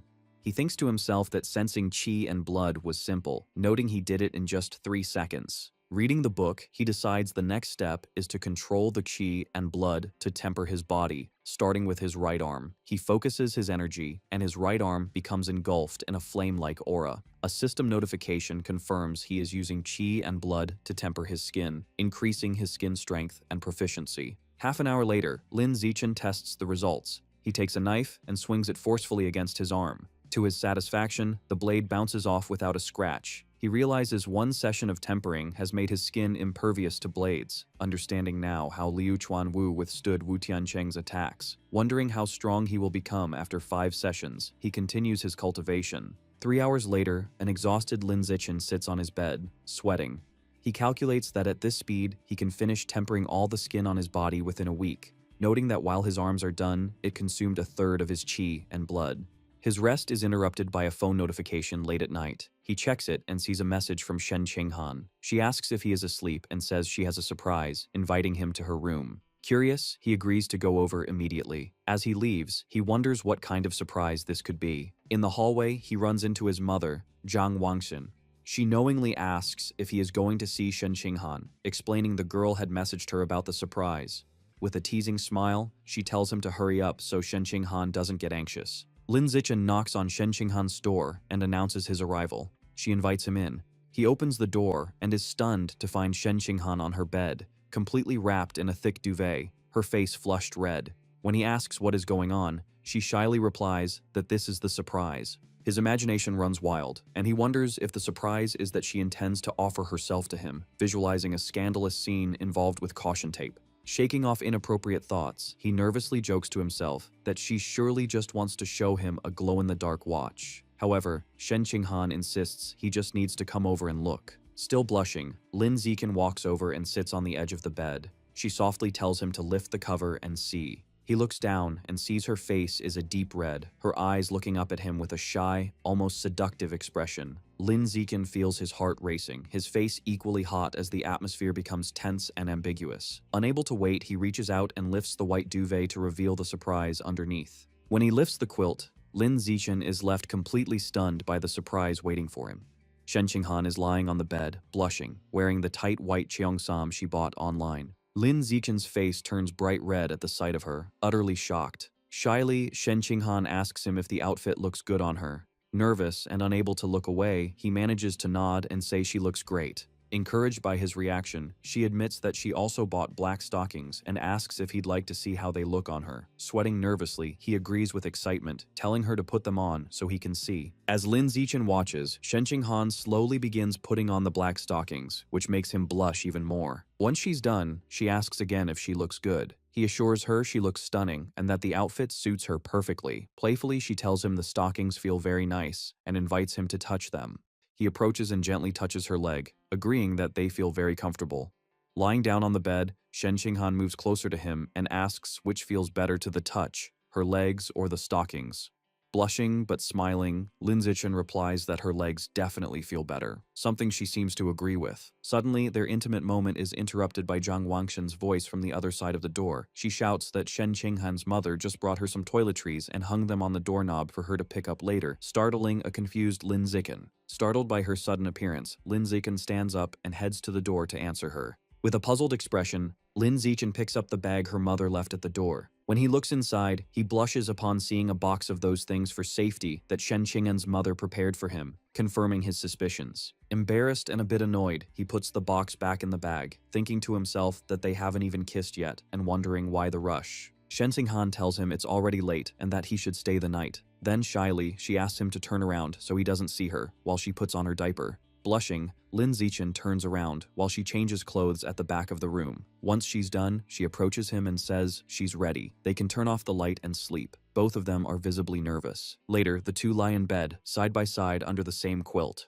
Unable to sleep, Lin Ziqin asks Shen Qinghan if she used any perfume, since he notices a pleasant scent in the bed. With her eyes closed and a playful smile, she replies that it's her natural scent that perfumed the bed and invites him to smell if he doesn't believe her. Skeptical, he murmurs that that's impossible. Opening her eyes, Shen Qinghan gives him a seductive smile, leaving him speechless. He blushes intensely, captivated by the moment. Slowly, she moves closer to him and kisses him passionately. During the kiss, Shen Qinghan's eyes suddenly open, showing surprise. She immediately pulls away gently, asking him in a breathless voice to wait a moment. Shocked, Shen Qinghan gets out of bed and puts on her slippers, while a confused Lin Ziqin asks what's wrong. Her face burning with shame, she turns around and confesses that she just wet herself again. She stands next to the bed, mortified, while Lin Ziqin watches from the mattress. Suddenly, an idea occurs to Lin Ziqin, and he asks her to wait. He asks how she felt right before it happened and whether she experienced a strong mental fluctuation. Embarrassed, she explains that her heart was racing, she felt a jolt in her chest, her body grew warm, and as a result, she lost control of her bladder. Hearing this, Lin Ziqin confirms that her mental fluctuations were extremely intense and that everything fits what he suspected. He explains his theory to her, recalling her innate water ability, and tells her he suspects her unknown superpower is linked to her mental power and is controlled by it. Shen Qinghan listens in amazement, realizing that if her mental strength is high enough, she might be able to fully develop and control her ability. With a new idea to test his theory, Lin Ziqin takes her hand and suggests they keep kissing to see if her mental fluctuations trigger the same effect again. Shen Qinghan asks Lin Ziqin to wait so she can change her diaper, but he tells her not to worry, arguing that she'll end up wetting herself again in a moment anyway, so they might as well continue their experiment. She agrees, and they resume kissing passionately on the bed. After the kiss, Lin Zichen gently holds her face and asks how she felt this time. Completely red, she confirms that it was exactly like before. An intense surge of mental fluctuation followed immediately by the loss of bladder control. Having tested it several times, Lin Zichen tells her he's now convinced that her superpower is activated through her mental power. Shen Qinghan, drenched and embarrassed, says she has sweated a lot and is going to take a shower as she gets out of the bed. From the bathroom, she shouts that she forgot her pajamas and asks him to bring her a set. He agrees without hesitation. Lin Zichen goes to Shen Qinghan's wardrobe and opens it, looking through her neatly folded clothes. While searching, he finds a cute pair of underwear with a pink bow and is surprised, thinking to himself how pretty it is. He quickly puts it back, blushing and reasoning that she probably doesn't wear underwear when she sleeps with a diaper. Finally, he grabs a light blue pajama set and decides it will do. Later, the two are in bed, ready to sleep. Lin Zichen lies awake with a thoughtful expression and turns to look at Shen Qinghan, who is already fast asleep, even drooling a little. He smiles tenderly and gently strokes her cheek. The next morning, Lin Zichen quietly leaves her room, closing the door carefully so as not to wake her. Just as he's about to leave, he runs into her mother, Xu Meng, in the kitchen. She tells him that breakfast is almost ready and suggests he stay and eat before going home, and he gladly agrees. Lin Zichen has breakfast with Shen Qinghan's parents, Shen Jianye and Xu Meng. Her father asks if Shen Qinghan is awake yet, and Lin Zichen replies that she is not, and that they should let her sleep a little longer. Xu Meng comments that she wishes her daughter were as disciplined as Lin Zichen, but Shen Jianye defends her, saying that after becoming the top student in the province, she deserves to rest during the holidays. After breakfast, Lin Zichen says goodbye to Xu Meng at the door, telling her there's no need to walk him out. Once he leaves, she closes the door with a sly and satisfied smile. Xu Meng goes to her husband and tells him that last night she got up to use the bathroom and heard the shower running upstairs, hinting that their daughter and Lin Zichen were together. Shen Jianye, thoughtful, agrees with her conclusion. Excited by this major progress in their relationship, Xu Meng grabs her phone to immediately share the good news with Zhang Wangshan. Meanwhile, Lin Zichen arrives home and gets ready to wash the clothes he wore the previous day. Just as he's changing, his mother, Zhang Wangshan, appears. Seeing him, she gives him a knowing smile and a thumbs up, telling him he's very capable, leaving Lin Zichen completely confused by her sudden praise. The scene shifts to a building that appears to be a university. A muscular man with sunglasses and long hair, followed by a group of equally strong men, bursts into a dojo shouting Liu Chuanwu's name and demanding an explanation regarding Lin Zichen. Calmly, Liu Chuanwu pretends not to know what he's talking about. Furious, the man yells that Lin Zichen had already enrolled in his Evolution Academy and accuses Liu Chuanwu of using dirty tactics to steal the student for his martial academy. Liu Chuanwu angrily retorts, asking why only the Evolution Academy should have the right to recruit students. The argument intensifies, with both deans shouting at each other about recruitment principles and prior agreements, which Liu Chuanwu brazenly disregards. With an air of superiority, Liu Chuanwu states that his recruitment method was completely reasonable and part of fair competition. He challenges the other dean, telling him that if he's dissatisfied, he's free to try recruiting Lin Zichen back. Enraged, the Evolution Academy dean shouts at him, questioning how someone as contemptible as him can talk about fair competition, and challenges him to a fight on the spot as the true measure of justice. Liu Chuanwu scoffs at the idea, asking if he thinks he's an idiot. The argument escalates further. Liu Chuanwu points out the massive difference in their power levels, explaining that the dean is a level 5 advanced, while he is only a level 9 ordinary, which would make the fight unfair. The dean counters that he is 48 years old, while Liu Chuanwu is 95, accusing him of taking advantage of his youth. Liu Chuanwu fires back, accusing him of trying to bully an old man, leaving the dean speechless with rage. Defeated in the argument, the dean turns around and leaves with his group, shouting that as long as Liu Chuanwu refuses genetic fusion, he'll remain weak forever and can continue playing with his pure-blood humans who are no better than insects. Later, the dean is in an office speaking with Mo Dongji. She advises him not to worry, assuring him that in time, Lin Zichen will see how his classmates surpass him through genetic fusion and mechanical modification, and then he will naturally want to switch majors. He insists the real problem isn't that, but that Liu Chuanwu broke the rules and must be punished for it. Calmly, Mo Dongji suggests that if he feels so wronged, he should repay him in kind by stealing his best student. Nervous but convinced, the dean agrees to follow her advice. Once the dean leaves, Mo Dongji closes the office door. Holding her cup, she reflects that although Ma Zhenhe is usually a calm person, he always loses his composure and becomes irrational when dealing with Liu Chuanwu. As she takes a sip, she thinks about Liu Chuanwu, noting that after so many years, he hasn't changed at all, and his mouth is still as sharp as ever. She regrets that he chose the wrong path in his youth, believing his body was as formidable as his tongue, and that if not for his choices, he could have been at least a school principal by now. The scene shifts to an outdoor scene, where Lin Zichen and Shen Qinghan are running together along a street beside a canal. After a while, Shen Qinghan stops, completely exhausted and out of breath, saying she can't keep running anymore. Lin Zichen approaches and hands her a bottle of water to rehydrate. As she drinks, he suggests they finish training for the day and go to a nearby bench to relax their muscles. Soon after, Shen Qinghan is lying face down on a wooden bench, and Lin Zichen sits beside her to massage her legs and relieve the muscle tension. Grateful, she turns to look at him and thanks him. He smiles and tells her that, given how close they are, she doesn't need to thank him. His words make Shen Qinghan blush deeply. She sits up and, timidly, asks him directly what their relationship is at that moment. She wonders aloud whether they are simply friends, childhood friends, or if she is his girlfriend. Lin Zichen smiles at Shen Qinghan and confirms that he considers her family.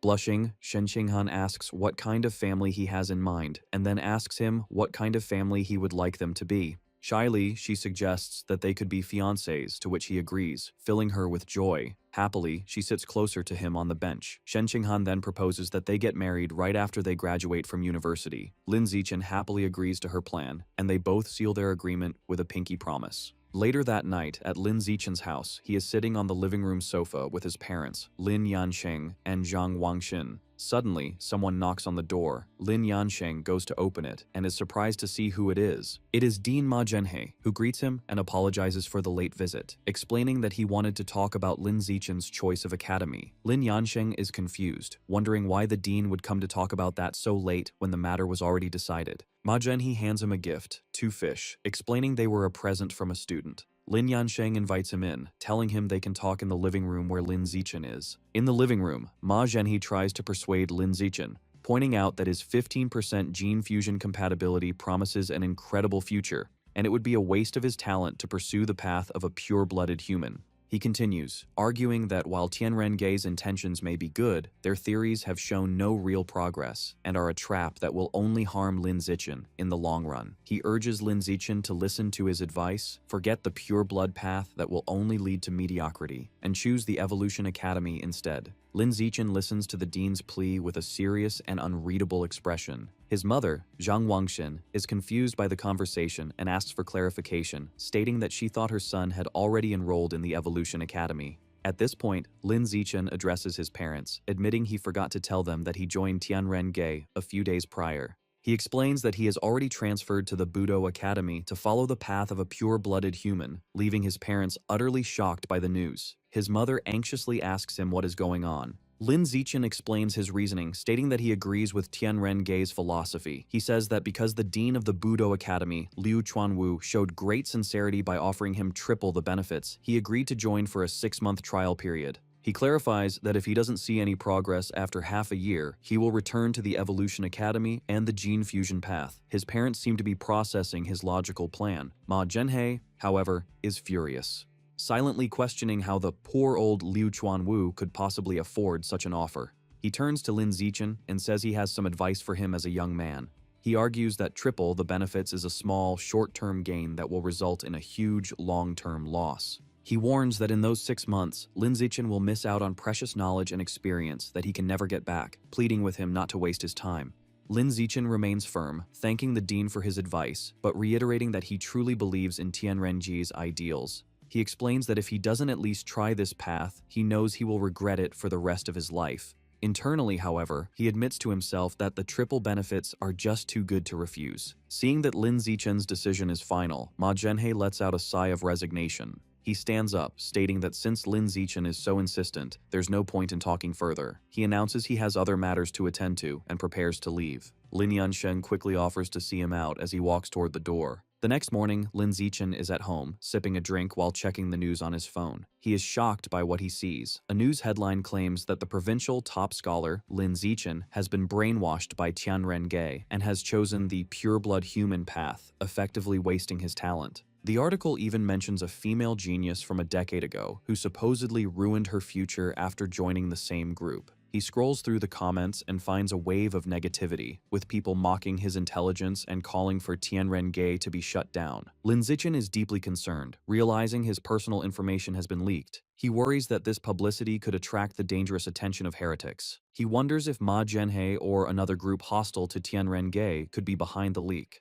Deciding that the immediate priority is damage control, he makes a phone call to report a news outlet for leaking a student's private information. 2 hours later, Lin Zichen is sitting on his couch, relieved that the article has been taken down. However, his phone starts buzzing with notifications. He sees messages from a group chat where his classmates are questioning why he joined the misleading Tianrenge. They also mention that his photos have been leaked online, and the internet is buzzing with discussions about him. He looks stressed, realizing that with his face now public, his situation has become even more complicated and dangerous. That night, Shen Qinghan appears at Lin Zichen's door in a pink nightgown, cheerfully announcing she will be sleeping there. Later, as they lie in bed, she sees him reading the negative news about himself and remarks on how awful people are. Lin Zichen calmly explains that in power struggles, those who follow the rules are at a disadvantage, while those who ignore them gain the upper hand. Shen Qinghan suggests asking her powerful master, Mo Dongji, for help. Lin Zichen dismisses the idea, pointing out the conflict is between the gene fusion and pure blood factions, so her master would have no reason to help him. Undeterred, Shen Qinghan insists on trying and messages her master. A short while later, she shows her phone to Lin Zichen. Mo Dongji has replied that the problem is solved. Shen Qinghan is amazed it was handled in just half an hour, and Lin Zichen is equally shocked. A quick online search confirms all news related to him has been completely erased. Lin Zichen is left wondering why Mo Dongji would help him, speculating if it's because she's doting on her new disciple, or due to some sentiment for her ex-husband. Regardless, he acknowledges he has benefited. He asks Shen Qinghan to thank her master for him. Playfully, she leans in close and asks how he plans to thank her. When he asks what she wants, she tells him to kiss her. The two lean in for a kiss, both blushing. Later, Lin Zichen sits cross-legged on his bed, meditating as a white, misty energy swirls around him. He takes a deep, controlled breath. A system notification announces his biological level has increased to Ordinary Tier 7. He opens his eyes, powerful and covered in sweat, exclaiming he has finally finished tempering his entire skin. After his training, Lin Zichen checks his updated status. It confirms he is 18 and at Ordinary Tier 7 with a long list of 9 biological attributes. The screen also notes he has completed the first stage of body tempering for his skin. He feels confident, thinking that having 9 attributes must be equivalent to 10 gene fusions. With a confident smirk, he believes he is now strong enough to overpower the famous Kyoto prodigy. His thoughts are interrupted by a message from Shen Qinghan, asking him to accompany her and their friend Chu Rui to retrieve their eggs next Monday. He understands that since she plans to follow the gene fusion path, which often leads to infertility, she is preserving her eggs so they can have a test tube baby in the future. He quickly replies, agreeing to go. The following Monday, they arrive at a large modern hospital. Inside a room, Shen Qinghan lies on a hospital bed in her underwear, school shirt, and stockings. A nurse gives her an ovulation induction shot and tells her to return the next day for the retrieval procedure. Shen Qinghan thanks her. Later, as they walk down the hospital corridor, Lin Zichen comments on how troublesome the process is. Shen Qinghan admits she still feels a bit nervous. Hearing this, Chu Rui puts an arm around her shoulder and suggests they go shopping to take her mind off things. Shen Qinghan happily agrees. The girls ask Lin Zichen if he wants to join them, but he declines, explaining he has other things to do. Chu Rui is thrilled to have a fun day alone with Shen Qinghan. The two girls wave goodbye and walk off happily. Back in his room, Lin Zichen decides it's time for the next stage of his training, tempering his muscles. As he meditates, system notifications confirm his muscle strength, and blood tempering art proficiency are increasing. He notes the burning sensation is more intense than when he tempered his skin, but it's a pain he can endure. After an entire afternoon focused on tempering just his right arm, he lies on his bed, exhausted. To recover, he eats a large amount of bread to replenish the qi and blood he consumed. Afterward, he tests his new strength with a hand gripper and is amazed to find tempering just one arm increased his power by 50%. Suddenly, there is a knock on his door. Shen Qinghan enters and explains that Chu Rui suggested they all hang out with He Yu before school starts, and she has already accepted on his behalf. Lin Zichen takes her hand and assures her that if she is going, he will definitely go too. However, Shen Qinghan looks worried and explains that Chu Rui wants to go to the beach. She doesn't want to go but feels bad for wanting to refuse. She reminds him of her past trauma, recalling the terrifying, mysterious voice she heard in the ocean, and admits she is scared. Lin Zikan comforts her, promising to protect her. He suggests that if she's too afraid, they won't go in the water. Reassured, she agrees. The scene shifts to a dark, fiery cavern, with a large circular platform covered in glowing runes floating above lava. On this platform, a secret meeting is taking place. The giant green monster is reporting to an enigmatic figure, a man in a fine suit and a sinister plague doctor mask. The monster informs him he has successfully made his stinky rats dig all 108 required tunnels. The monster instructs the man in the plague doctor mask to set a biological coordinate in that spot. The masked man agrees. He then raises a strange, powerful staff with a single glowing red eye and slams it into the ground, releasing a surge of dark energy. To complete the ritual, the masked man slices his own wrist and lets his blood pour onto the staff, where it is absorbed by the red eye. As tendrils of red and black energy erupt from the ground, the masked man explains the coordinate has been set. He states his next step is to find a corresponding point at the source site and place another coordinate there. He concludes that once the two coordinates resonate, the tunnels will be fully connected to the source site, completing their plan. The friends are on their way to the beach, driving along a beautiful coastal road.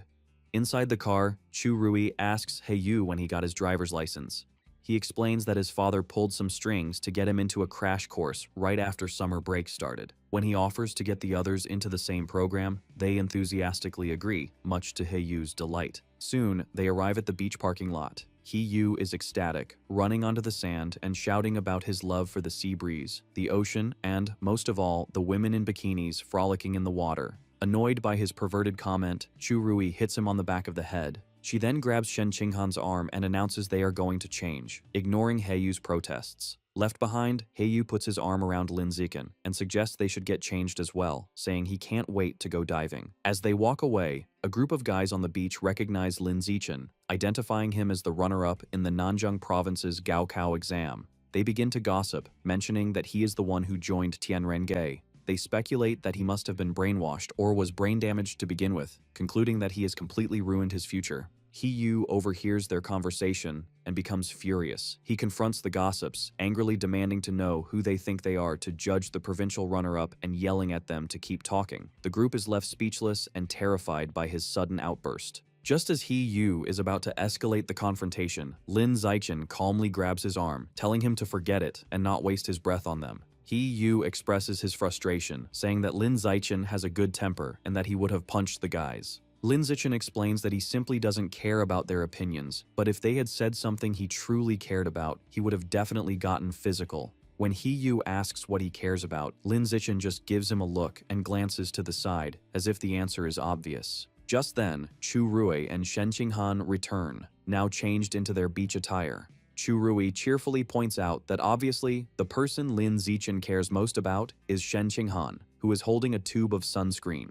Heiyu scratches his head, admitting it was a pointless question, while Chu Rui tells the boys to hurry up and get changed. A short time later, Lin Zikan and Heiyu reappear in their swim trunks, showing off impressive, muscular physiques. Lin Zikan teasingly offers to apply sunscreen for Shen Qinghan. From their lounge chairs, Shen Qinghan happily accepts the offer. As Lin Zikan rubs sunscreen onto her back, she confirms that he is doing a good job. Heiyu watches with a jealous blush, thinking to himself that Lin Zikan has some serious moves. Inspired, he tries the same line on Chu Rui, who bluntly tells him to get lost. As Lin Zikan continues to apply sunscreen, now on Shen Qinghan's lower back and buttocks, she thinks about how amazing he is. Suddenly, she hears a mysterious, powerful voice in her mind. Her eyes snap open in shock, and she quickly sits up, muttering about a revival and the source of the sea. She turns her head toward the ocean, a look of fear on her face, and exclaims that she hears that voice, again, catching Lin Zikan's immediate attention.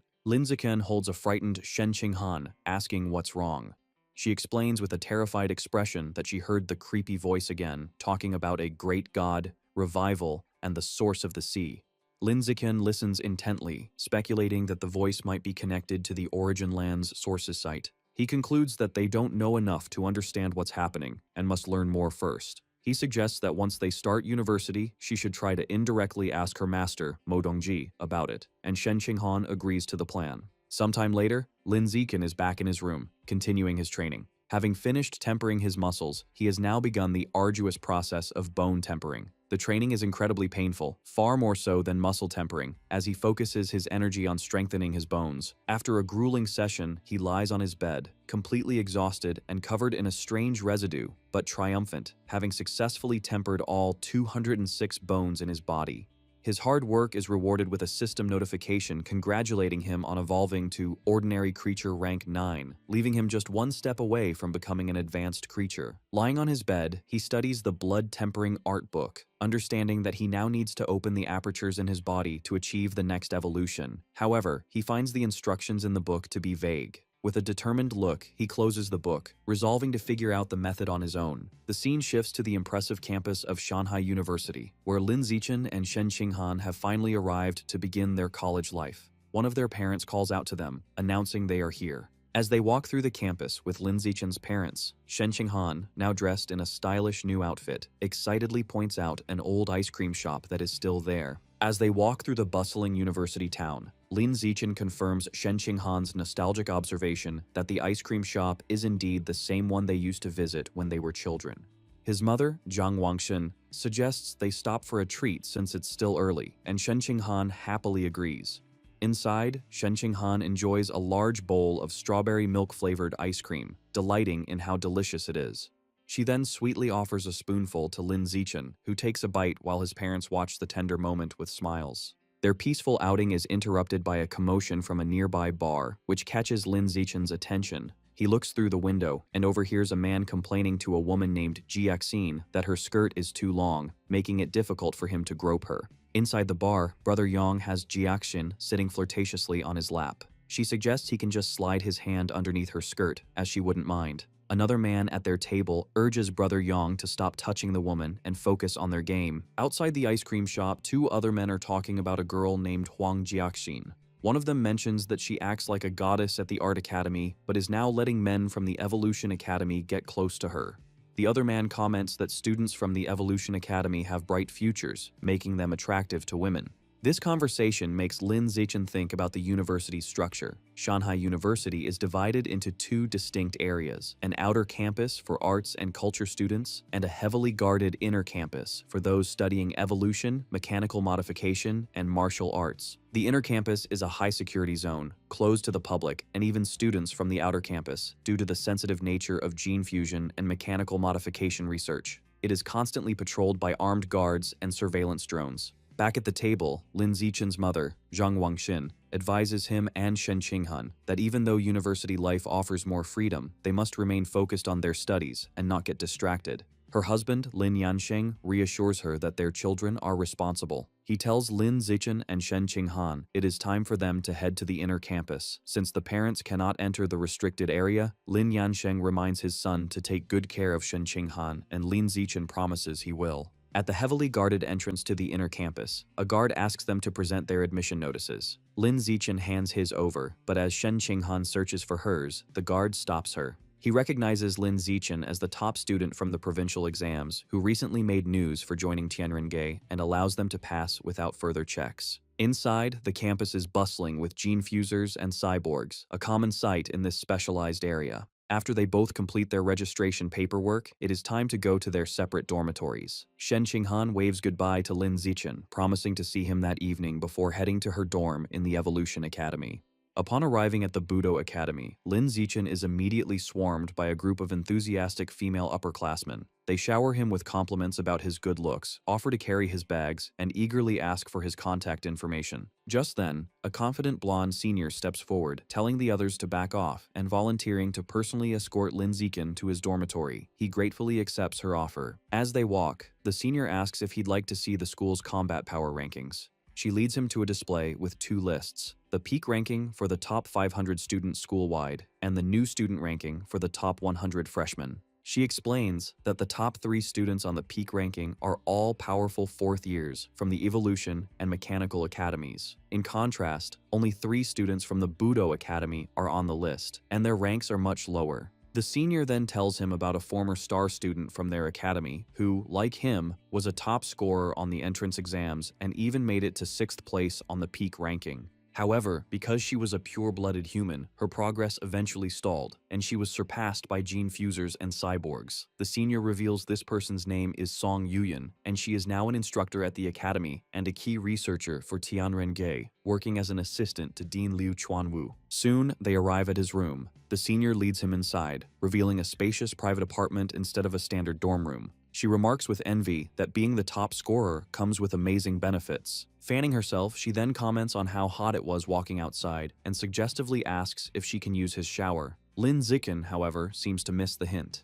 He thanks her for her help and offers to buy her a milk tea from a shop across the way. The senior is left completely confused by his response, but agrees, wondering to herself why he didn't take the bait. After the senior student leaves, Lin Zichen stands alone in his new room, thinking to himself that by treating her to a drink, he has repaid the favor of her showing him the way. He then receives a text message from Shen Qinghan, who asks to see pictures of his dormitory. She has already sent him photos of her own accommodations, which are incredibly luxurious and even include a private gym. Comparing her lavish apartment to his simple single room, Lin Zichen feels a pang of envy, realizing how much wealthier the Evolution Academy is. He reluctantly takes a few pictures of his own modest room to send her. Upon seeing them, Shen Qinghan is surprised by how small his dorm is, and immediately suggests he move in with her, telling him her bed is even bigger than the one she has at home. Without a moment's hesitation, Lin Zichen grabs his suitcase and phone, declaring that he is on his way over immediately. As he leaves the Budo Academy dorms, he grumbles to himself about the stark difference in funding between the academies, feeling that his room, the best his school had to offer, is nothing compared to the student housing at the Evolution Academy. As he walks, he lets out a sigh, momentarily wondering if Dean Liu Chuanwu will truly be able to deliver on his promise of triple the benefits.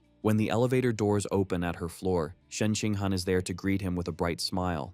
She happily welcomes him into her spacious, air-conditioned apartment. Looking around the clean, luxurious space, Lin Zichen comments that her master, Mo Dongji, must care for her a great deal to provide such a place. Shen Qinghan agrees, saying her master treats her very well. Shen Qinghan stretches her arms out wide, joyfully declaring that this is now their little home, a place where they can be free without their parents around.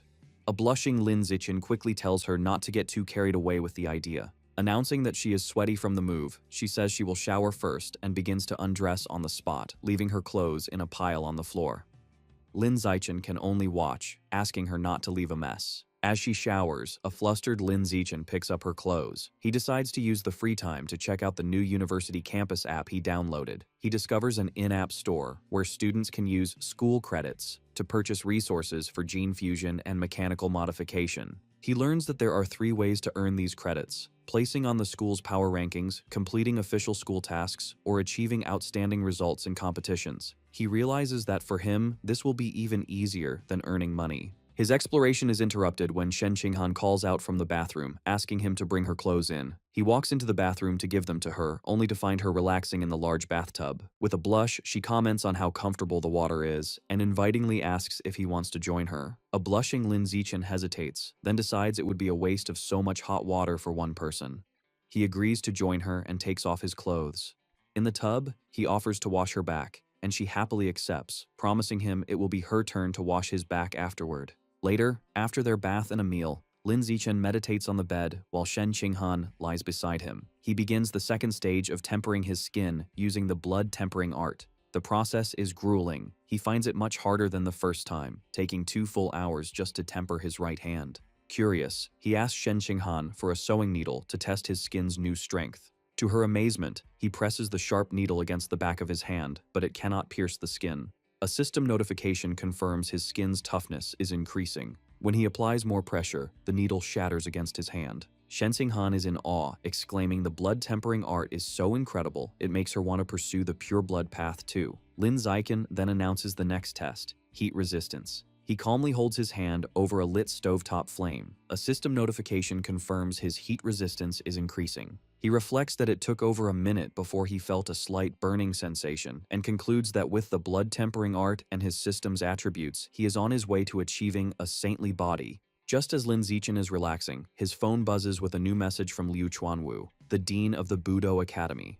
The dean asks if he is settled in and invites him to visit the Tianren-ge headquarters to familiarize himself with the environment and meet the other members. Lin Zichen agrees, and the dean instructs him to wait downstairs for someone to pick him up. Since he is not at his own dorm, Lin Zichen replies with Shen Qing'an's address. After receiving confirmation, he sighs and decides to head downstairs. He informs Shen Qing'an he has to go out for a while, explaining the dean invited him to the organization's headquarters. She encourages him to go ahead.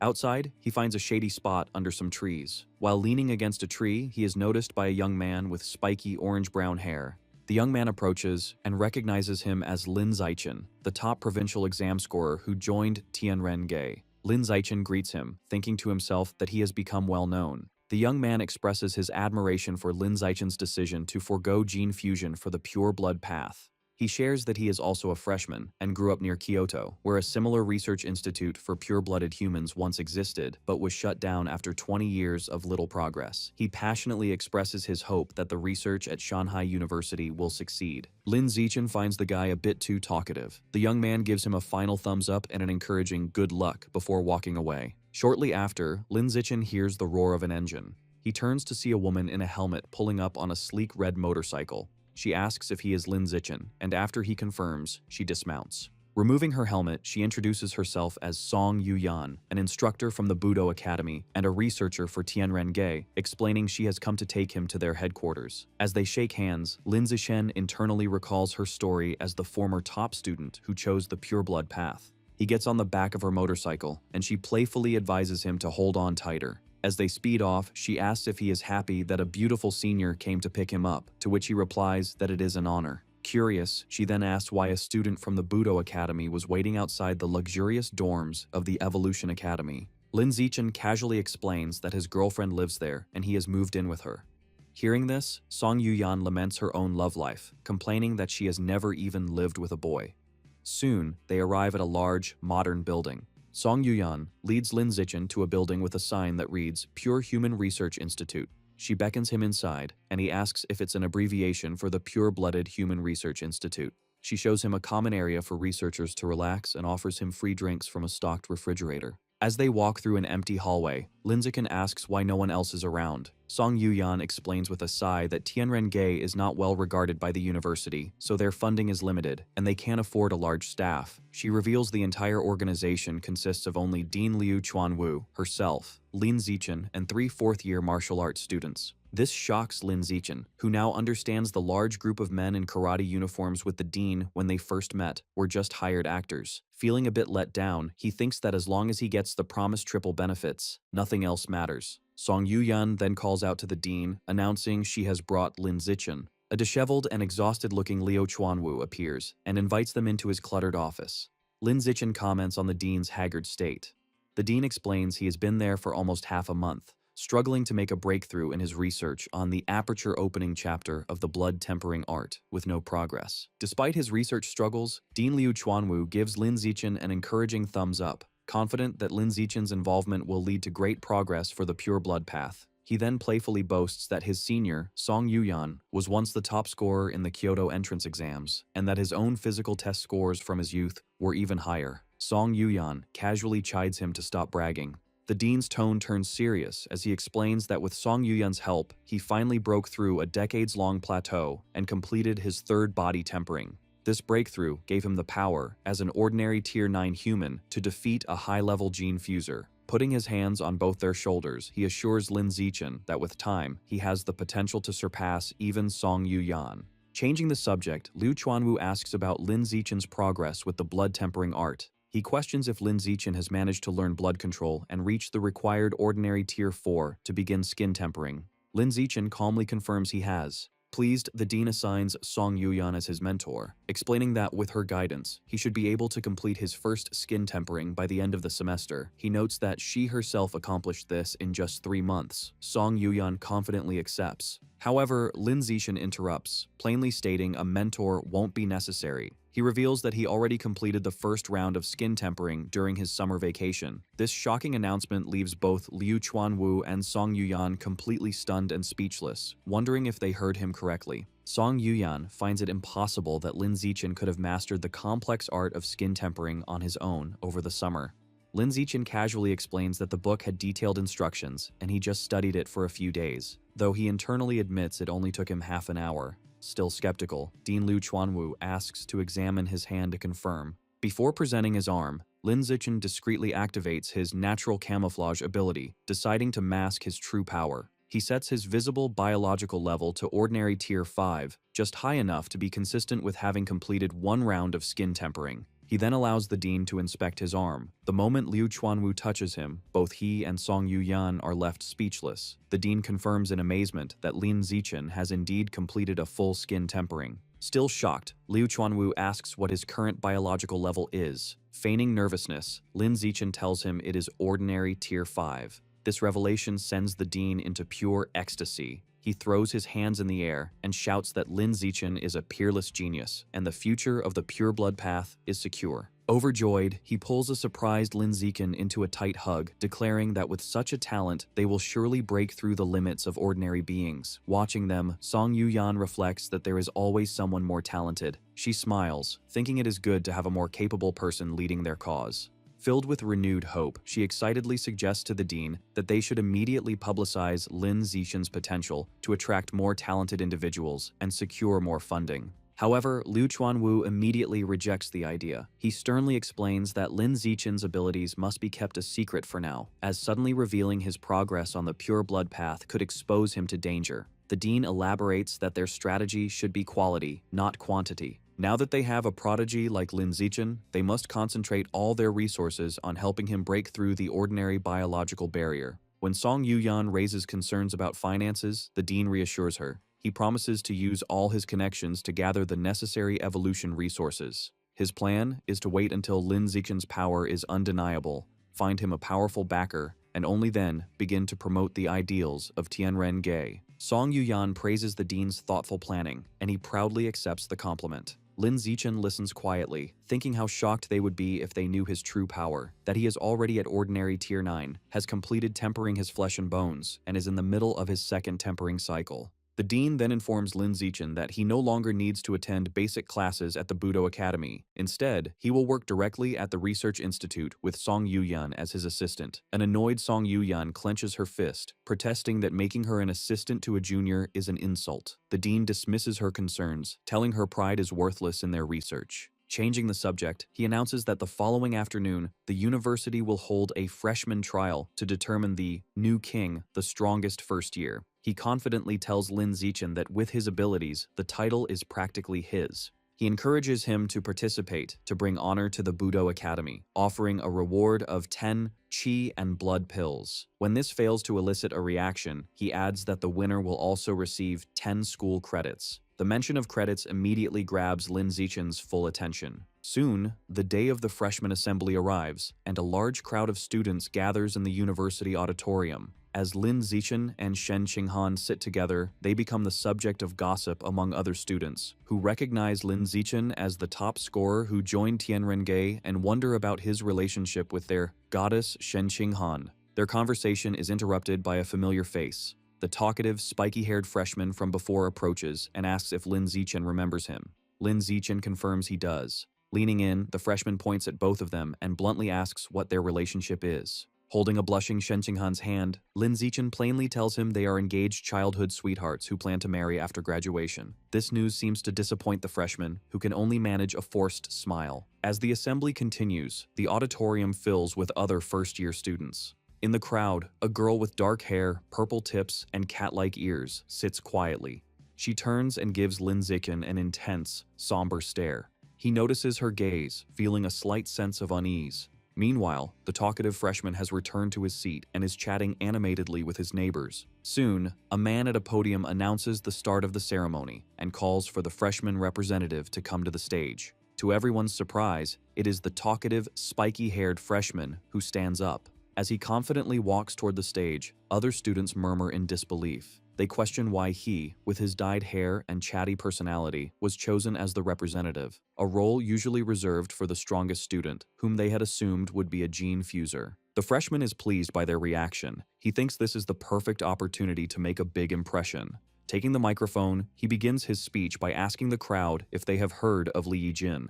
Lin Zichen internally scoffs, thinking that everyone knows about the famous genius from Kyoto. Continuing his speech, the freshman reveals that the famous prodigy Li Yijin has an equally talented younger brother. He explains this brother was the top scorer in the Kyoto entrance exams, boasting a 16% gene fusion compatibility and the highest national physical test scores, tying with the top scorer from Nanjing province. With a confident smile, he then dramatically reveals that he is that very brother, Li Moyu. He goes on to declare that he and his older brother made a pact to dominate the records at Shanghai and Kyoto universities. To demonstrate his power, Li Moyu unleashes the full force of his biological pressure, announcing that this is the power of an ordinary Tier 5 being. The entire auditorium is overwhelmed by the immense aura, and the other students gasp in shock, realizing the vast gap between their own abilities and those of a true genius. Pleased with their reaction, Li Moyu smugly tells everyone to remember his name. Back in the audience, Shen Qinghan whispers to Lin Zichen, mocking Li Moyu's arrogance and commenting that he has no idea Lin Zichen could defeat him with a single finger.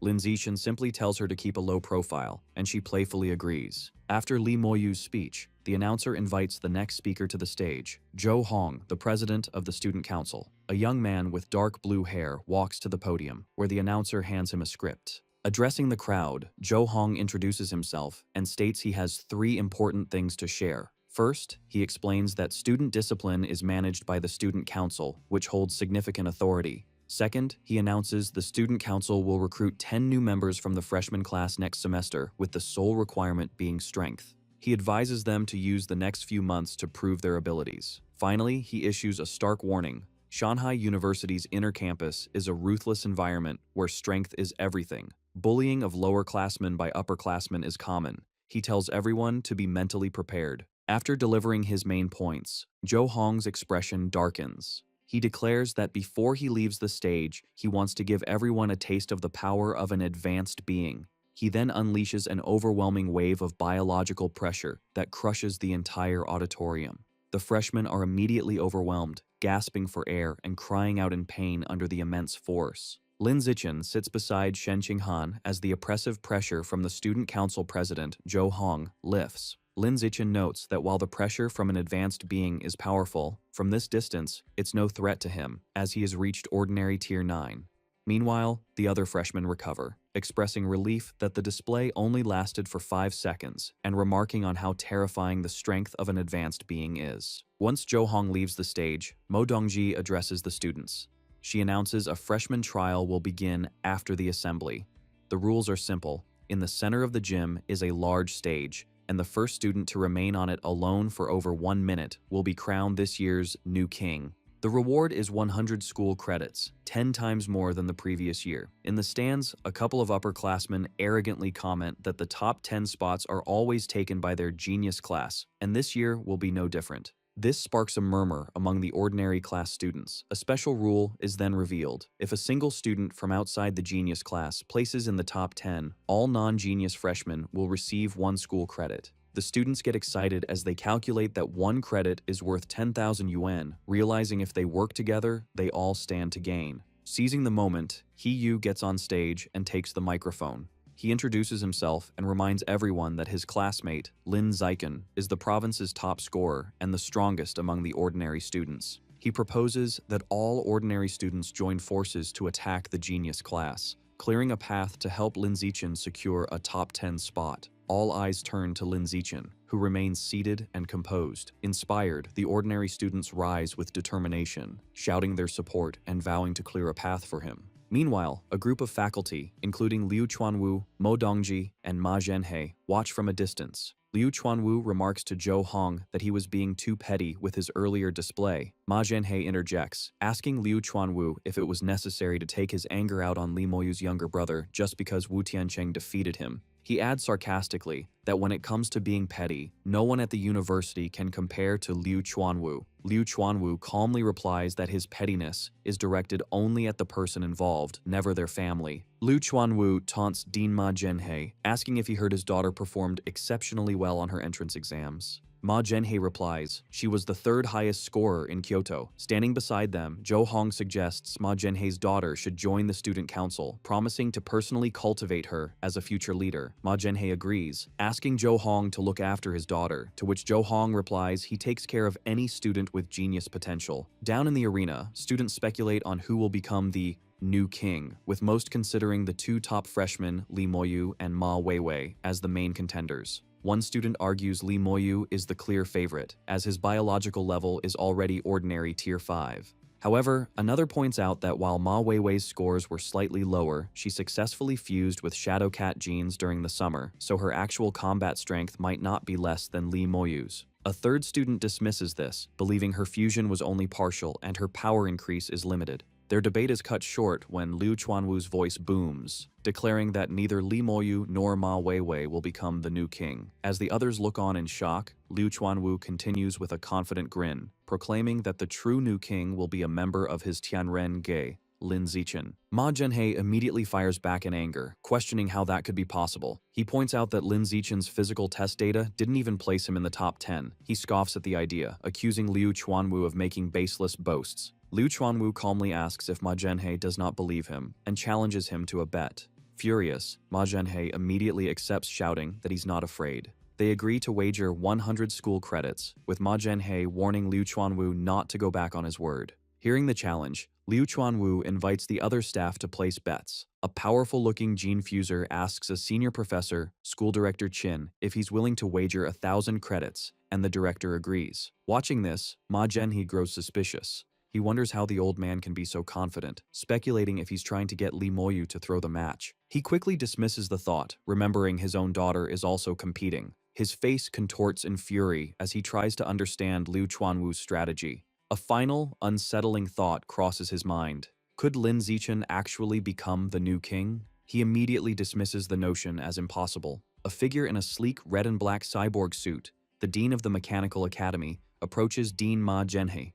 She remarks that the provincial top scorer, Lin Zichen, was originally his student in the Evolution Academy and asks if he isn't upset that Dean Liu Chuanwu poached him. Ma Zhenhe replies dismissively, stating his academy has many students like that.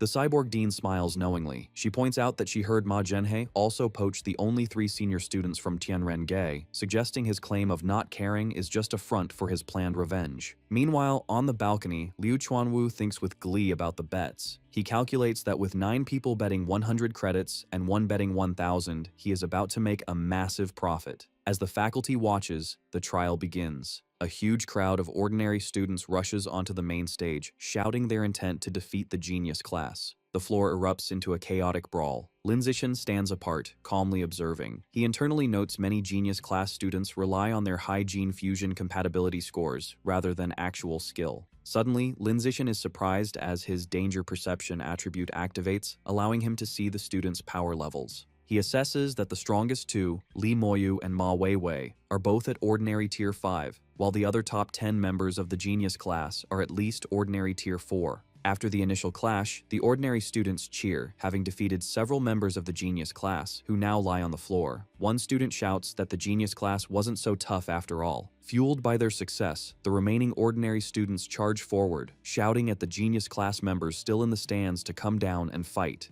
In response, a very large and muscular student with white hair leaps down. He lands powerfully on the stage, arrogantly telling the mob to come at him so he can make them understand how weak they are. The ordinary students don't hesitate and charge at him as a group, shouting that with their numbers, they can overwhelm him if they each land 1 punch. However, the muscular student meets their charge with a single, powerful, sweeping kick. The attack sends a wave of students flying backward in shock, knocking them all out as they crash onto the floor. The muscular student remarks that ants will always be ants, and no matter how many, they can't harm an elephant. The remaining ordinary students are stunned. They turn to Lin Zichen, exclaiming that their opponent is too arrogant for calling them ants, and urging Lin Zichen to defeat him.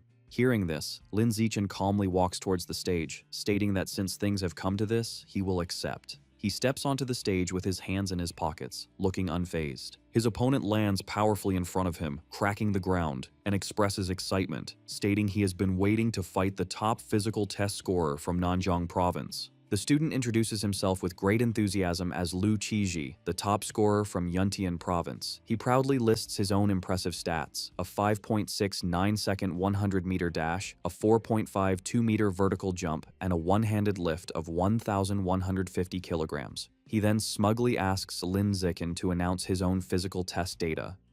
Lin Zichen calmly tells his opponent, Lu Qiji, there's no need to report his stats, saying he will feel it himself soon enough. Before Lu Qiji can react, Lin Zichen unleashes a single, fast kick that sends the muscular student flying across the stage. Lu Qiji crashes to the ground, defeated instantly. In the background, the ordinary class students erupt in cheers for his victory. On the viewing balcony, the faculty members are stunned. They expected a strategic fight, but instead witnessed a victory of sheer, overwhelming power. They wonder about Lin Zichen's true strength, noting that despite his gentle appearance, he is ruthless. Before the cheers fade, another challenger leaps onto the stage. He introduces himself as Luo Yongjian, the top scorer from Dajiang province, and lists his accomplishments. His speech is cut short when Lin Zichen meets him with a powerful knee to the face, ending the match instantly. Standing over his opponent, Lin Zichen looks at the remaining genius class students, declaring this victory shows the ordinary class has its own geniuses too. His dominance prompts a voice to shout in alarm, calling for Li Moyu and Ma Weiwei to get on stage before the new king title is taken by an ordinary student. In response, a girl with cat-like ears lands on the stage.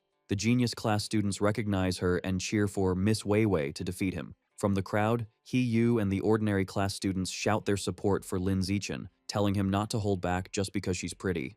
As he faces his new opponent, Lin Zichen thinks this is a good opportunity to observe a gene fuser up close. The fight begins as Ma Weiwei charges Lin Zichen with blinding speed. She follows up with a powerful high kick, but Lin Zichen effortlessly dodges by leaning back. He wonders if her agility is from her Shadow Cat gene fusion. Ma Weiwei is shocked he dodged her attack so easily. Realizing the massive gap in their abilities, she knows continuing the attack is meaningless. She gracefully leaps backward, putting distance between them. She looks at him with determination and requests half a minute, explaining she needs time to fully activate the Shadow Cat genes within her before they can truly compete. Lin Zichen, unfazed, calmly agrees, telling her to take her time. He thinks this is a rare opportunity to witness gene activation firsthand. As she prepares, Ma Weiwei undergoes a dramatic transformation. Crouching on all fours, a long furry tail sprouts from her back, and her fingernails elongate into sharp claws as a powerful aura envelops her. Watching from the stands, the faculty is impressed. One comments to Ma Zhenhe on his daughter's incredible gene integration, praising her immense talent. Ma Zhenhe proudly agrees, stating her talent surpasses even the top scorers from other provinces. However, his expression shifts to concern. He worries that since her fusion was recent, pushing her body this far could cause a backlash. He sighs, noting she is just as headstrong as ever. With her transformation complete, Ma Weiwei lunges at Lin Zichen, shouting he is too arrogant for waiting. She declares he will pay the price and attacks with newfound ferocity. She throws a powerful kick, which Lin Zichen narrowly dodges. As he evades, he analyzes her new power, noting it jumped from mid-ordinary tier 5 to nearly ordinary tier 6. Ma Weiwei is shocked that even with enhanced power, she still can't land a hit. She unleashes a furious barrage of claw strikes and kicks, but Lin Zichen effortlessly dodges every attack with fluid movements. After observing her, Lin Zichen's expression turns serious. Surrounded by a blue aura, he thinks he has gathered enough data on Shadow Cat gene fusers. Deciding not to waste more time, he prepares to counterattack. As she lunges again,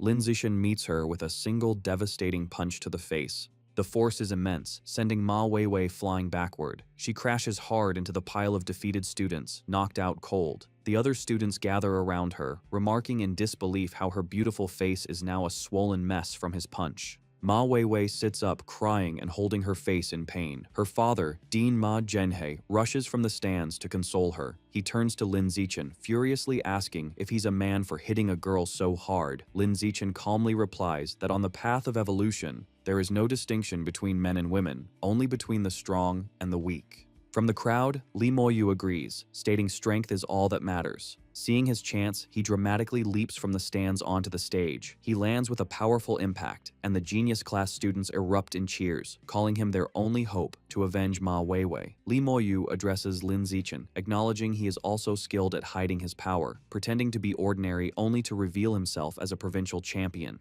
With a sinister grin, he declares Lin Zichen isn't the only one who has been holding back. Li Moyu unleashes his power, and his body begins to transform, growing larger and more muscular as a powerful aura surrounds him. The faculty on the balcony are shocked, realizing Li Moyu is also a gene fuser. The Dean of Mechanical Engineering identifies the genes as those of a demon-eye giant ape, which require immense physical strength for fusion. His biological pressure surges to ordinary tier 6. As the transformation completes, Liu Chuanwu freezes in horror, realizing he is about to lose his bet of 1900 school credits, worth 19 million yuan. The scene shifts to a separate location, where Wang Shuojie and Lu Gang are given a mission by another student. He instructs them to retrieve a high-level demon seed from a nearby park and make Li Moyu consume it. Lu Gang is concerned about the risk of targeting someone from the powerful Kyoto Li family. However, their superior assures them their organization is far more powerful and could easily destroy the Li family. When asked if they will carry out the mission, a resigned Wang Shuojie tells Lu Gang they have no other choice.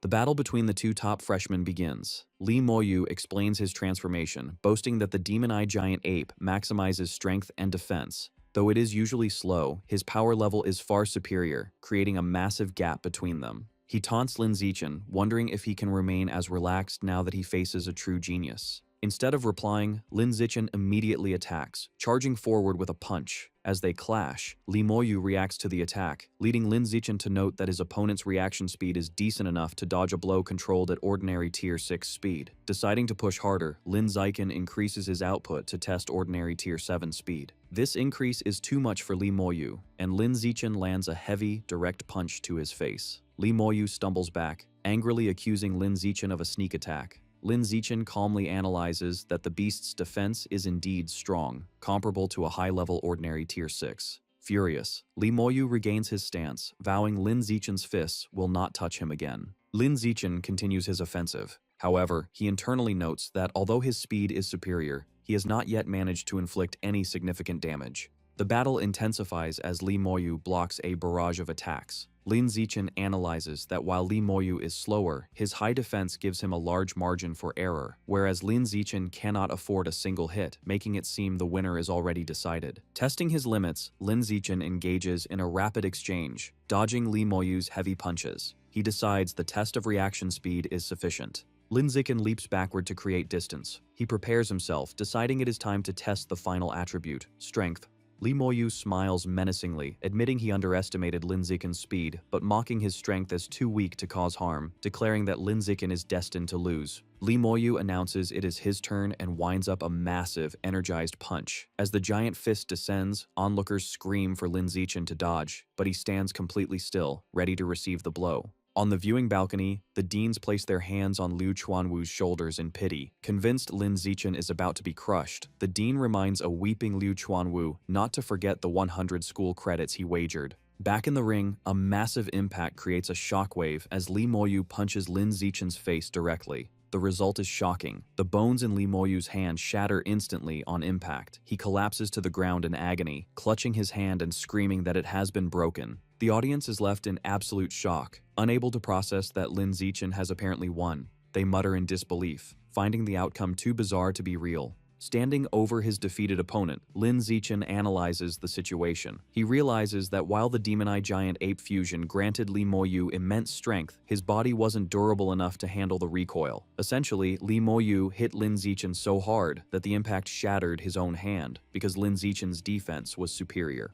Lin Zichen calmly calls out to the medical team, informing them that Li Moyu has likely suffered a comminuted fracture and needs immediate attention. The stunned medics awkwardly agree and rush onto the stage. Suddenly, a figure descends from the balcony. It is Mo Dongji. She lands gracefully and orders Lin Zichen to step aside. She examines Li Moyu's arm and confirms the diagnosis. The entire right hand is shattered. She deduces with shock that this was caused by the rebound force of hitting Lin Zichen's face. She takes out a glowing golden pill and feeds it to Li Moyu. As she does, she can't help but wonder just how hard Lin Zichen's face must be to cause such damage. Suspecting there is more to him, Mo Dongji unleashes mental power to probe Lin Zichen's strength. Sensing the intrusion, Lin Zichen immediately activates his skill, Natural Camouflage, hoping to hide his true level. Mo Dongji analyzes him closely.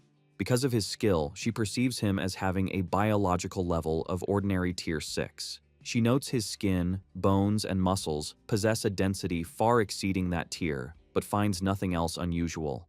She wonders if that physical toughness is his only secret. The other faculty members gather around her, eager for her assessment. Mo Dongji reports her findings. Lin Zichen is simply at ordinary Tier 6 with exceptionally high physical durability, and there are no other abnormalities. Hearing this, Lin Zichen maintains a stoic expression, but internally breathes a sigh of relief, glad his camouflage successfully deceived them. Meanwhile, the pill Mo Dongji administered takes effect instantly. Li Moyu sits up, amazed. He exclaims the medicine was miraculous as he has recovered safely. He flexes his hand and smiles, confirming his injury is completely healed. With the battle concluded, Lin Zichen decides Li Moyu no longer needs to be on stage. He calmly tells him he can go down now and delivers a casual kick that sends the newly healed Li Moyu flying out of the ring. Humiliated, Li Moyu shouts from the floor below, vowing that once his gene fusion progresses, he will return to defeat Lin Zichen. In the stands, a heated argument erupts between the ordinary and genius students. The ordinary students mock the elites for having losers act so self-righteous. The genius students retort that Li Moyu lost to Lin Zichen, not them, but the ordinary students drown them out, claiming Lin Zichen's victory as a triumph for their entire class. On stage, the timer completes its countdown. A notification declares that 1 minute has passed. The announcer officially proclaims Lin Zichen of Martial Arts Class 1 as this year's new king. The ordinary students cheer wildly for Brother Chen, celebrating the glory he has brought them. However, Lin Zichen is not finished. Thinking that since he has secured the top spot, he might as well go further, he suddenly leaps from the stage into the spectator stands. To the shock of the crowd, he lands near the genius class seating and scoops Shen Qinghan up into his arms in a princess carry. The students whisper in confusion, wondering why he is grabbing Shen Qinghan. Shen Qinghan blushes intensely as Lin Zichen leaps back toward the stage with her in his arms. Her heart races, and she wonders if he intends to publicly announce their relationship. Lin Zichen lands gracefully back on the ring. With Shen Qinghan standing behind him, Lin Zichen faces the stunned audience and faculty. He boldly declares that for the remaining rankings, from 2nd to 10th place, he wants them all. The enraged genius class students refuse to accept defeat. Shouting that Lin Zichen is bullying them, they charge together to crush him and the traitor Shen Qinghan. The stage erupts into a chaotic brawl. Lin Zichen moves fluidly through the attackers, dominating the fight despite being outnumbered. He dismantles their formation with a flurry of punches and kicks, knocking students away with ease. Seeing an opening, Ma Weiwei lunges from the air, aiming her attack at a shocked Shen Qinghan and shouting at her to die for her betrayal. However, Lin Zichen reacts instantly, intercepting her midair with a heavy kick to protect Shen Qinghan. The force of the blow sends Ma Weiwei flying off the stage. From the balcony, her father, Ma Zhenhe, screams as he watches his daughter crash violently onto the floor. With the genius class wiped out, Lin Zichen stands triumphantly over the defeated students. Immediately, a notification announces that Shen Qinghan has officially secured 2nd place in the trial. She looks pleasantly surprised. Lin Zichen then turns to the ordinary students and outlines his plan. He offers them the remaining spots from 3rd to 10th place, on the condition that the school credits awarded for those spots belong to him. The students are ecstatic, cheering for Brother Chen, eager for the chance to be in the top 10. Chu Rui calculates that the top 10 spots yield a combined 550 credits. He Yu adds the participation rewards, bringing the total to 559 credits with a grin. On the balcony, Ma Zhenhe is furious. He yells at Mo Dongji, arguing that Lin Zichen's actions are improper and questioning how the new king is allowed to control the entire top 10. A voice calmly interrupts, asking how it violates the rules. Liu Chuanwu steps forward to defend his student, challenging Ma Zhenhe to point out where the regulations forbid such a strategy. Ma Zhenhe is left speechless, forced to admit there is no rule against it, though he angrily insists Lin Zichen is exploiting a loophole. Ma Zhenhe stands sweating and defeated. Meanwhile, the plans of hidden conspirators shift. Wang Shuojie urgently grabs Lu Gang, informing him the plan has changed and they should no longer target Li Moyu. As they watch the celebrating students toss Lin Zichen in the air, Wang Shuojie declares their new target is Lin Zichen. Their goal is now to make him eat the high-level demon seed, so he joins their organization. After the trial, Liu Chuanwu runs excitedly toward Lin Zichen with open arms, but is coolly dodged. Lin Zichen simply asks if the dean has forgotten his promises. Liu Chuanwu immediately produces a bottle, explaining it contains 10 qi and blood pills, along with the triple benefits for the semester. He adds that he has transferred 300 credits to Lin Zichen, happily noting the boy just helped him win 1,900 credits from other faculty members. Leaning in close, Liu Chuanwu whispers, asking Lin Zichen his true strength and level. Lin Zichen whispers back a partial truth, claiming he is at ordinary tier 6, has completed skin tempering once, tempered some facial muscles, and was born with naturally hard facial bones. Liu Chuanwu is shocked, screaming in disbelief that Lin Zichen has already learned to temper his muscles. Overcome with emotion, he grabs Lin Zichen's hands and cries, declaring that Lin Zichen will evolve into an advanced creature with a pure human body before graduating. He urges the student to persist on the pure blood path, and Lin Zichen calmly agrees. Later, in his room, Lin Zichen sits on his bed holding a small red qi and blood pill.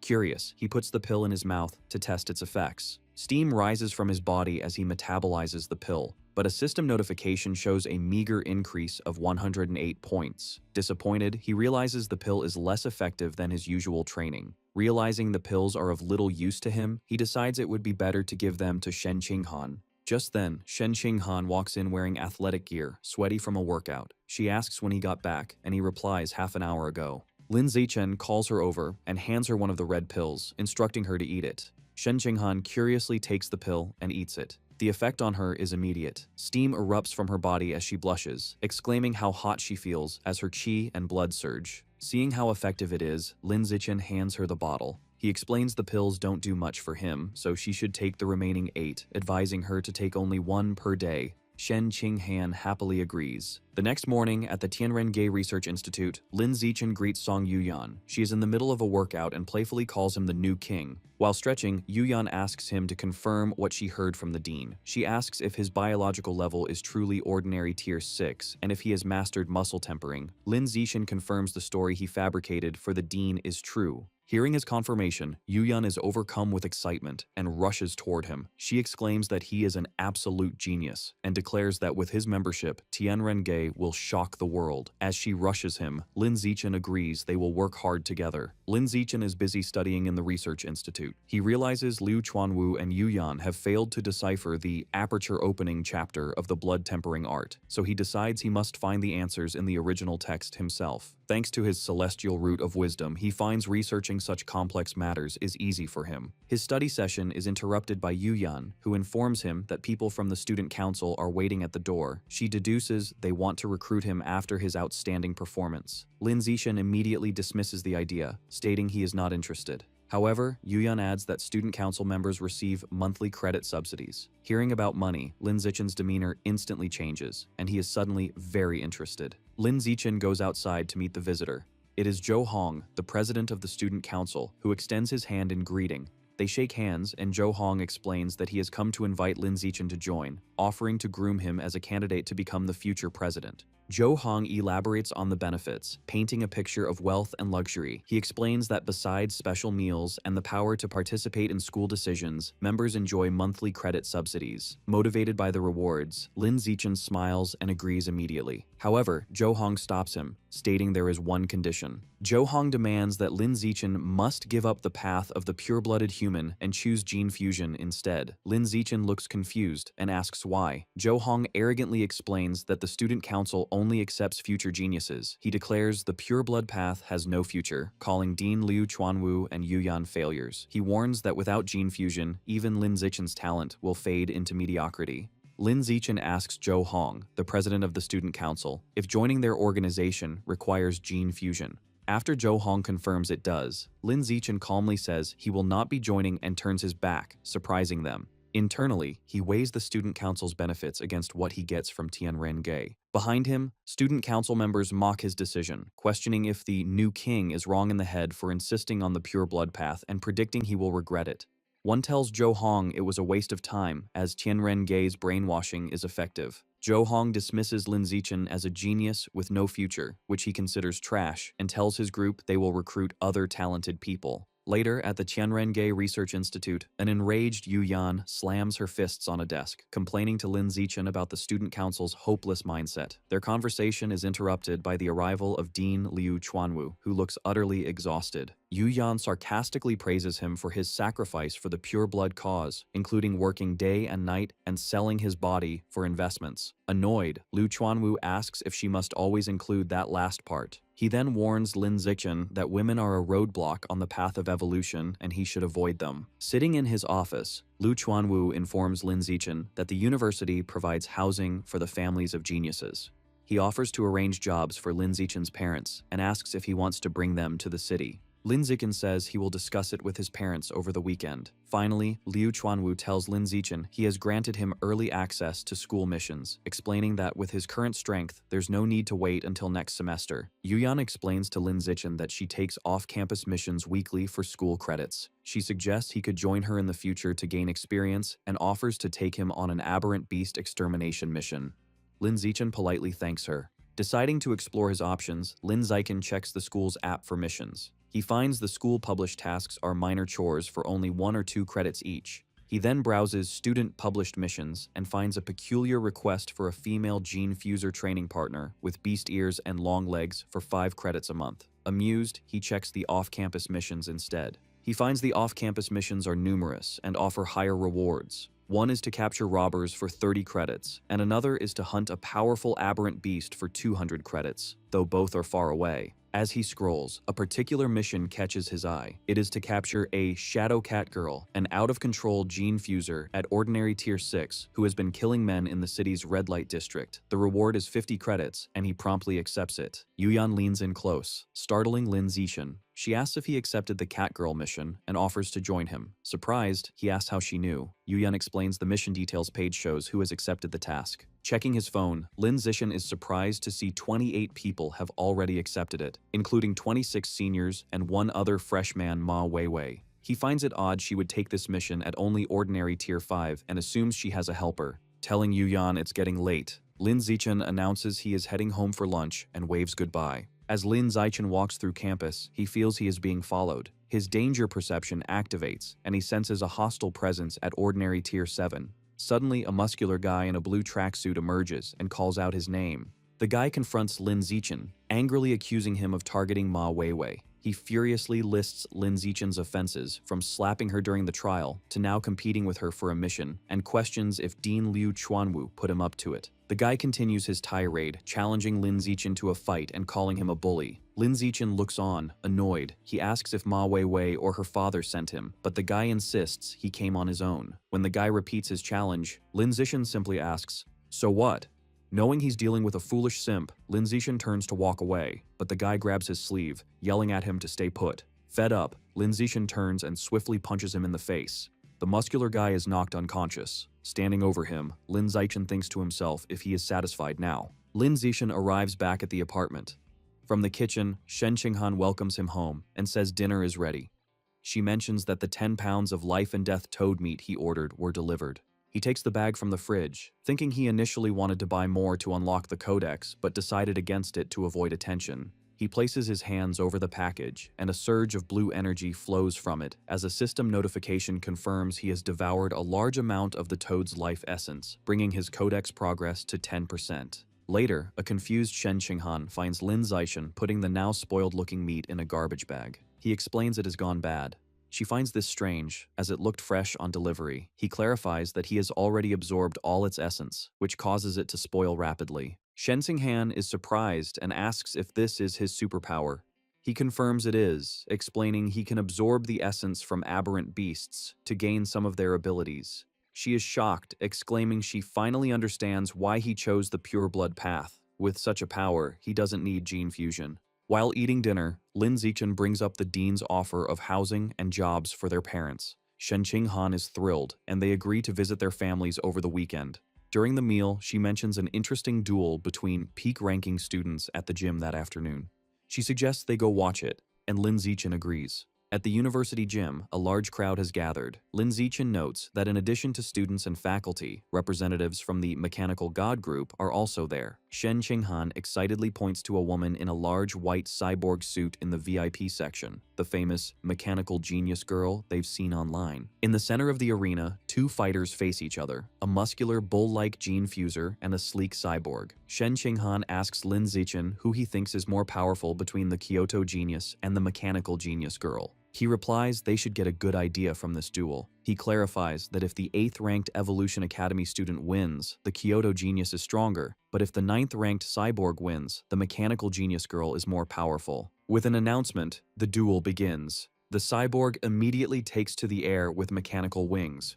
From above, the cyborg unleashes a massive barrage of missiles, which rain down on the bull-like opponent below. The bull-like gene fuser is overwhelmed by the relentless missile attack, trying to shield himself from the explosions tearing up the stage. After the barrage, the cyborg lands. The bruised gene fuser sees an opportunity for close-quarters combat. Both fighters charge forward at incredible speed, meeting in the center of the arena. The cyborg easily blocks the gene fuser's punch and delivers a devastating counterpunch to his face. The blow sends the gene fuser flying, and he crashes to the ground, defeated. The cyborg raises its fist in victory as the crowd erupts. Meanwhile, in a private office, Mo Dongji receives a video report from a subordinate. She informs her that source site number 36 has been quiet for months, and they are unsure if the enemy has abandoned it or is plotting something big. Mo Dongji asks for an update on Luo Qiangshu.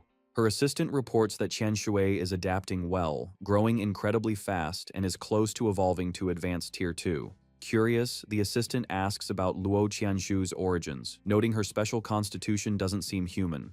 Mo Dongji sternly cuts her off, warning her not to ask questions that don't concern her. After the assistant apologizes, Mo Dongji dismisses her to watch a student duel. Switching her monitor feed, she watches the end of the fight. She thinks that with the cyborg's upper hand, the mechanical god group is more powerful than she imagined. She concludes that mechanical modification has a greater advantage in adaptability, though she seems to have reservations. Mo Dongji acknowledges a major limitation. No matter how powerful, cyborgs cannot enter the source site, as all electronic and mechanical devices malfunction there. Turning off her monitor, she concludes that in such an environment, even the strongest cyborg would become useless scrap metal. Sometime later, Lin Zichen and Shen Qinghan return from a weekend trip home with their parents. The two families enjoy a celebratory dinner.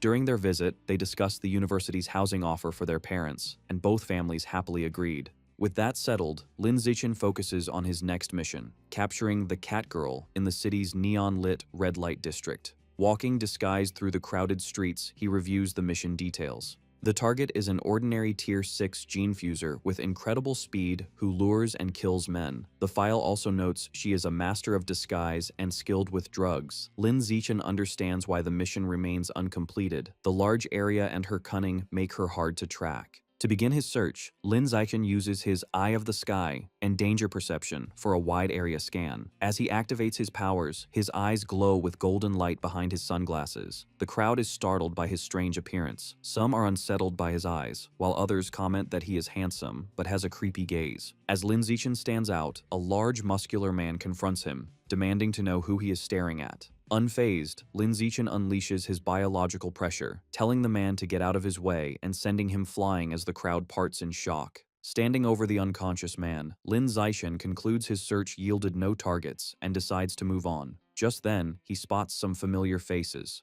He sees Ma Weiwei with two other students, whom he identifies as ordinary Tier 7 seniors, likely there to assist her. Ma Weiwei and her female companion notice him. The companion points him out, and Ma Weiwei looks away, annoyed. The companion suggests they stay away, and Ma Weiwei agrees, leading her group away. Lin Zichen is bewildered by their sudden avoidance. Ma Weiwei states that since Lin Zichen accepted the mission, he must be there for the cat girl. She declares they must find the target first. Their male companion confidently tells them to leave it to him. He boasts he is fused with demon dog genes, giving him a keen sense of smell to find the cat girl before Lin Zichen. As he concentrates, a pink scent-like aura appears, and he triumphantly announces he has picked up the cat girl's scent. Having locked onto the scent, the demon dog gene fuser points to a bar across the street, declaring the target is inside. Determined to beat Lin Zichen, Ma Weiwei and her companions rush across the street. Her female senior vows they will capture the cat girl and flaunt their victory. The group enters the crowded bar following the scent trail. Ma Weiwei asks where she is. The demon dog guy points to a woman with glasses on a couch. Ma Weiwei expresses doubt, noting the woman looks like an ordinary college student. Her male companion is certain, explaining her scent is identical to the one on the cat girl's belongings at the public security department. Ma Weiwei concludes the target is a cunning master of disguise. Seeing no reason to hesitate, the female senior declares they should capture her now. The three charge towards the woman.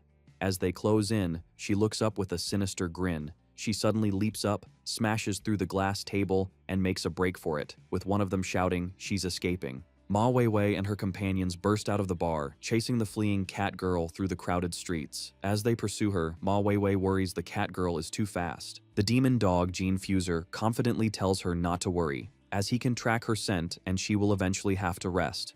Following the trail, they corner the cat girl in a dead-end alley.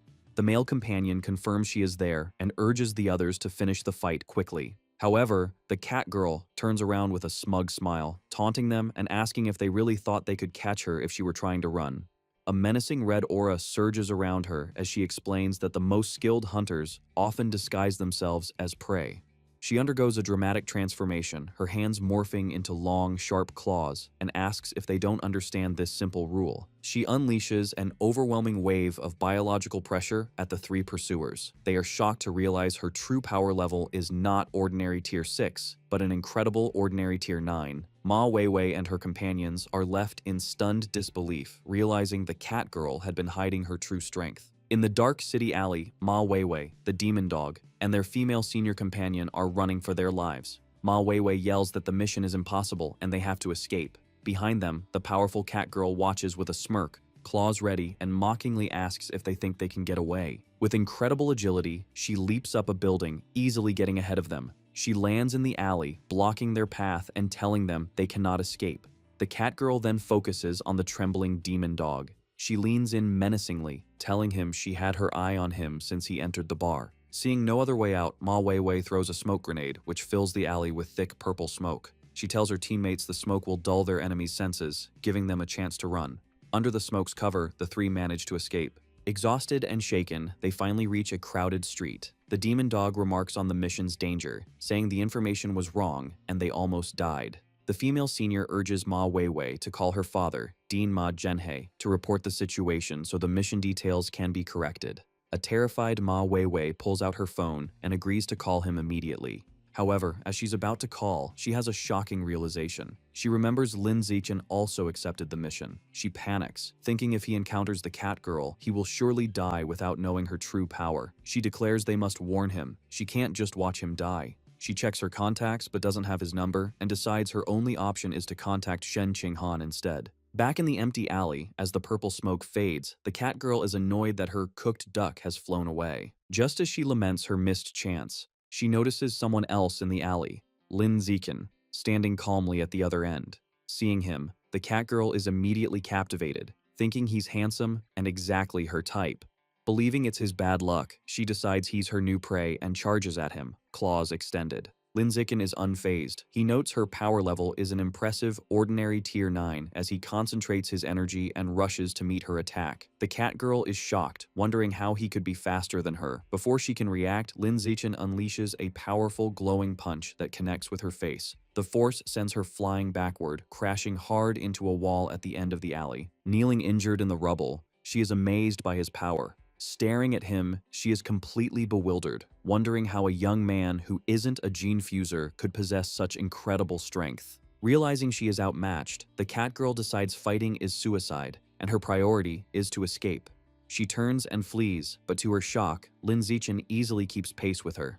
Announcing she can now experience his full power, Lin Zichen leaps and delivers a devastating kick to her head, sending her flying. The blow sends her crashing into another wall, embedding her in the rock. Lin Zichen presses his attack, unleashing a furious barrage of kicks against her pinned body. He notes that despite multiple hits, she is still alive, though her biological pressure is weakening. Deciding to finish her before she recovers, he picks up a large rock. But just as he is about to strike, he looks up, surprised. A massive surge of red energy erupts from the cat girl as her body transforms, her muscles bulging grotesquely. Lin Zichen realizes with alarm that in a desperate moment, she has unlocked more power and is about to evolve into an advanced creature. The newly transformed and enraged cat girl glares down at him.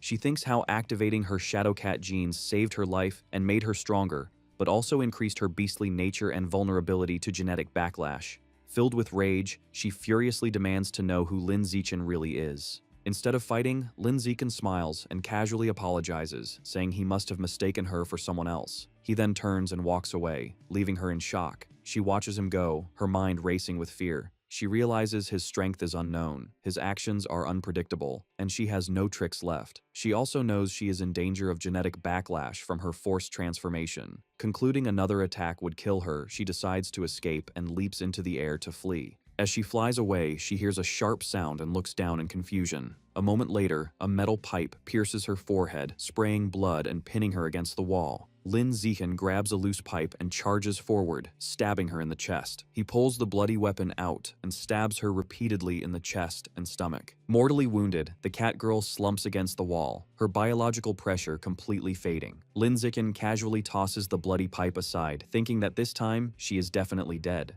With the fight over, Lin Zichen snaps a photo of the cat girl's corpse, thinking he needs to upload it to the school app to prove he completed the mission. Afterward, he calls the public security department to report the body's location for cleanup. With official tasks done, Lin Zichen turns to his real goal. He reaches for the body, and as red energy swirls around him, his system confirms he has devoured a large amount of the Shadow Knight cat's life essence, increasing his guidebook progress to 36%. He is surprised by how much progress he made and speculates the genetic backlash she suffered must have concentrated the beast genes in her body. Meanwhile, Ma Weiwei and her companions are walking through the city. Ma Weiwei is on the phone with her father, Dean Ma Zhenhe, telling him the Catgirl mission information was wrong and almost got them killed. She explains the target was not an ordinary Tier 6, but a powerful ordinary Tier 9, which shocks her father. In his office, Dean Ma Zhenhe asks his daughter for a detailed report, promising to speak with the mission system director later. Back on the street, the female senior suggests they should hurry back to school to avoid retaliation, but then she suddenly grabs Ma Weiwei's arm. She points to her phone, which shows the mission to capture the cat girl has already been completed by Lin Zichen. Ma Weiwei is left in complete shock, wondering how a freshman could defeat an ordinary Tier 9 creature on his own. After the weekend, Lin Zichen and Shen Qinghan are walking on the university campus. Lin Zichen checks his phone and sees a notification that 300 school credits have been deposited into his account. He thinks the reward for the Catgirl mission has arrived, but is confused why the amount is so much higher than the original 50 credits. While walking, Lin Zichen shows Shen Qinghan a notification explaining the increased reward. The message states that due to incorrect information, the Cat Girl mission was reclassified from ordinary Tier 6 to Tier 9. The reward was increased from 50 to 200 credits, with an additional 100 as compensation. Shen Qinghan complains that the school's mission system is unreliable and tells Lin Zichen he is lucky to be so strong, otherwise he could have been killed. Lin Zichen agrees the system is a problem and says he'll be more careful accepting missions. He then tells Shen Qinghan that when suitable missions come up, he will take her with him so she can get used to real combat. Overjoyed, Shen Qinghan exclaims that it's great she can finally go on missions with him. As they continue, Lin Zichen looks at his phone, deciding to use his new credits to order the 90 jin of life and death toad meat he needs. He thinks that while he was previously worried about attracting attention with a large order, it doesn't seem to be a problem now. He also considers that beast meat is nutritious and will help Shen Qinghan evolve, so he should buy plenty for her too. They arrive at their apartment, and as Shen Qinghan opens the door, Lin Zichen asks her if there is any particular beast meat she would like. She runs inside excitedly, telling him she will place the order, and he follows her. Once inside, she sits on the couch and begins browsing options on her phone. In the kitchen, Lin Zichen, now in an apron, listens as Shen Qinghan suggests they buy Tyrant Ash Big carved meat. She explains that for just 1 credit, they can get 6 jin, enough for several days. Lin Zichen agrees with her practical choice. However, Shen Qinghan tells him not to place the order, insisting she will do it. She happily reminds him she still has the 90 credits he gave her from the freshman competition. Lin Zichen, who has started cooking noodles, smiles and agrees. He tells her it's fine since they are family, so there is no need to worry about whose credits they are using. While Lin Zichen and Shen Qinghan are enjoying the noodles, the doorbell rings. Lin Zichen gets up to answer it. He returns with a large cardboard box, surprised their beast meat delivery arrived so quickly. He opens the box and hands a package of the Tyrant Ash big carved meat to Shen Qinghan, telling her to put it in the fridge. With that taken care of, Lin Zichen turns his attention to the 90 pounds of life and death toad meat. Thinking it is time to begin the absorption, he places his hand on the meat. Immediately, a powerful blue energy surges from the box and surrounds him. A system notification confirms he has devoured a large amount of the life and death toad's life source, and that its guidebook is now 100% complete. Lin Zichen then receives a vision. He sees a massive beetle-like creature, the life and death toad, torn to pieces by a large eagle-like beast. He then witnesses the creature's incredible power as its severed body parts regenerate at incredible speed. The creature becomes whole again, and a new system notification announces he has unlocked the Life and Death Toad guidebook and acquired the new attribute, Rapid Self-Healing. Back in his apartment, Lin Zichen looks at his new power's description with a shocked expression. The system explains his self-healing ability has been greatly enhanced. As long as he is not killed instantly and has enough energy, he can recover from any severe injury. He is amazed, exclaiming that this new ability is invincible. Eager to test his new power, Lin Zichen decides to see how effective it is. He bites down hard on his own hand, creating a deep, bleeding gash. He watches in amazement as the wound closes and heals completely in just a few seconds. As he washes the blood from his now healed hand, he thinks about the implications. He realizes that with rapid self-healing, as long as he has enough energy and isn't killed instantly, he can essentially revive himself over and over. His thoughts are interrupted when the doorbell rings. He wonders who could be visiting so late. He and Shen Qinghan walk to the door together. He asks if she bought something, but she says she didn't. When they open the door, both are surprised by who is standing outside. It is Ma Weiwei, who leans in and apologizes for bothering them so late. Lin Zichen asks Ma Weiwei what she needs with Shen Qinghan beside him. Ma Weiwei explains she is curious how he completed the difficult Catgirl mission and asks if he would share the details.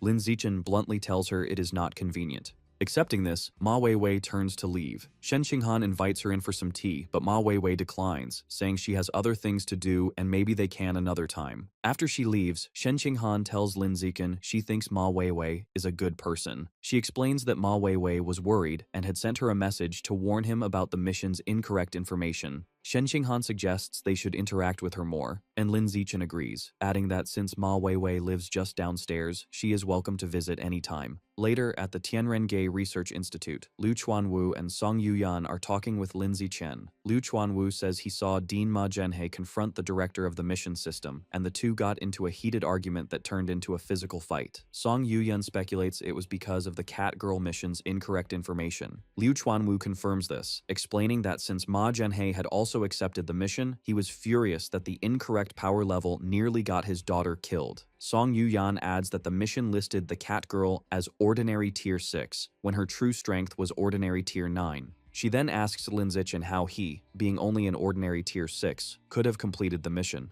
Liu Chuanwu playfully asks if he had help from an expert or set some kind of trap. Lin Zichen denies both, stating he defeated her on his own with pure physical strength. This leaves both Liu Chuanwu and Song Yuyan stunned, their mouths open in shock as they wonder if he has been hiding his true power. As his mentors reel, Lin Zichen covers his face, looking weary. He thinks that after spending the past few days with them, he has found them to be decent people. He decides to tell them the truth about his abilities, as they could help him research the aperture opening technique. With a forced smile, he begins to explain that his true strength has recently reached Ordinary Tier 9. Before they can process this, he adds that he has already completed his first full body tempering and is in his second skin tempering cycle, which shocks them both again. As Liu Chuanwu processes the news, he trembles with emotion. Overcome with joy, he bursts into tears, exclaiming that his long years of dedication have finally been rewarded. He imagines himself and Lin Zichen on a mountaintop, declaring that with his talent, the path of pure-blooded humans will surely succeed, and one day, both their names will be known throughout the world.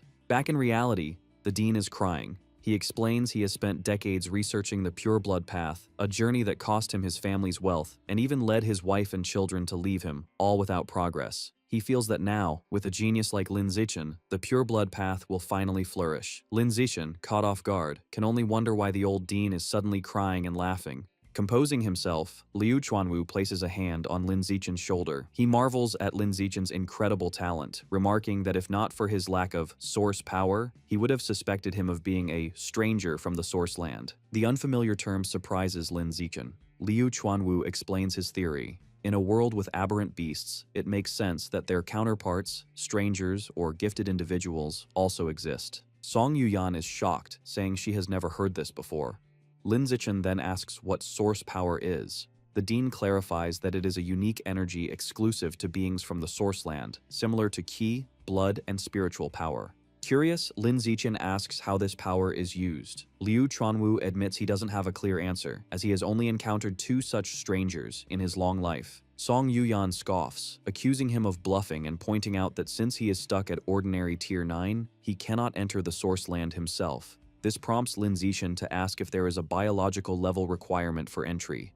Liu Chuanwu confirms the standard is high-level being, and anyone below that would be turned to ash. Defensively, Liu Chuanwu clarifies he met the strangers here on Earth, not in the source land. The first was a female disciple he took on decades ago. As he speaks, Lin Zichen has a vision of Luo Qianshu fighting monsters, leading him to realize that Shen Qinghan's mysterious senior sister must be one of these powerful strangers. Liu Chuanwu continues, stating he met the second stranger in the ancient ruins where they discovered the blood-tempering art. Having shared these secrets, he sternly warns them never to reveal this information. Song Yuyan eagerly promises to keep her lips sealed, and Liu Chuanwu says he trusts them. He then gives Lin Zichen a specific warning to keep his true strength a secret to avoid being targeted by dangerous heretics, who are pervasive even within the university. To help with this, he proposes that if Lin Zichen wants to take on missions matching his true power, he should use Song Yuyan's account. Since she is also an ordinary Tier 9, he can go all out without exposing his rapid progress. Lin Zichen agrees. Intrigued, he asks the dean if he has any information about the source land. Liu Chuanwu's expression turns grave. He explains everything about the source land is top secret, and even he knows very little. He advises Lin Zichen not to worry about it until he evolves into a high-level being. However, he shares one crucial piece of information. For humans, most creatures from the source land are enemies, and they are constantly trying to invade Earth. Liu Chuanwu explains some powerful individuals believe the creatures want to invade because Earth has something they desire. Their serious conversation is interrupted by the dean's phone, which plays a cheerful ringtone. He answers with a flirtatious, "Baby," then tells his students an old friend has invited him to dinner. He rushes out, telling them to contact him if needed. As he leaves, Yuyan sarcastically remarks on how hard the dean is working, assuming he is off to secure more investments. With the dean gone, Yuyan turns to Lin Zichen. She asks how he hides his biological level and tempering progress so effectively that even powerful people were unable to see through his disguise. Lin Zichen apologizes, saying he cannot conveniently explain. Internally, he knows his system's natural camouflage is his trump card and that he cannot reveal it. Yuyan puts on a pleading expression, trying to coax the secret out of him. She even offers to trade a secret of her own, but Lin Zichen, looking flustered, insists he really cannot tell her. Seeing he will not budge, Yuyan sighs and gives up. However, her demeanor quickly shifts. With a competitive glint in her eyes, she cracks her knuckles and suggests that since they are both at ordinary Tier 9, they should have a sparring match. Lin Zichen's face lights up with a grin. He agrees, thinking a fight against a peer will be a perfect opportunity to understand his own strength. Yuyan immediately strikes a fighting pose. She details her own progress. She is in her second skin tempering, has completed her second muscle tempering, and is 1/5 of the way through her second bone tempering. She then tells him to come at her with everything he has. Inside the Tianrenge Research Institute, Song Yuyan and Lin Zichen prepare to spar. Song Yuyan asks if he is ready and tells him to attack first so she can test his power while she defends. She takes a defensive stance, inviting him to strike. Lin Zichen charges forward and delivers a powerful high kick. The impact sends her sliding backward. Internally, she is shocked that despite him supposedly only having completed the first skin tempering, he is strong enough to hurt her, even though she has undergone secondary muscle tempering. She realizes his strength is absurd and fears he will soon surpass her. However, she decides she must show off her seniority while she is still stronger. Coughing in pain, Song Yuyan tries to act tough. She lectures Lin Zichen, claiming she is dissatisfied with his kick because he didn't aim for a vital point, preaching that real combat is about life and death. Lin Zichen, seeing she is hurting, plays along with a deadpan expression and agrees. Recovering her composure, Song Yuyan declares the official exchange will now begin and challenges him to last 5 minutes against her as she charges forward. Lin Zichen accepts and meets her attack. The two engage in a fierce, high-speed battle, exchanging rapid blows. As Lin Zichen unleashes a barrage of punches, Song Yuyan is forced on the defensive. She panics internally, realizing that even at full power, he is matching her blow for blow, and she begins to worry she might lose. The match continues, and Lin Zichen decides it's time to end it. When Song Yuyan throws a punch, he decides to fake his defeat to preserve her dignity. The blow connects, and he throws himself backward, pretending to be overpowered, and crashes to the floor. Song Yuyan helps him up, praising his potential, but internally, she is sweating nervously. She realizes with shock she had to use 90% of her strength just to barely win, and fears that in another year, she will no longer be his match. Changing the subject, Song Yuyan acknowledges that since he has completed the first stage of skin tempering, he can try opening his apertures. She offers to teach him her latest research method on how to do it. They sit cross-legged as she explains the theory. She states that the human body has 366 apertures, and according to the blood tempering art, the easiest to open are the 4 surrounding the heart. Following her instructions, Lin Zichen attempts to use his qi and blood to impact them at a frequency of 10 times per second. However, he snaps his eyes open in frustration, realizing he cannot break through them at all. Seeing his distress, Song Yuyan comforts him, suggesting his physical strength isn't high enough yet, or perhaps her method still needs refinement. The scene shifts to a dark basement in the Liu family ancestral home. Liu Chuanwu stands before a large, ancient bronze coffin. He excitedly reports to the entity inside, Pavilion Master, that he has found a peerless genius who will hopefully open his apertures using the pure-blooded human path. Liu Chuanwu promises that the master will be able to rely on this student's daily delivery of qi and blood to sustain her life, so she won't have to suffer inside the cramped coffin anymore. After a long pause, a weak sound finally emanates from the coffin. Liu Chuanwu looks concerned, realizing it took her that long just to respond, indicating she used up a whole day's energy. As he walks away, he worries the Pavilion Master is getting weaker, and hopes Lin Zichen can evolve into a high-level creature before she falls completely. Lin Zichen arrives at their apartment with groceries, announcing he has returned to cook. Shen Qinghan stops him at the door with a serious expression, saying she has something important to discuss. She explains her master, Mo Dongji, wants her to undergo gene fusion earlier than expected. Her master has selected the dark blue jellyfish gene, stating it is suitable for her at this stage. Lin Zichen processes this, visualizing the creature. He knows that while the standard dark blue jellyfish is a low-tier beast, the Jellyfish King variant can evolve to a high level. Its advantage is a mental strength that far exceeds other creatures of the same rank. Lin Zichen tells her it sounds like a good plan. However, Shen Qinghan confesses her fear. Her master isn't using a normal gene, but the Jellyfish King gene. She worries her weak body might not withstand the high-level genetic material and could mutate. Hearing this, Lin Zichen is shocked. He realizes a Jellyfish King gene is incredibly rare and expensive. He imagines Mo Dongji carelessly throwing money around and feels a pang of envy. Pushing it aside, he comforts Shen Qinghan by patting her head. He reassures her that jellyfish-type beasts have a high natural affinity with the human body, and her incredible 21% compatibility score means she can fuse with a high-level beast gene without risk. Shen Qinghan then asks about side effects. Lin Zichen explains the standard consequences: loss of natural reproductive ability, and some physical beast characteristics. He reminds her she has already preserved her eggs, so if they want children, they can use those. As they hold hands, he explains that beast traits can usually be hidden if the genes are forced into dormancy. He then tries to cheer her up, noting many beast traits, like cat ears or foxtails, are considered attractive. His words work, and her mood lifts. She looks at him cheerfully, wondering what traits a Jellyfish King will give her, and if she'll be more beautiful. She excitedly holds up her phone to show Lin Zichen a picture of the dark blue jellyfish, asking if he thinks it's beautiful.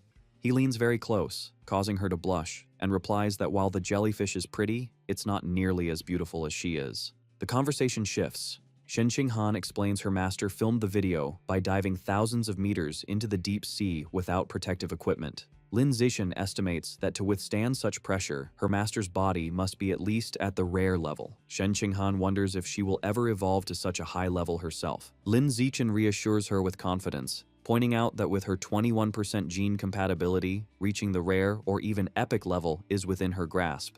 Shen Qinghan remains practical, countering that compatibility isn't everything and she will need a vast amount of evolution resources. Hearing her concern, Lin Zichen gives her a thumbs up and makes a firm promise. He tells her not to worry about resources because he will work hard to earn money and provide whatever she needs. Touched by his generosity, she adopts a playful and seductive demeanor. She kneels on the bed, teasing that she must properly please her new, wealthy patron. She picks up 2 pairs of stockings and, blushing, asks which color he prefers. Lin Zichen replies that he likes both. To satisfy him, she puts a black stocking on one leg and a white stocking on the other. Watching her, Lin Zichen thinks that while the combination is a bit strange, he can definitely enjoy it. With Shen Qinghan at her afternoon classes, Lin Zichen decides to skip the Pure Human Research Institute and stay home to train. While pouring water, he checks the latest news on his phone.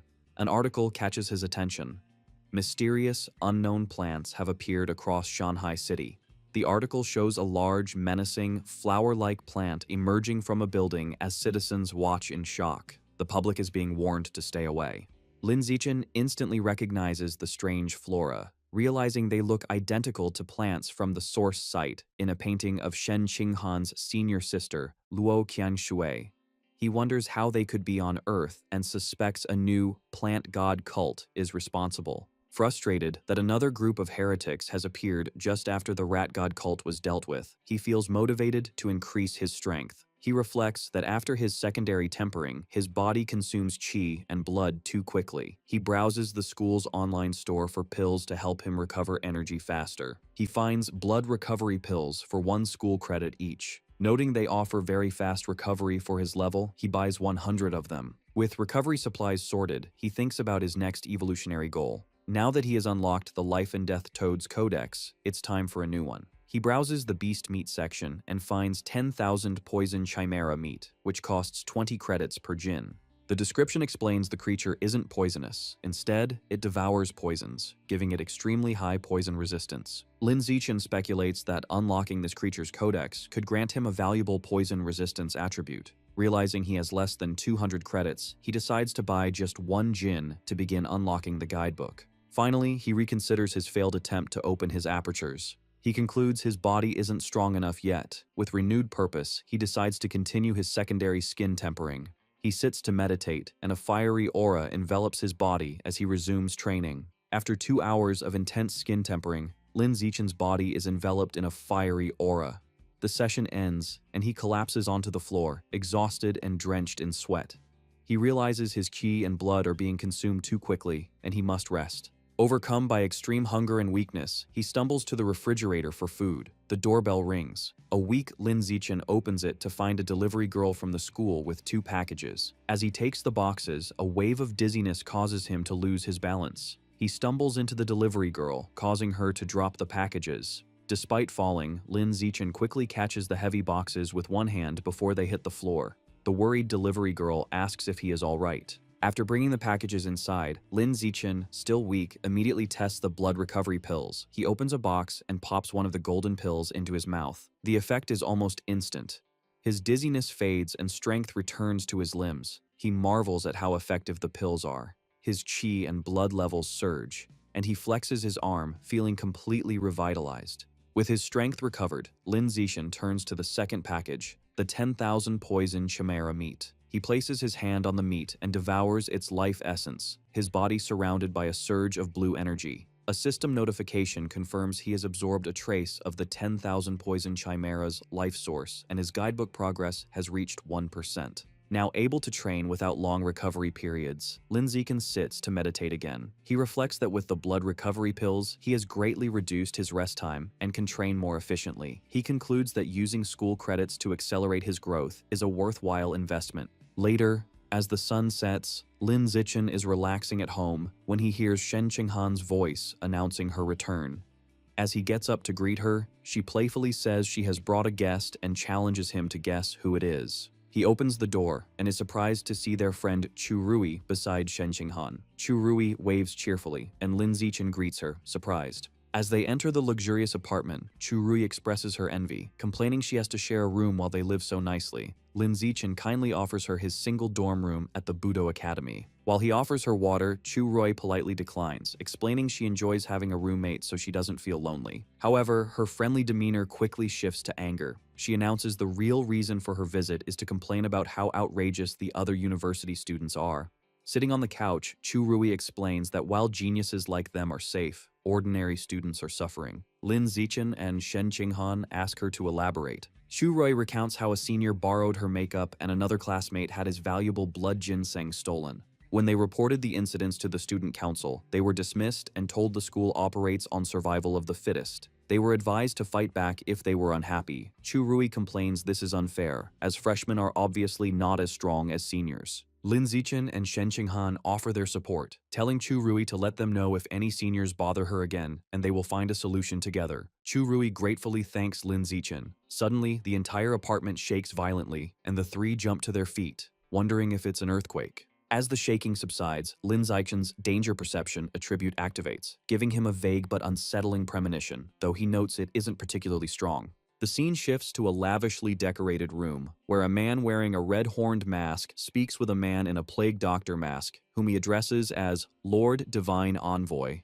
The masked man asks for evolution resources to break through to a higher biological level. In recognition of his performance, the Divine Envoy gifts him a strange, demonic-looking flower. He explains the flower has a strong aphrodisiac effect and advises him to have a woman nearby when he consumes it. Grateful, the masked man thanks the Divine Envoy and reports that a gifted genius has appeared among the new students at Shanghai University. He mentions a plan to make this genius consume a high-level demon seed to recruit him. However, the Divine Envoy dismisses this, stating the true geniuses are all in the source site. The masked man grows frustrated, knowing he can't reach the geniuses in the source site. The Divine Envoy interrupts, revealing he has received a message from there. They have found a corresponding boundary point and set up biological coordinates. Now, someone needs to activate the connection. Announcing he will go immediately, the Divine Envoy's body is engulfed in a purple aura, and he vanishes. Before he disappears, he gives the masked man a final, chilling order. If they fail to make Lin Zichen consume the demon seed within 3 days, he will be replaced. The masked man looks at his watch with a furious expression, vowing to get it done within the 3-day limit. As Lin Zichen and Shen Qinghan walk on the university campus, she tells him her class is in a different direction and she has to leave. Just as they are about to part, a voice calls Lin Zichen's name, and they both turn in surprise. Two former high school classmates, Lu Gang and Wang Shuojie, rush toward them, looking distressed. Wang Shuojie explains that a stronger third-year senior is bullying them. Lu Gang adds that since Lin Zichen is the freshman's new king, the senior would surely back down if he helped. To convince him, Lu Gang offers Lin Zichen a bag of valuable evolution resources and spirit fruits from his family. Wang Shuojie pleads with him, reminding him they were classmates. Lin Zichen asks about the senior's power level, and they tell him he is at ordinary tier 6, which Lin Zichen realizes is no threat to him. He agrees to help and takes the bag, telling them to meet him at the Pure Human Research Institute at 5:30 that afternoon. Overjoyed, Lu Gang and Wang Shuojie promise to help him in the future. They thank him and leave, saying they will see him later. Once they are gone, a curious Shen Qinghan urges Lin Zichen to open the bag so they can see the spirit fruits, admitting she has never tried one. Lin Zichen holds the bag of spirit fruits out to Shen Qinghan, suggesting she take one. After picking a small one, Shen Qinghan examines it with a disgusted expression, telling Lin Zichen it looks gross and asking if it might be rotten. Taking the fruit to inspect it, Lin Zichen wonders aloud if it has gone bad. As he examines the small, seed-like object, his danger perception ability suddenly activates, shocking him. Realizing the danger, Lin Zichen quickly gets in front of the departing Lu Gang and Wang Shuojie, startling them by shouting for them to stop. He then urgently tells Shen Qinghan to contact her master, Mo Dongji, and ask her to come at once. Shen Qinghan agrees and runs to make the call. A moment later, Mo Dongji gracefully descends from the sky, asking what has happened. Lin Zichen holds up the strange red seed and explains that Lu Gang and Wang Shuojie gave him a bag of what they claimed were spirit fruits, but he found these suspicious seeds inside and suspects they are connected to the plant god cult, causing the two former classmates to tremble. Mo Dongji recognizes the object immediately, explaining it is a seed from a strange tree that controls anyone who eats it. She states this is a common method the plant god cult uses to recruit members. Lin Zichen is horrified, wondering if Lu Gang and Wang Shuojie were already under the cult's control. As Mo Dongji uses her power to lift the two into the air, they cry out that they were forced to do it. Mo Dongji tells Lin Zichen she will take them for questioning and inform him of the results. As they are carried away, Lu Gang and Wang Shuojie are terrified to find they can no longer speak. As she flies away, Mo Dongji leaves Lin Zichen with a stern warning, telling him the heretics are everywhere, and he cannot fully trust even his teachers or school leaders, so he must remain vigilant. Shen Qinghan looks on in awe as her master flies away, remarking how amazing it is that Mo Dongji's mental power lets her fly. Lin Zichen agrees it would be nice. Shen Qinghan's admiration turns to anger as she exclaims how awful Lu Gang and Wang Shuoji are for trying to harm Lin Zichen. Lin Zichen agrees they will need to be more careful and throws the contaminated spirit fruits into a recycling bin. The next day, the investigation confirms Lu Gang and Wang Shuoji are members of the plant god cult. They were forced to eat a demon seed by a safety officer during their high school entrance exam. As a result, both are expelled from the university and will face criminal charges, ruining their lives. Sometime later, Lin Zichen and Shen Qinghan are with their parents, who have moved into university housing. During this time, Lin Zichen has been training diligently. With the help of blood recovery pills, he has completed his second round of skin tempering and made 40% progress on his secondary muscle tempering. The day arrives for Shen Qinghan's gene fusion. She and Lin Zichen go to Mo Dongji's office, where Shen Qinghan nervously admits she asked him to come for support. Mo Dongji explains that since the dark blue jellyfish is a water attribute beast, the fusion will be easier the more water she has in her body. She hands her a large glass of water and tells her to start drinking. Shen Qinghan struggles to drink glass after glass as her master urges her to drink more. Finally, with her stomach completely bloated, Shen Qinghan complains she can't drink anymore. Mo Dongji says that's fine and instructs her to take off her clothes and lie on the examination bed. Mo Dongji holds up a syringe, explaining it contains the dark blue jellyfish king gene and must be injected directly into the heart. She reassures her, promising to use her mental power to numb her pain nerves so she won't feel the injection. As Shen Qinghan lies nervously on the bed, Mo Dongji warns her the gene fusion itself will still be incredibly painful and tells her to scream if she can't bear it.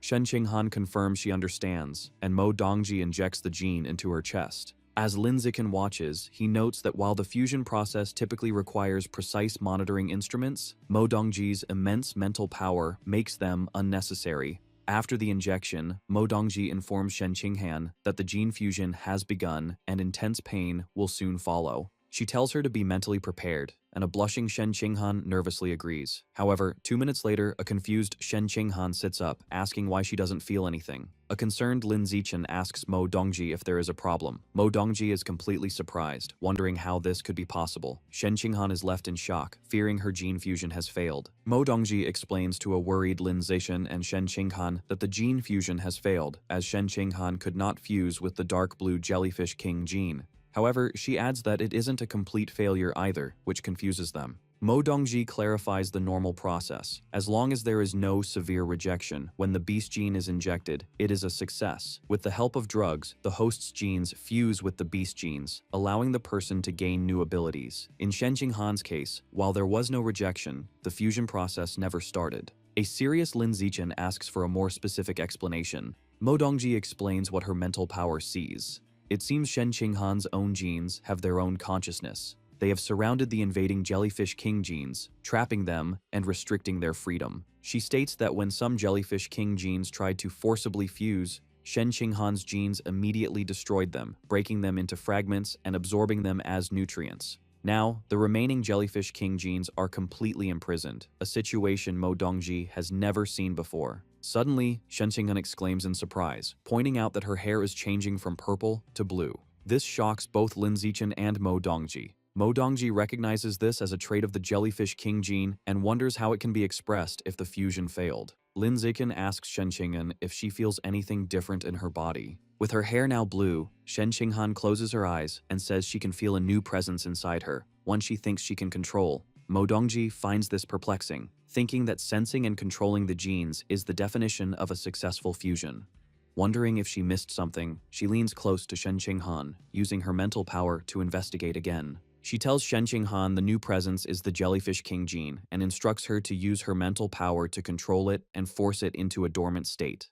Shen Qinghan nods. She closes her eyes and concentrates, saying she will try. As she focuses, her hair begins to revert from blue back to its original purple. Mo Dongji then tells her to try expressing the gene again, and Shen Qinghan agrees. In an instant, a powerful blue aura surrounds her, and her hair turns a brilliant blue once more. Mo Dongji is internally stunned, realizing that renowned geniuses Li Moyu and Ma Weiwei took half a month to master making their beast genes dormant or expressed. Yet Shen Qinghan learned it in a moment. A confused Lin Zichen steps closer, asking what is happening with Shen Qinghan. Mo Dongji turns to them and says she has good and bad news, asking which they want to hear first. After a moment, Shen Qinghan says they will hear the bad news first. Mo Dongji explains that the bad news is that Shen Qinghan may never become a gene fuser, which shocks the girl. However, the good news, she continues with a confident smile, is that Shen Qinghan is something more advanced and powerful. She can do everything a gene fuser can, and even better, without needing to fuse at all.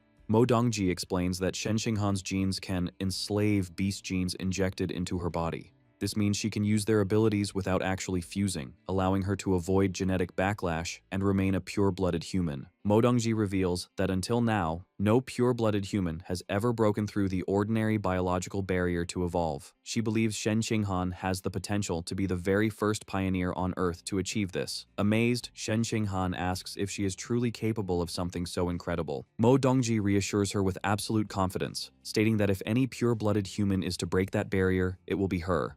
Lin Zichen listens to Mo Dongji's praise, feeling a bit left out and wondering if she is looking down on him. Mo Dongji then explains that even though Shen Qinghan is not a true gene fuser, her powers still come from beast genes. For this reason, Shen Qinghan must still present herself as a gene fuser to the outside world. She sternly warns them that this is a secret they must not tell anyone, not even their parents. Mo Dongji then tells Shen Qinghan there is still much to learn about her unique gene enslavement ability and instructs her to come to her office every night at 8 o'clock so they can research it together. Shen Qinghan agrees. Half a month later, while Lin Zichen is meditating in his room, surrounded by a fiery aura, Shen Qinghan calls out that she has good news. He enters the bathroom to find her in a bubble bath, happily swirling streams of water in the air.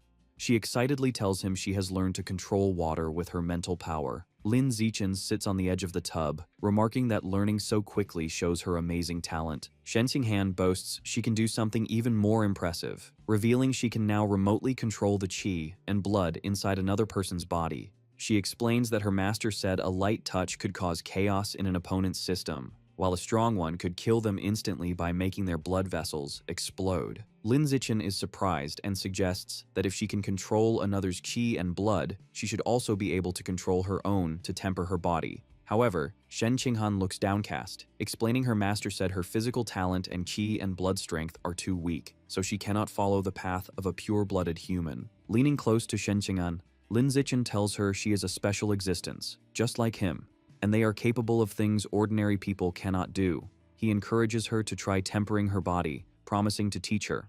Flustered by his closeness, Shen Qinghan blushes, wondering if he is confessing his feelings. Filled with determination, she agrees she is special, and declares she will be able to temper her body with her qi and blood. As she speaks, a powerful blue aura swirls around her. For the next while, Lin Zichen patiently teaches Shen Qinghan how to control her qi and blood to temper her body, with both of them meditating surrounded by fiery auras. After some time, a sweaty but triumphant Shen Qinghan exclaims she has succeeded and mastered the blood-tempering art, looking at her reddened, powerful hands in amazement. Lin Zichen smiles, pleased and surprised she succeeded on her first try. He reflects on how remarkable her achievement is, noting that while her biological level is only ordinary tier 2, she learned a technique that should require the strength of someone at ordinary tier 4. Overjoyed, Shen Qinghan throws her arms around Lin Zichen, exclaiming that now they are truly a perfect match. She can enslave beast genes, and he can devour beast meat for the same purpose, while both can follow the path of a pure-blooded human. Lin Zichen agrees, holding her close.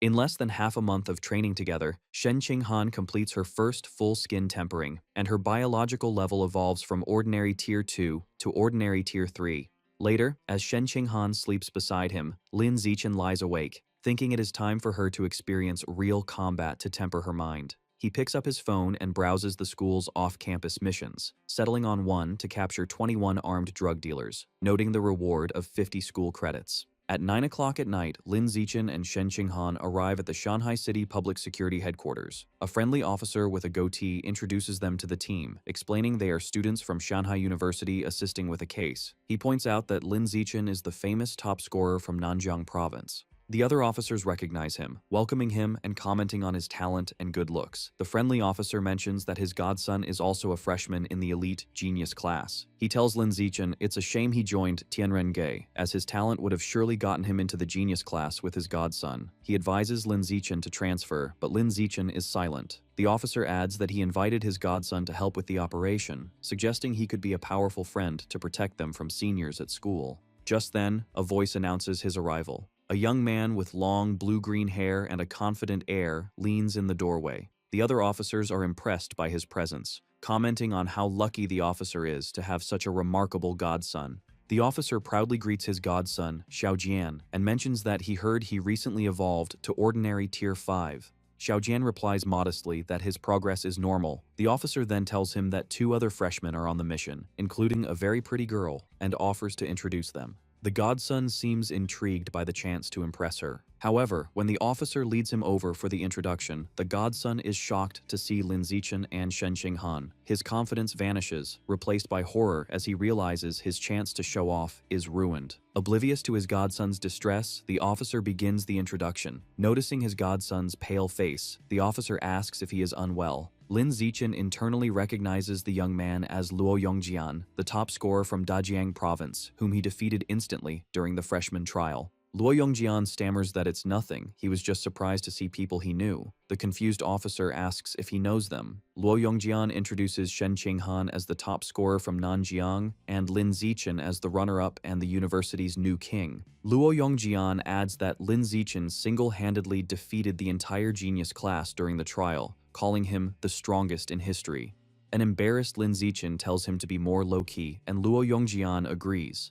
The officer is left completely shocked, realizing he has severely underestimated Lin Zichen. Later, at 11 o'clock, a convoy of armored vehicles drives through a dark wooded area toward the drug dealer's den. Inside, the officer hands out bulletproof vests. Lin Zichen politely refuses the gear. Luo Yongjian also refuses, boasting that mere guns cannot harm him. He thinks that while he may not be the new king, he is still a top scorer and intends to show these ordinary officers the power of a genius student. Soon, the convoy arrives at an abandoned factory. The police team storms the building. Inside, they are spotted by armed men, who shout that the police are there and they need to escape. Realizing that being caught means a death sentence, the criminals fight back, opening fire. As bullets fly, the police and the 3 students dive for cover behind wooden crates. As the firefight continues, Lin Zichen gets up and charges forward. Panicked that he can't wait any longer, Luo Yongjian bursts from cover and runs into the hail of bullets. To a nearby officer's shock, the bullets simply bounce off his body as he charges forward.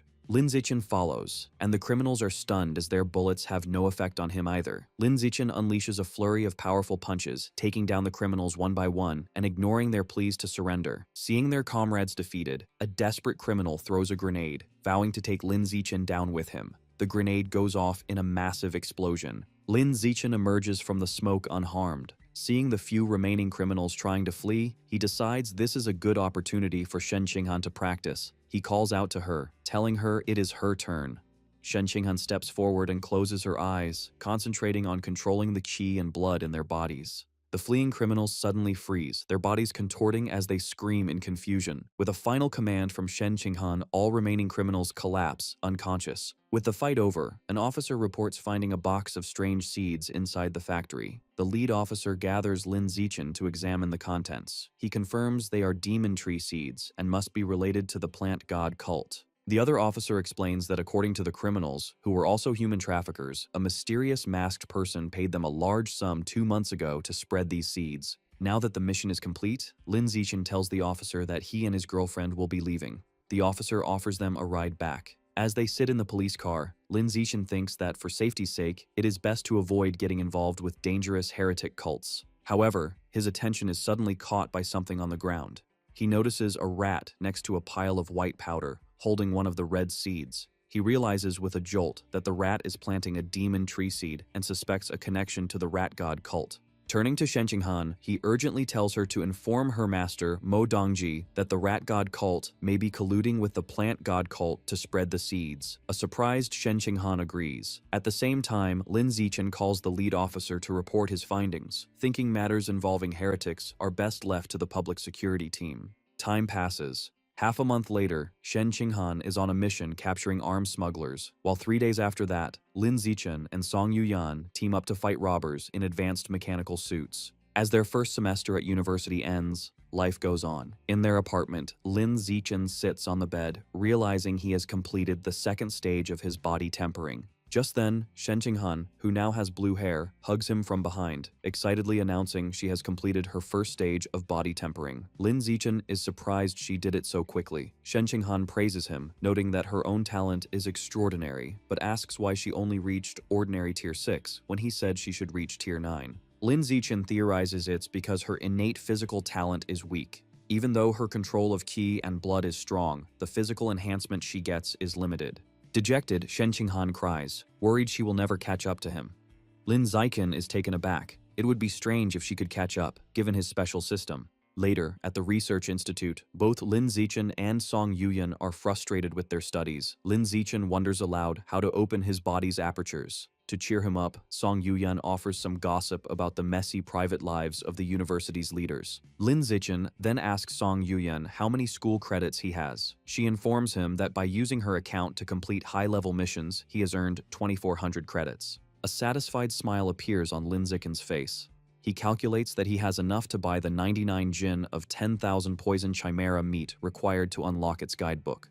He asks Song Yuyan to help him place the order. She is curious why he needs so much, but he simply says it is not convenient to explain. Respecting his privacy, she places the order for him. The meat is delivered to the research institute, but for safety, Lin Zichen takes the large box back to his apartment to begin the absorption. He places his hand on the meat, and a powerful blue energy surges around him. His system confirms he has devoured a large amount of the 10,000 poison chimera's life essence, bringing the guidebook's progress to 100%. A spectral image of the fearsome beast appears behind him, as a system notification announces he has acquired the new biological attribute, immunity to 100 poisons, greatly increasing his resistance to all toxins. To test it, Lin Zichen injects his arm with a paralyzing neurotoxin. 2 hours later, he flexes his muscle, completely unaffected. He concludes with satisfaction that the immunity had completely neutralized the neurotoxin. Soon after, Lin Zichen accompanies Shen Qinghan to a medical building for her second gene injection with her master.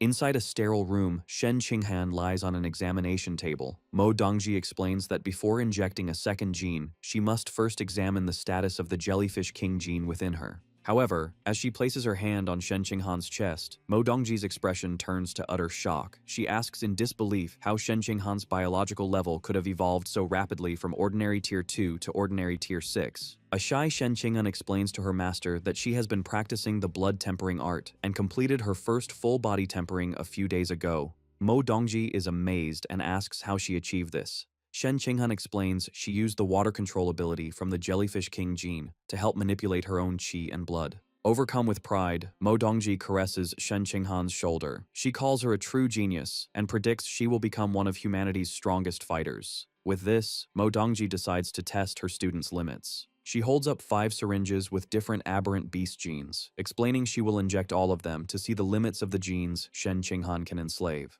The 5 genes represent the 5 core elements. Mo Dongji informs Shen Qinghan she is starting the injections, and she quietly agrees. Mo Dongji watches in surprise as Shen Qinghan's own genes immediately attack and destroy the first injected gene, the Earth attribute Armored Earth Dragon. She realizes the next 3 injections, representing fire, wood, and metal, all suffer the same fate, being completely destroyed by Shen Qinghan's dominant genes. Mo Dongji concludes that only the final gene, the water attribute Life and Death Toad, managed to survive. Shen Qinghan's genes successfully enslaved it, and she excitedly demonstrates her new ability to Lin Zichen. Mo Dongji theorizes that Shen Qinghan can only enslave water attribute genes. To confirm this, she injects her with 3 more different types of water attribute genes. After the procedure, Mo Dongji asks her student how she feels. Shen Qinghan complains that she feels uncomfortable, as if she has eaten too much. Mo Dongji realizes the 3 new genes were also destroyed and absorbed. She concludes that, for now, Shen Qinghan can only enslave 2 types of aberrant beast genes. As she helps Shen Qinghan sit up, Mo Dongji explains her theory for this. She suggests Shen Qinghan's physical or mental strength is not yet strong enough to enslave more than 2 genes. She reassures her that as her strength increases, she will be able to enslave more. Hearing this, Shen Qinghan's face lights up with joy, and she declares she will work hard on her training. Mo Dongji then explains the new abilities Shen Qinghan has gained from the life and death toad gene, which allows her to secrete a special mucus with powerful healing and lubricating effects.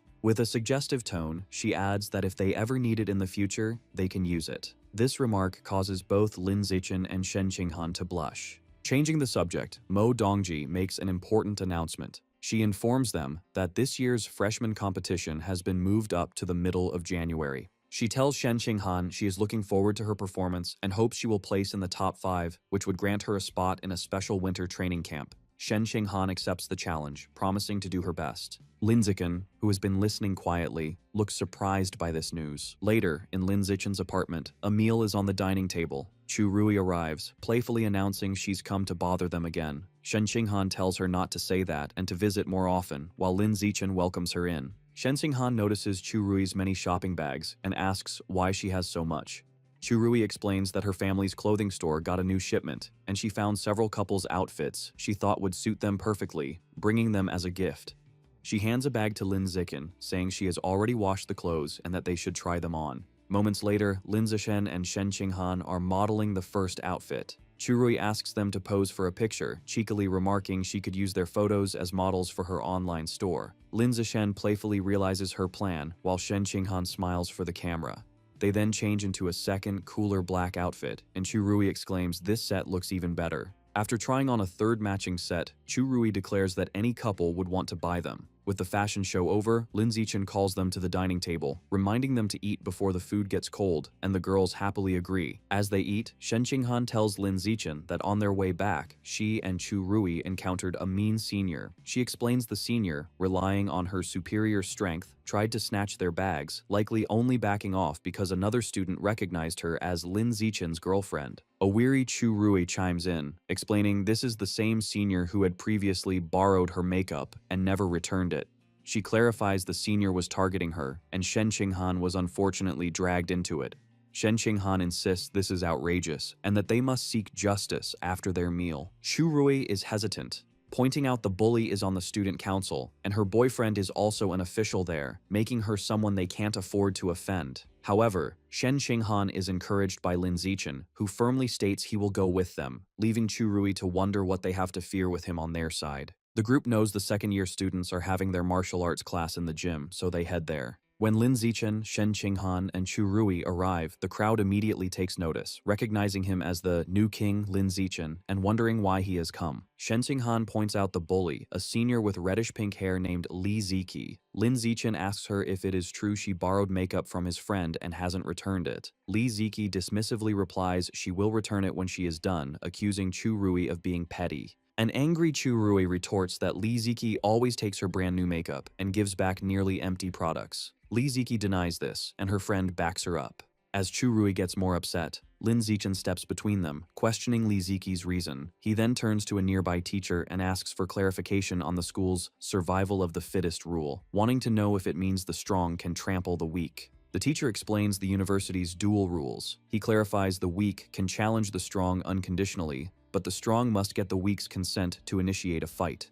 He explains strength is determined by combat power rankings, or by year level if a student is unranked. Lastly, he adds that to start a challenge, both participants must wager an equal amount of school credits, with the winner taking all. If they can't agree, the default wager is 1 credit. This last rule surprises Li Ziki. A confident smile appears on Lin Zichen's face as he understands the rule's implications. He states this means he can challenge her unconditionally right now. Li Ziki taunts Lin Zichen, asking if a boy with a clear physical advantage is really planning to bully a girl like her. Internally, she is nervous, knowing her biological level is only ordinary tier 5 and that she would be no match for him. Seeing through her bluff, Lin Zichen turns to Shen Qinghan and instructs her to be the one to challenge Li Ziki, which surprises her. Understanding his intention, Shen Qinghan's expression becomes serious, and she agrees. A panicked Chu Rui immediately tries to intervene, warning Lin Zichen not to fall for the senior's taunts and begging him not to let Shen Qinghan fight. She internally frets, recalling how Shen Qinghan had always been at the bottom of their class with her, and thinks sending her to fight now would be sending her to get beaten up. Shen Qinghan calmly places a reassuring hand on her friend's shoulder and tells her not to worry. With a confident look, she declares that she can win. A blushing Chu Rui is moved by her friend's sudden coolness and can only watch in admiration. Shen Qinghan then leaps forward, landing gracefully on the dueling floor. She introduces herself as Shen Qinghan from the first-year Genius class and formally challenges Li Ziki from the second-year Evolution class 2. Annoyed, Li Ziki wonders where this freshman gets the confidence to win, while the students in the crowd comment on how beautiful and cool Shen Qinghan looks. Dismissing her opponent as just a pretty face, Li Ziki lands on the dueling floor and proposes they make the stakes higher. She confidently wagers 10 school credits. A teacher confirms both parties have agreed. Shen Qinghan accepts the wager, also risking 10 school credits. The two fighters take their stances, confirm they are ready, and the teacher officially starts the match.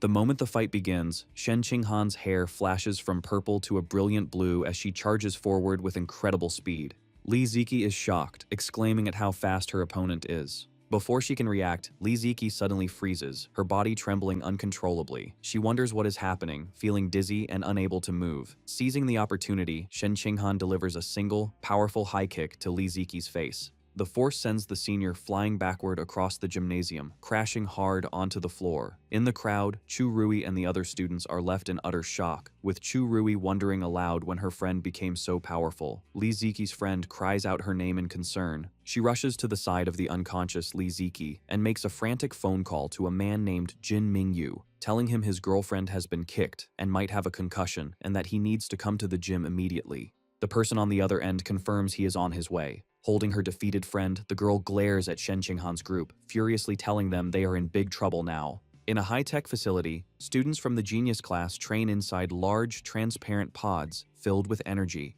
Onlookers are impressed, as top students like Li Moyu and Luo Yongjian perform exceptionally well, and Ma Weiwei also achieves a high score. After the session, a teacher tells the class the training was demanding and that they should rest. He then announces that the freshman competition has been moved up to January 18th, surprising the students. The news energizes Li Moyu, who declares he can't wait to finally defeat Lin Zichen. He confidently states he has undergone multiple gene fusions and is now close to ordinary Tier 7, believing Lin Zichen, who has none, is now far weaker. Other students agree, calling Lin Zichen's decision to remain a pure-blooded human a waste of his talent. Hearing this, Ma Weiwei gives them a stern look, telling them not to judge others' choices, which makes them quickly apologize. Ma Weiwei then looks around and realizes Shen Qinghan, usually a model student, is absent from their first advanced training session, which she finds strange. She asks the second-year teacher about Shen Qinghan's whereabouts, and he informs her that Shen Qinghan requested leave for an urgent personal matter. Suddenly, another student bursts in, shouting that Lin Zichen and Shen Qinghan are causing trouble downstairs and that Shen Qinghan has just beaten up a popular girl from the second-year Evolution class. Intrigued, the entire class, including Li Moyu, rushes out to see what is happening.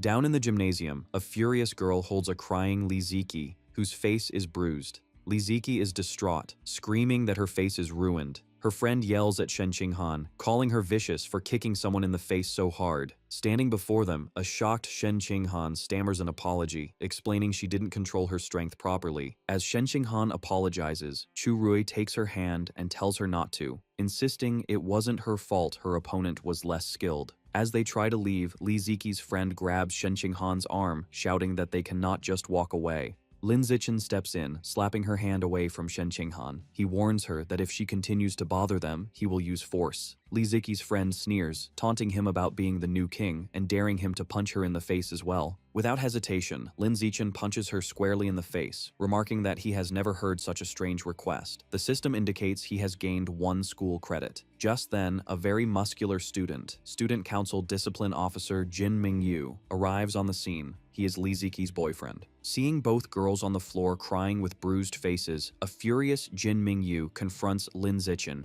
questioning if it was necessary to hit girls so hard. Lin Zichen calmly replies that he finds his girlfriend bullying freshmen to be far more excessive, but Jin Mingyu dismisses the accusation, telling him not to speak without proof. At that moment, Luo Yongjian steps forward, telling Jin Mingyu he has seen his girlfriend bully ordinary freshmen on many occasions. Tired of arguing, Lin Zichen tells Jin Mingyu that if he wants justice, he should challenge him to a fight now, because he doesn't have time to waste talking. Jin Mingyu angrily accepts. He then proposes a wager of 300 school credits on the match, asking if a mere freshman can afford it. To everyone's surprise, Lin Zichen calmly confirms that he can. From the sidelines, Ma Weiwei expresses her shock, wondering how Lin Zichen dares to fight Jin Mingyu, a powerful, ordinary Tier 7. Luo Yongjian, however, seems amused, commenting that he has never considered such a bold way to show off. In the center of the gym's dueling floor, Lin Zichen and Jin Mingyu face each other as the challenge begins. Immediately, Jin Mingyu transforms into a massive, muscular lion-like creature with a wild mane and sharp claws. The pressure from his transformed state is so intense that the watching students are shaken, wondering how Lin Zichen could possibly win. With a roar, the transformed Jin Mingyu charges ferociously toward him. Despite the display of power, Lin Zichen remains calm. Jin Mingyu declares that since Lin Zichen's girlfriend dared to hit his girlfriend's face, he will now smash Lin Zichen's face. Jin Mingyu strikes Lin Zichen's face, sending a powerful shockwave through the air. The result is instantaneous and shocking. Jin Mingyu's hand shatters upon impact with Lin Zichen's face. The beastly senior collapses to his knees, clutching his mangled hand and screaming in agony. Standing over his defeated opponent, Lin Zichen casually announces the match is over. He then delivers a powerful kick, sending Jin Mingyu's massive body flying across the gym into the empty spectator seats. The crowd of students is left in stunned silence. Luo Yongjian remarks with a wry smile that this scene feels incredibly familiar, while Li Moyu stands completely mortified with a red face. Witnessing this overwhelming power, a furious Li Moyu immediately calls his grandfather. He says he needs to fuse with a second beast gene the very next day, determined to become stronger. Lin Zichen then addresses the entire student body. He announces that from now on, he will accept paid requests to fight on behalf of others. He clarifies that it doesn't matter if the client is a freshman or a senior. As long as they pay him in school credits, he will help them challenge anyone.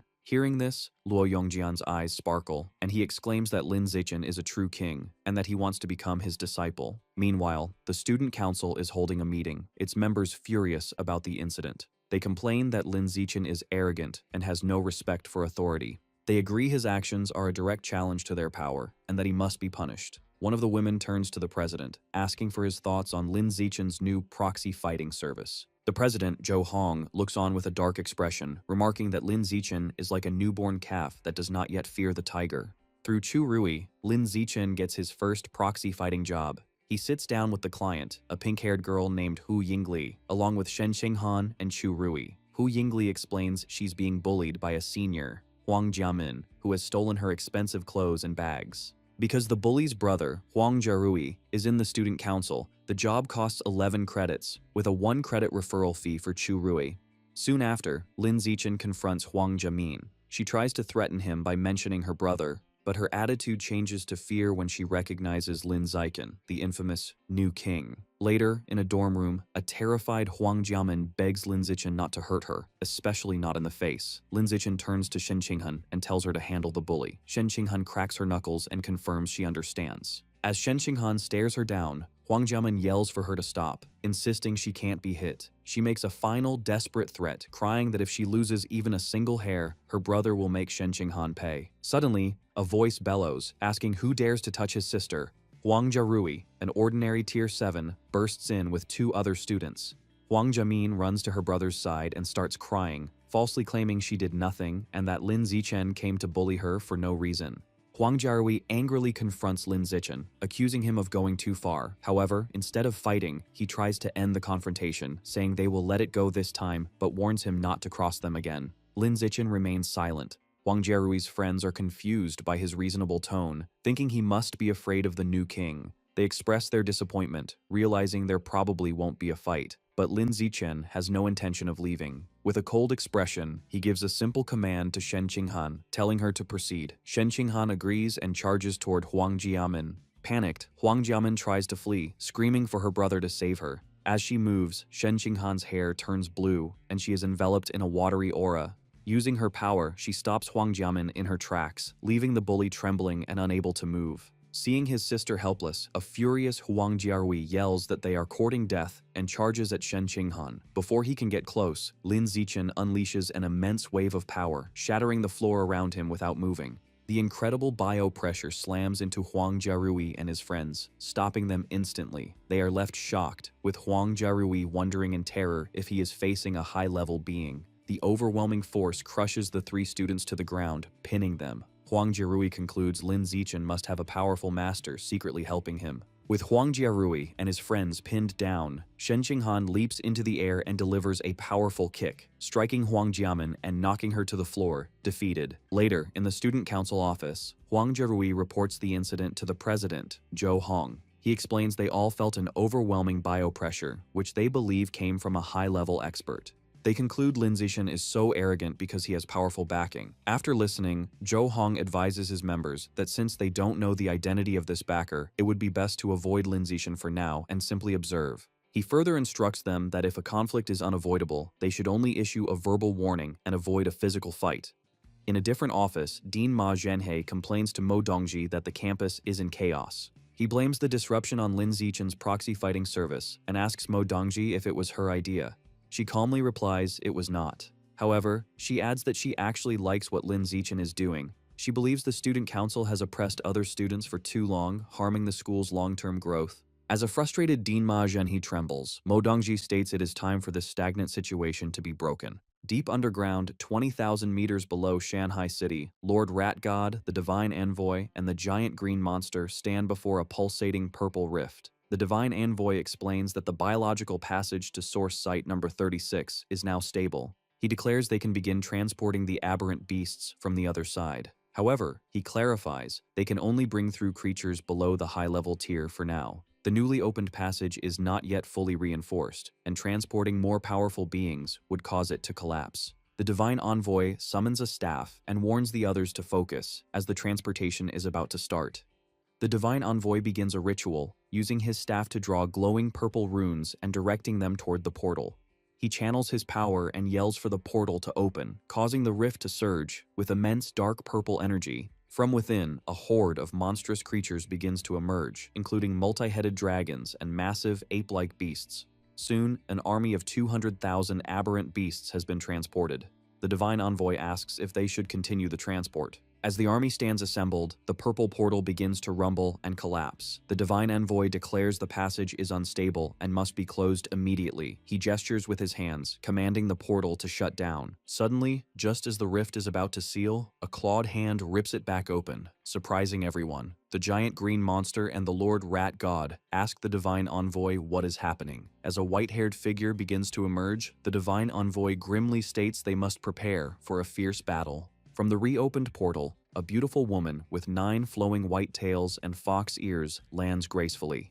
Identified as the 9-tailed demon fox, she looks around with curiosity and wonders if this is the legendary planet Earth. Following recent events, Lin Zichen's proxy fighting business becomes a huge success. Thanks to publicity from his previous fights, he now receives over 10 requests daily. In half a month, he and Shen Qinghan complete more than 200 jobs, earning over 3,000 school credits. His actions divide the student body. Some see him as a hero cleaning up the school's bullying culture, with some even kneeling in gratitude. Others dismiss him as a merchant motivated only by credits. Lin Zichen doesn't care what anyone says, focusing only on the massive amount of credits he is earning. Later, in a classroom, Shen Qinghan is shocked to see her classmate Luo Yongjian walk in with his face bruised and swollen. Ma Weiwei, who is also there, explains that Luo Yongjian had foolishly tried to start his own proxy fighting service and was beaten up by the student council. Furious, Luo Yongjian clenches his fist, vowing to get revenge once he grows stronger. Ma Weiwei tries to calm him, reminding him that his talent isn't necessarily greater than the student council members he is up against. Her words seem to make him reconsider, and he grows dejected. She then begins to apply medicine to his bruised face, telling him to focus on healing for the upcoming freshman competition. Luo Yongjian complains that the medicine stings. On the day of the freshman competition, a massive crowd fills the stadium. Lin Zichen and Shen Qinghan both fight easily through the early rounds, successfully advancing to the top 8. In the audience, the school's deans, including Ma Zhenhe and Mo Dongji, watch the matches. The Dean of Mechanical Engineering comments on Shen Qinghan's shocking progress. Ma Zhenhe agrees her growth is almost unbelievable, but adds that it is a shame as she is now facing his daughter, Ma Weiwei, and will likely not make it to the semi-finals. Down in the arena, the match between Shen Qinghan and Ma Weiwei begins. Both girls immediately transform. Ma Weiwei sprouts cat ears and sharp claws, while Shen Qinghan is enveloped in a powerful blue aura. Ma Weiwei lunges forward with incredible speed. Instead of dodging, Shen Qinghan simply extends her hand, unleashing her ability to control qi and blood. Ma Weiwei freezes mid-charge, her body trembling uncontrollably. She is shocked to feel the energy inside her own body thrown into disarray by an external force and looks up in terror, wondering how Shen Qinghan can do such a thing. Seizing the opportunity, Shen Qinghan delivers a single high kick to Ma Weiwei's side, sending her flying across the arena and knocking her out of the fight. Watching from the stands, Dean Ma Zhenhe leaps to his feet in disbelief, shouting his daughter's name. Liu Chuanwu wonders aloud how this pair of childhood friends from simple backgrounds can possess such extraordinary talent. In the arena, Shen Qinghan herself is thrilled, barely able to believe she has defeated the powerful Ma Weiwei so easily. 10 minutes later, the semi-finals begin, with the first match between Lin Zichen and Shen Qinghan. As they face each other, Shen Qinghan remarks that this is the first time they have ever competed against each other. Lin Zichen agrees, and they both prepare for the fight. Shen Qinghan attacks first with a kick, which Lin Zichen easily blocks. As he does, he critiques her move, explaining she should have used a punch instead. She then throws a punch, which he dodges, while noting that her angle leaves her open for a counter. The fight continues like a public training session, with Lin Zichen easily defending against Shen Qinghan's attacks while teaching her. Spectators remark how envious they are that Shen Qinghan has a boyfriend who spars with her like this. Soon after, an exhausted Shen Qinghan gives up, admitting defeat. Lin Zichen is declared the winner. The final match is against Li Moyu. Before the fight, Li Moyu calls out to Lin Zichen, acknowledging he might not be as strong, but warning that he won't be defeated easily. He declares he will fight with everything he has. Instantly, Li Moyu transforms into a massive, muscular, ape-like creature. Despite his opponent's intimidating new form, Lin Zichen charges straight at him and delivers a single, powerful kick. The audience erupts in shock, marveling at his incredible power and that he has won with another one-hit knockout. The force sends the transformed Li Moyu flying out of the ring, defeated. Lin Zichen is declared the winner of the freshman competition. Afterward, Mo Dongji addresses the crowd, officially concluding the event. She states that besides school credits for the top 8, the top 5 finishers will be invited to a special winter training camp. This surprises Lin Zichen, Shen Qinghan, Li Moyu, Ma Weiwei, and Luo Yongjian. Mo Dongji explains the camp will be at the military headquarters in Nanjiang Province, the same district responsible for guarding source site number 36. She tells them it begins in 10 days and that she will personally drive them there. Lin Zichen thoughtfully considers this, specifically the connection to the military base guarding a source site. Meanwhile, on a rooftop overlooking the city, the nine-tailed demon fox speaks with the divine envoy. She tells him that since his plant god cult is well established on Earth, they must know of some handsome men. She reveals her main reason for coming to Earth was to find a partner. The divine envoy respectfully replies that he knows a young man who fits her requirements perfectly, explaining he is not only handsome, but also possesses an unbelievably powerful physical body. He then shows her a photo of Lin Zichen on his phone. A seductive smile spreads across the nine-tailed demon fox's face as she looks at the picture, and she instructs the divine envoy to tell her everything about him. A short time later, the day for the special training arrives. Mo Dongji transports the 5 students by helicopter to the military headquarters in Nanjiang Province. As they land, they see several figures in advanced mechanical suits waiting for them. It is explained that this special training is a large-scale event. In addition to the top 5 students from Shanghai University, the top 5 from Kyoto University are also participating, along with elite young members from both the military and an organization known as the Mecha God Group. On the ground, Luo Yongjian excitedly points to a massive red mech, telling the others that its combat power is said to be on par with a rare level expert and that these mechs were built by the Mecha God Group. Suddenly, a voice calls out to Lin Zichen and Shen Qinghan, causing them to turn in surprise. A young man in a sleek black mechanical suit approaches them. He is Zhang Kai and asks if they are the representatives from Shanghai University, which Lin Zichen confirms. Zhang Kai expresses his shock at seeing Shen Qinghan. He recalls that back in middle school, she used to get tired after just a few laps and can't believe she is now one of the top 5 freshmen. Lin Zichen explains that Shen Qinghan has a very high compatibility for gene fusion and became much more powerful after the procedure, having been the top scorer in the province. Impressed, Zhang Kai remarks on how strong Shen Qinghan has become. Shen Qinghan compliments him in return, saying that for Zhang Kai to be representing the powerful mecha god group, he must have also grown much stronger.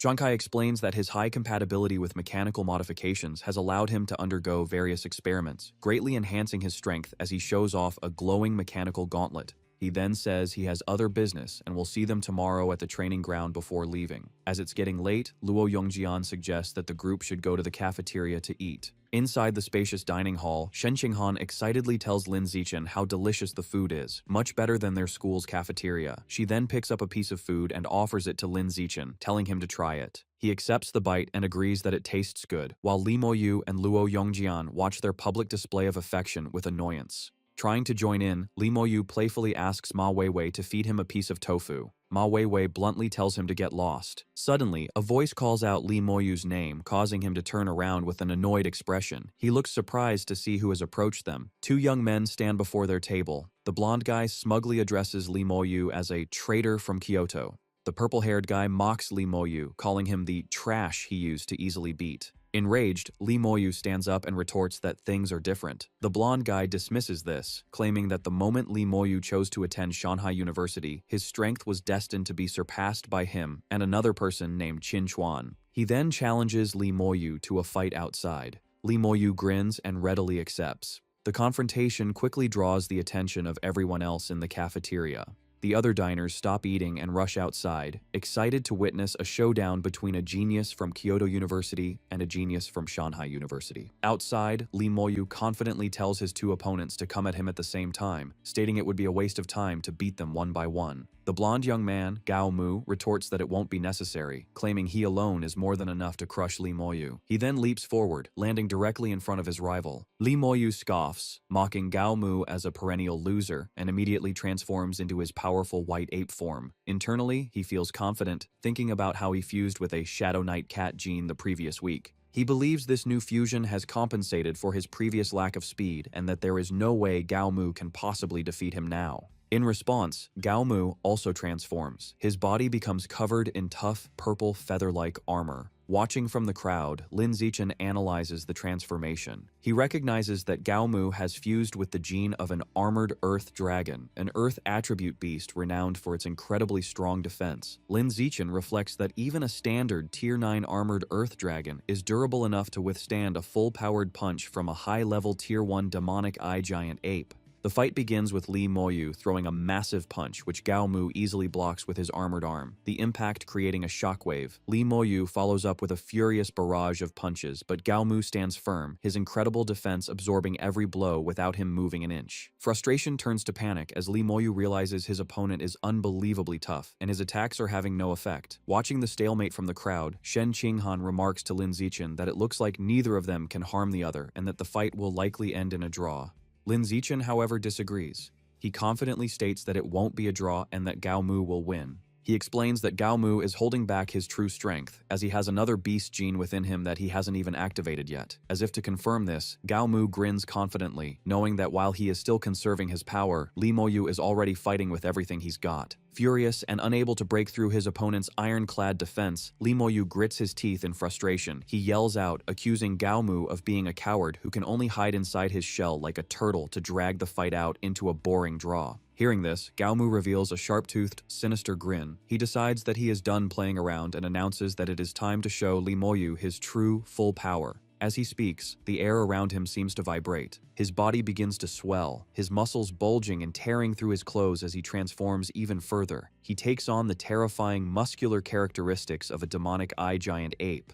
The crowd watches in stunned silence, suddenly realizing that Gao Mu has fused with the very same beast gene that Li Moyu possesses. Lee Moyu freezes, his face pale with complete shock. He yells that it has to be impossible. His mind races as he questions how someone with Gao Mu's average level of talent could have successfully fused two different and powerful beast genes in such a short amount of time without dying. Enjoying the look of horror on his rival's face, Gao Mu admits that his natural talent might be inferior to Lee Moyu's. However, he proudly states that Kyoto University's gene fusion technology is far superior to anything at Shanghai University. Before Lee Moyu can process this, Gao Mu lunges forward, throwing a devastating punch with massive force. Their fists collide with an explosive boom, shattering the stone ground beneath their feet and sending dust swirling into the air. As they trade heavy blows, Gao Mu taunts his rival, shouting that betraying Kyoto University to attend a place like Shanghai was the biggest mistake of Lee Moyu's life. The two engage in a brutal exchange of high-speed punches, their raw power shaking the entire arena. However, the spectators begin to notice a shift in the battle. They note that while the two fighters are matching each other in raw strength, Gao Mu possesses the added defense of the armored Earth Dragon gene. This means Lee Moyu has zero chance of winning a direct brawl. Just as the crowd predicts, the fight ends decisively. Lee Moyu lies sprawled on the broken ground, beaten, bloody, and completely unconscious. Standing over his defeated rival, Gao Mu delivers a final, cruel taunt. He leans down and asks the unconscious Lee Moyu if he knows why his family only supports his brother, Li Yi. He sneers, answering his own question. It's because Lee Moyu is, and always has been, completely useless. Gao Mu doesn't stop there. He continues to mock the fallen body, calling him trash for being easily beaten earlier by a mere local freshman named Lin Zichen. Turning his attention away from his defeated opponent, Gao Mu looks toward the group of Shanghai University students. He shouts, asking which one of them is Lin Zichen. Without hesitation, Lin Zichen steps forward from the group and calmly identifies himself. Gao Mu looks him up and down and issues a challenge. He states that he heard Lin Zichen has been dominating Lee Moyu recently. He offers to fight him right now, promising a generous reward of 10 high-grade QE and blood pills if Lin Zichen manages to win. Hearing the reward, Lin Zichen flashes a confident, almost predatory smile and simply agrees to the fight. As Lin Zichen prepares to step out, Luo Yongjian grabs his shoulder with a worried look to offer some advice. He warns him that Gao Mu is dangerous because his combination of genes gives him incredible attack power and rock-hard defense. However, he has a weakness: very low speed. Luo Yongjian urges Lin Zichen not to fight him head-on, suggesting that he should use his superior speed to wear Gao Mu down, since that monstrous transformation can't last forever. Lin Zichen nods but says nothing as he steps into the fighting area. Gao Mu immediately starts taunting him, questioning why someone would choose to remain a pure-blooded human in this era, calling it a waste of potential. Gao Mu grins to himself, thinking that by crushing Lin Zichen here, he will show Lee Moyu the true, insurmountable difference in their power levels. Lin Zichen, looking completely unimpressed by the trash talk, simply tells him to shut up and get on with it. With a ferocious roar, Gao Mu charges forward, his armored body and sharp claws ready to rip his opponent apart. Ignoring Luo Yongjian's earlier advice completely, Lin Zichen does not retreat or dodge. Instead, he explodes forward with blinding speed. He moves so fast that he creates multiple afterimages, rushing straight in to meet his opponent head-on. As the two fighters close the distance, Lin Zichen pulls back his fist and unleashes a single, devastating punch that glows with intense, fiery red energy. The blow connects instantly with Gao Mu's defensive stance. The impact is terrifying, completely shattering the armored Earth Dragon armor like it was made of glass. The punch continues through the defense and lands squarely on Gao Mu's face. Blood goes flying as the massive fighter is thrown backward by the sheer force of the hit. He crashes hard onto the ground, sliding to a halt.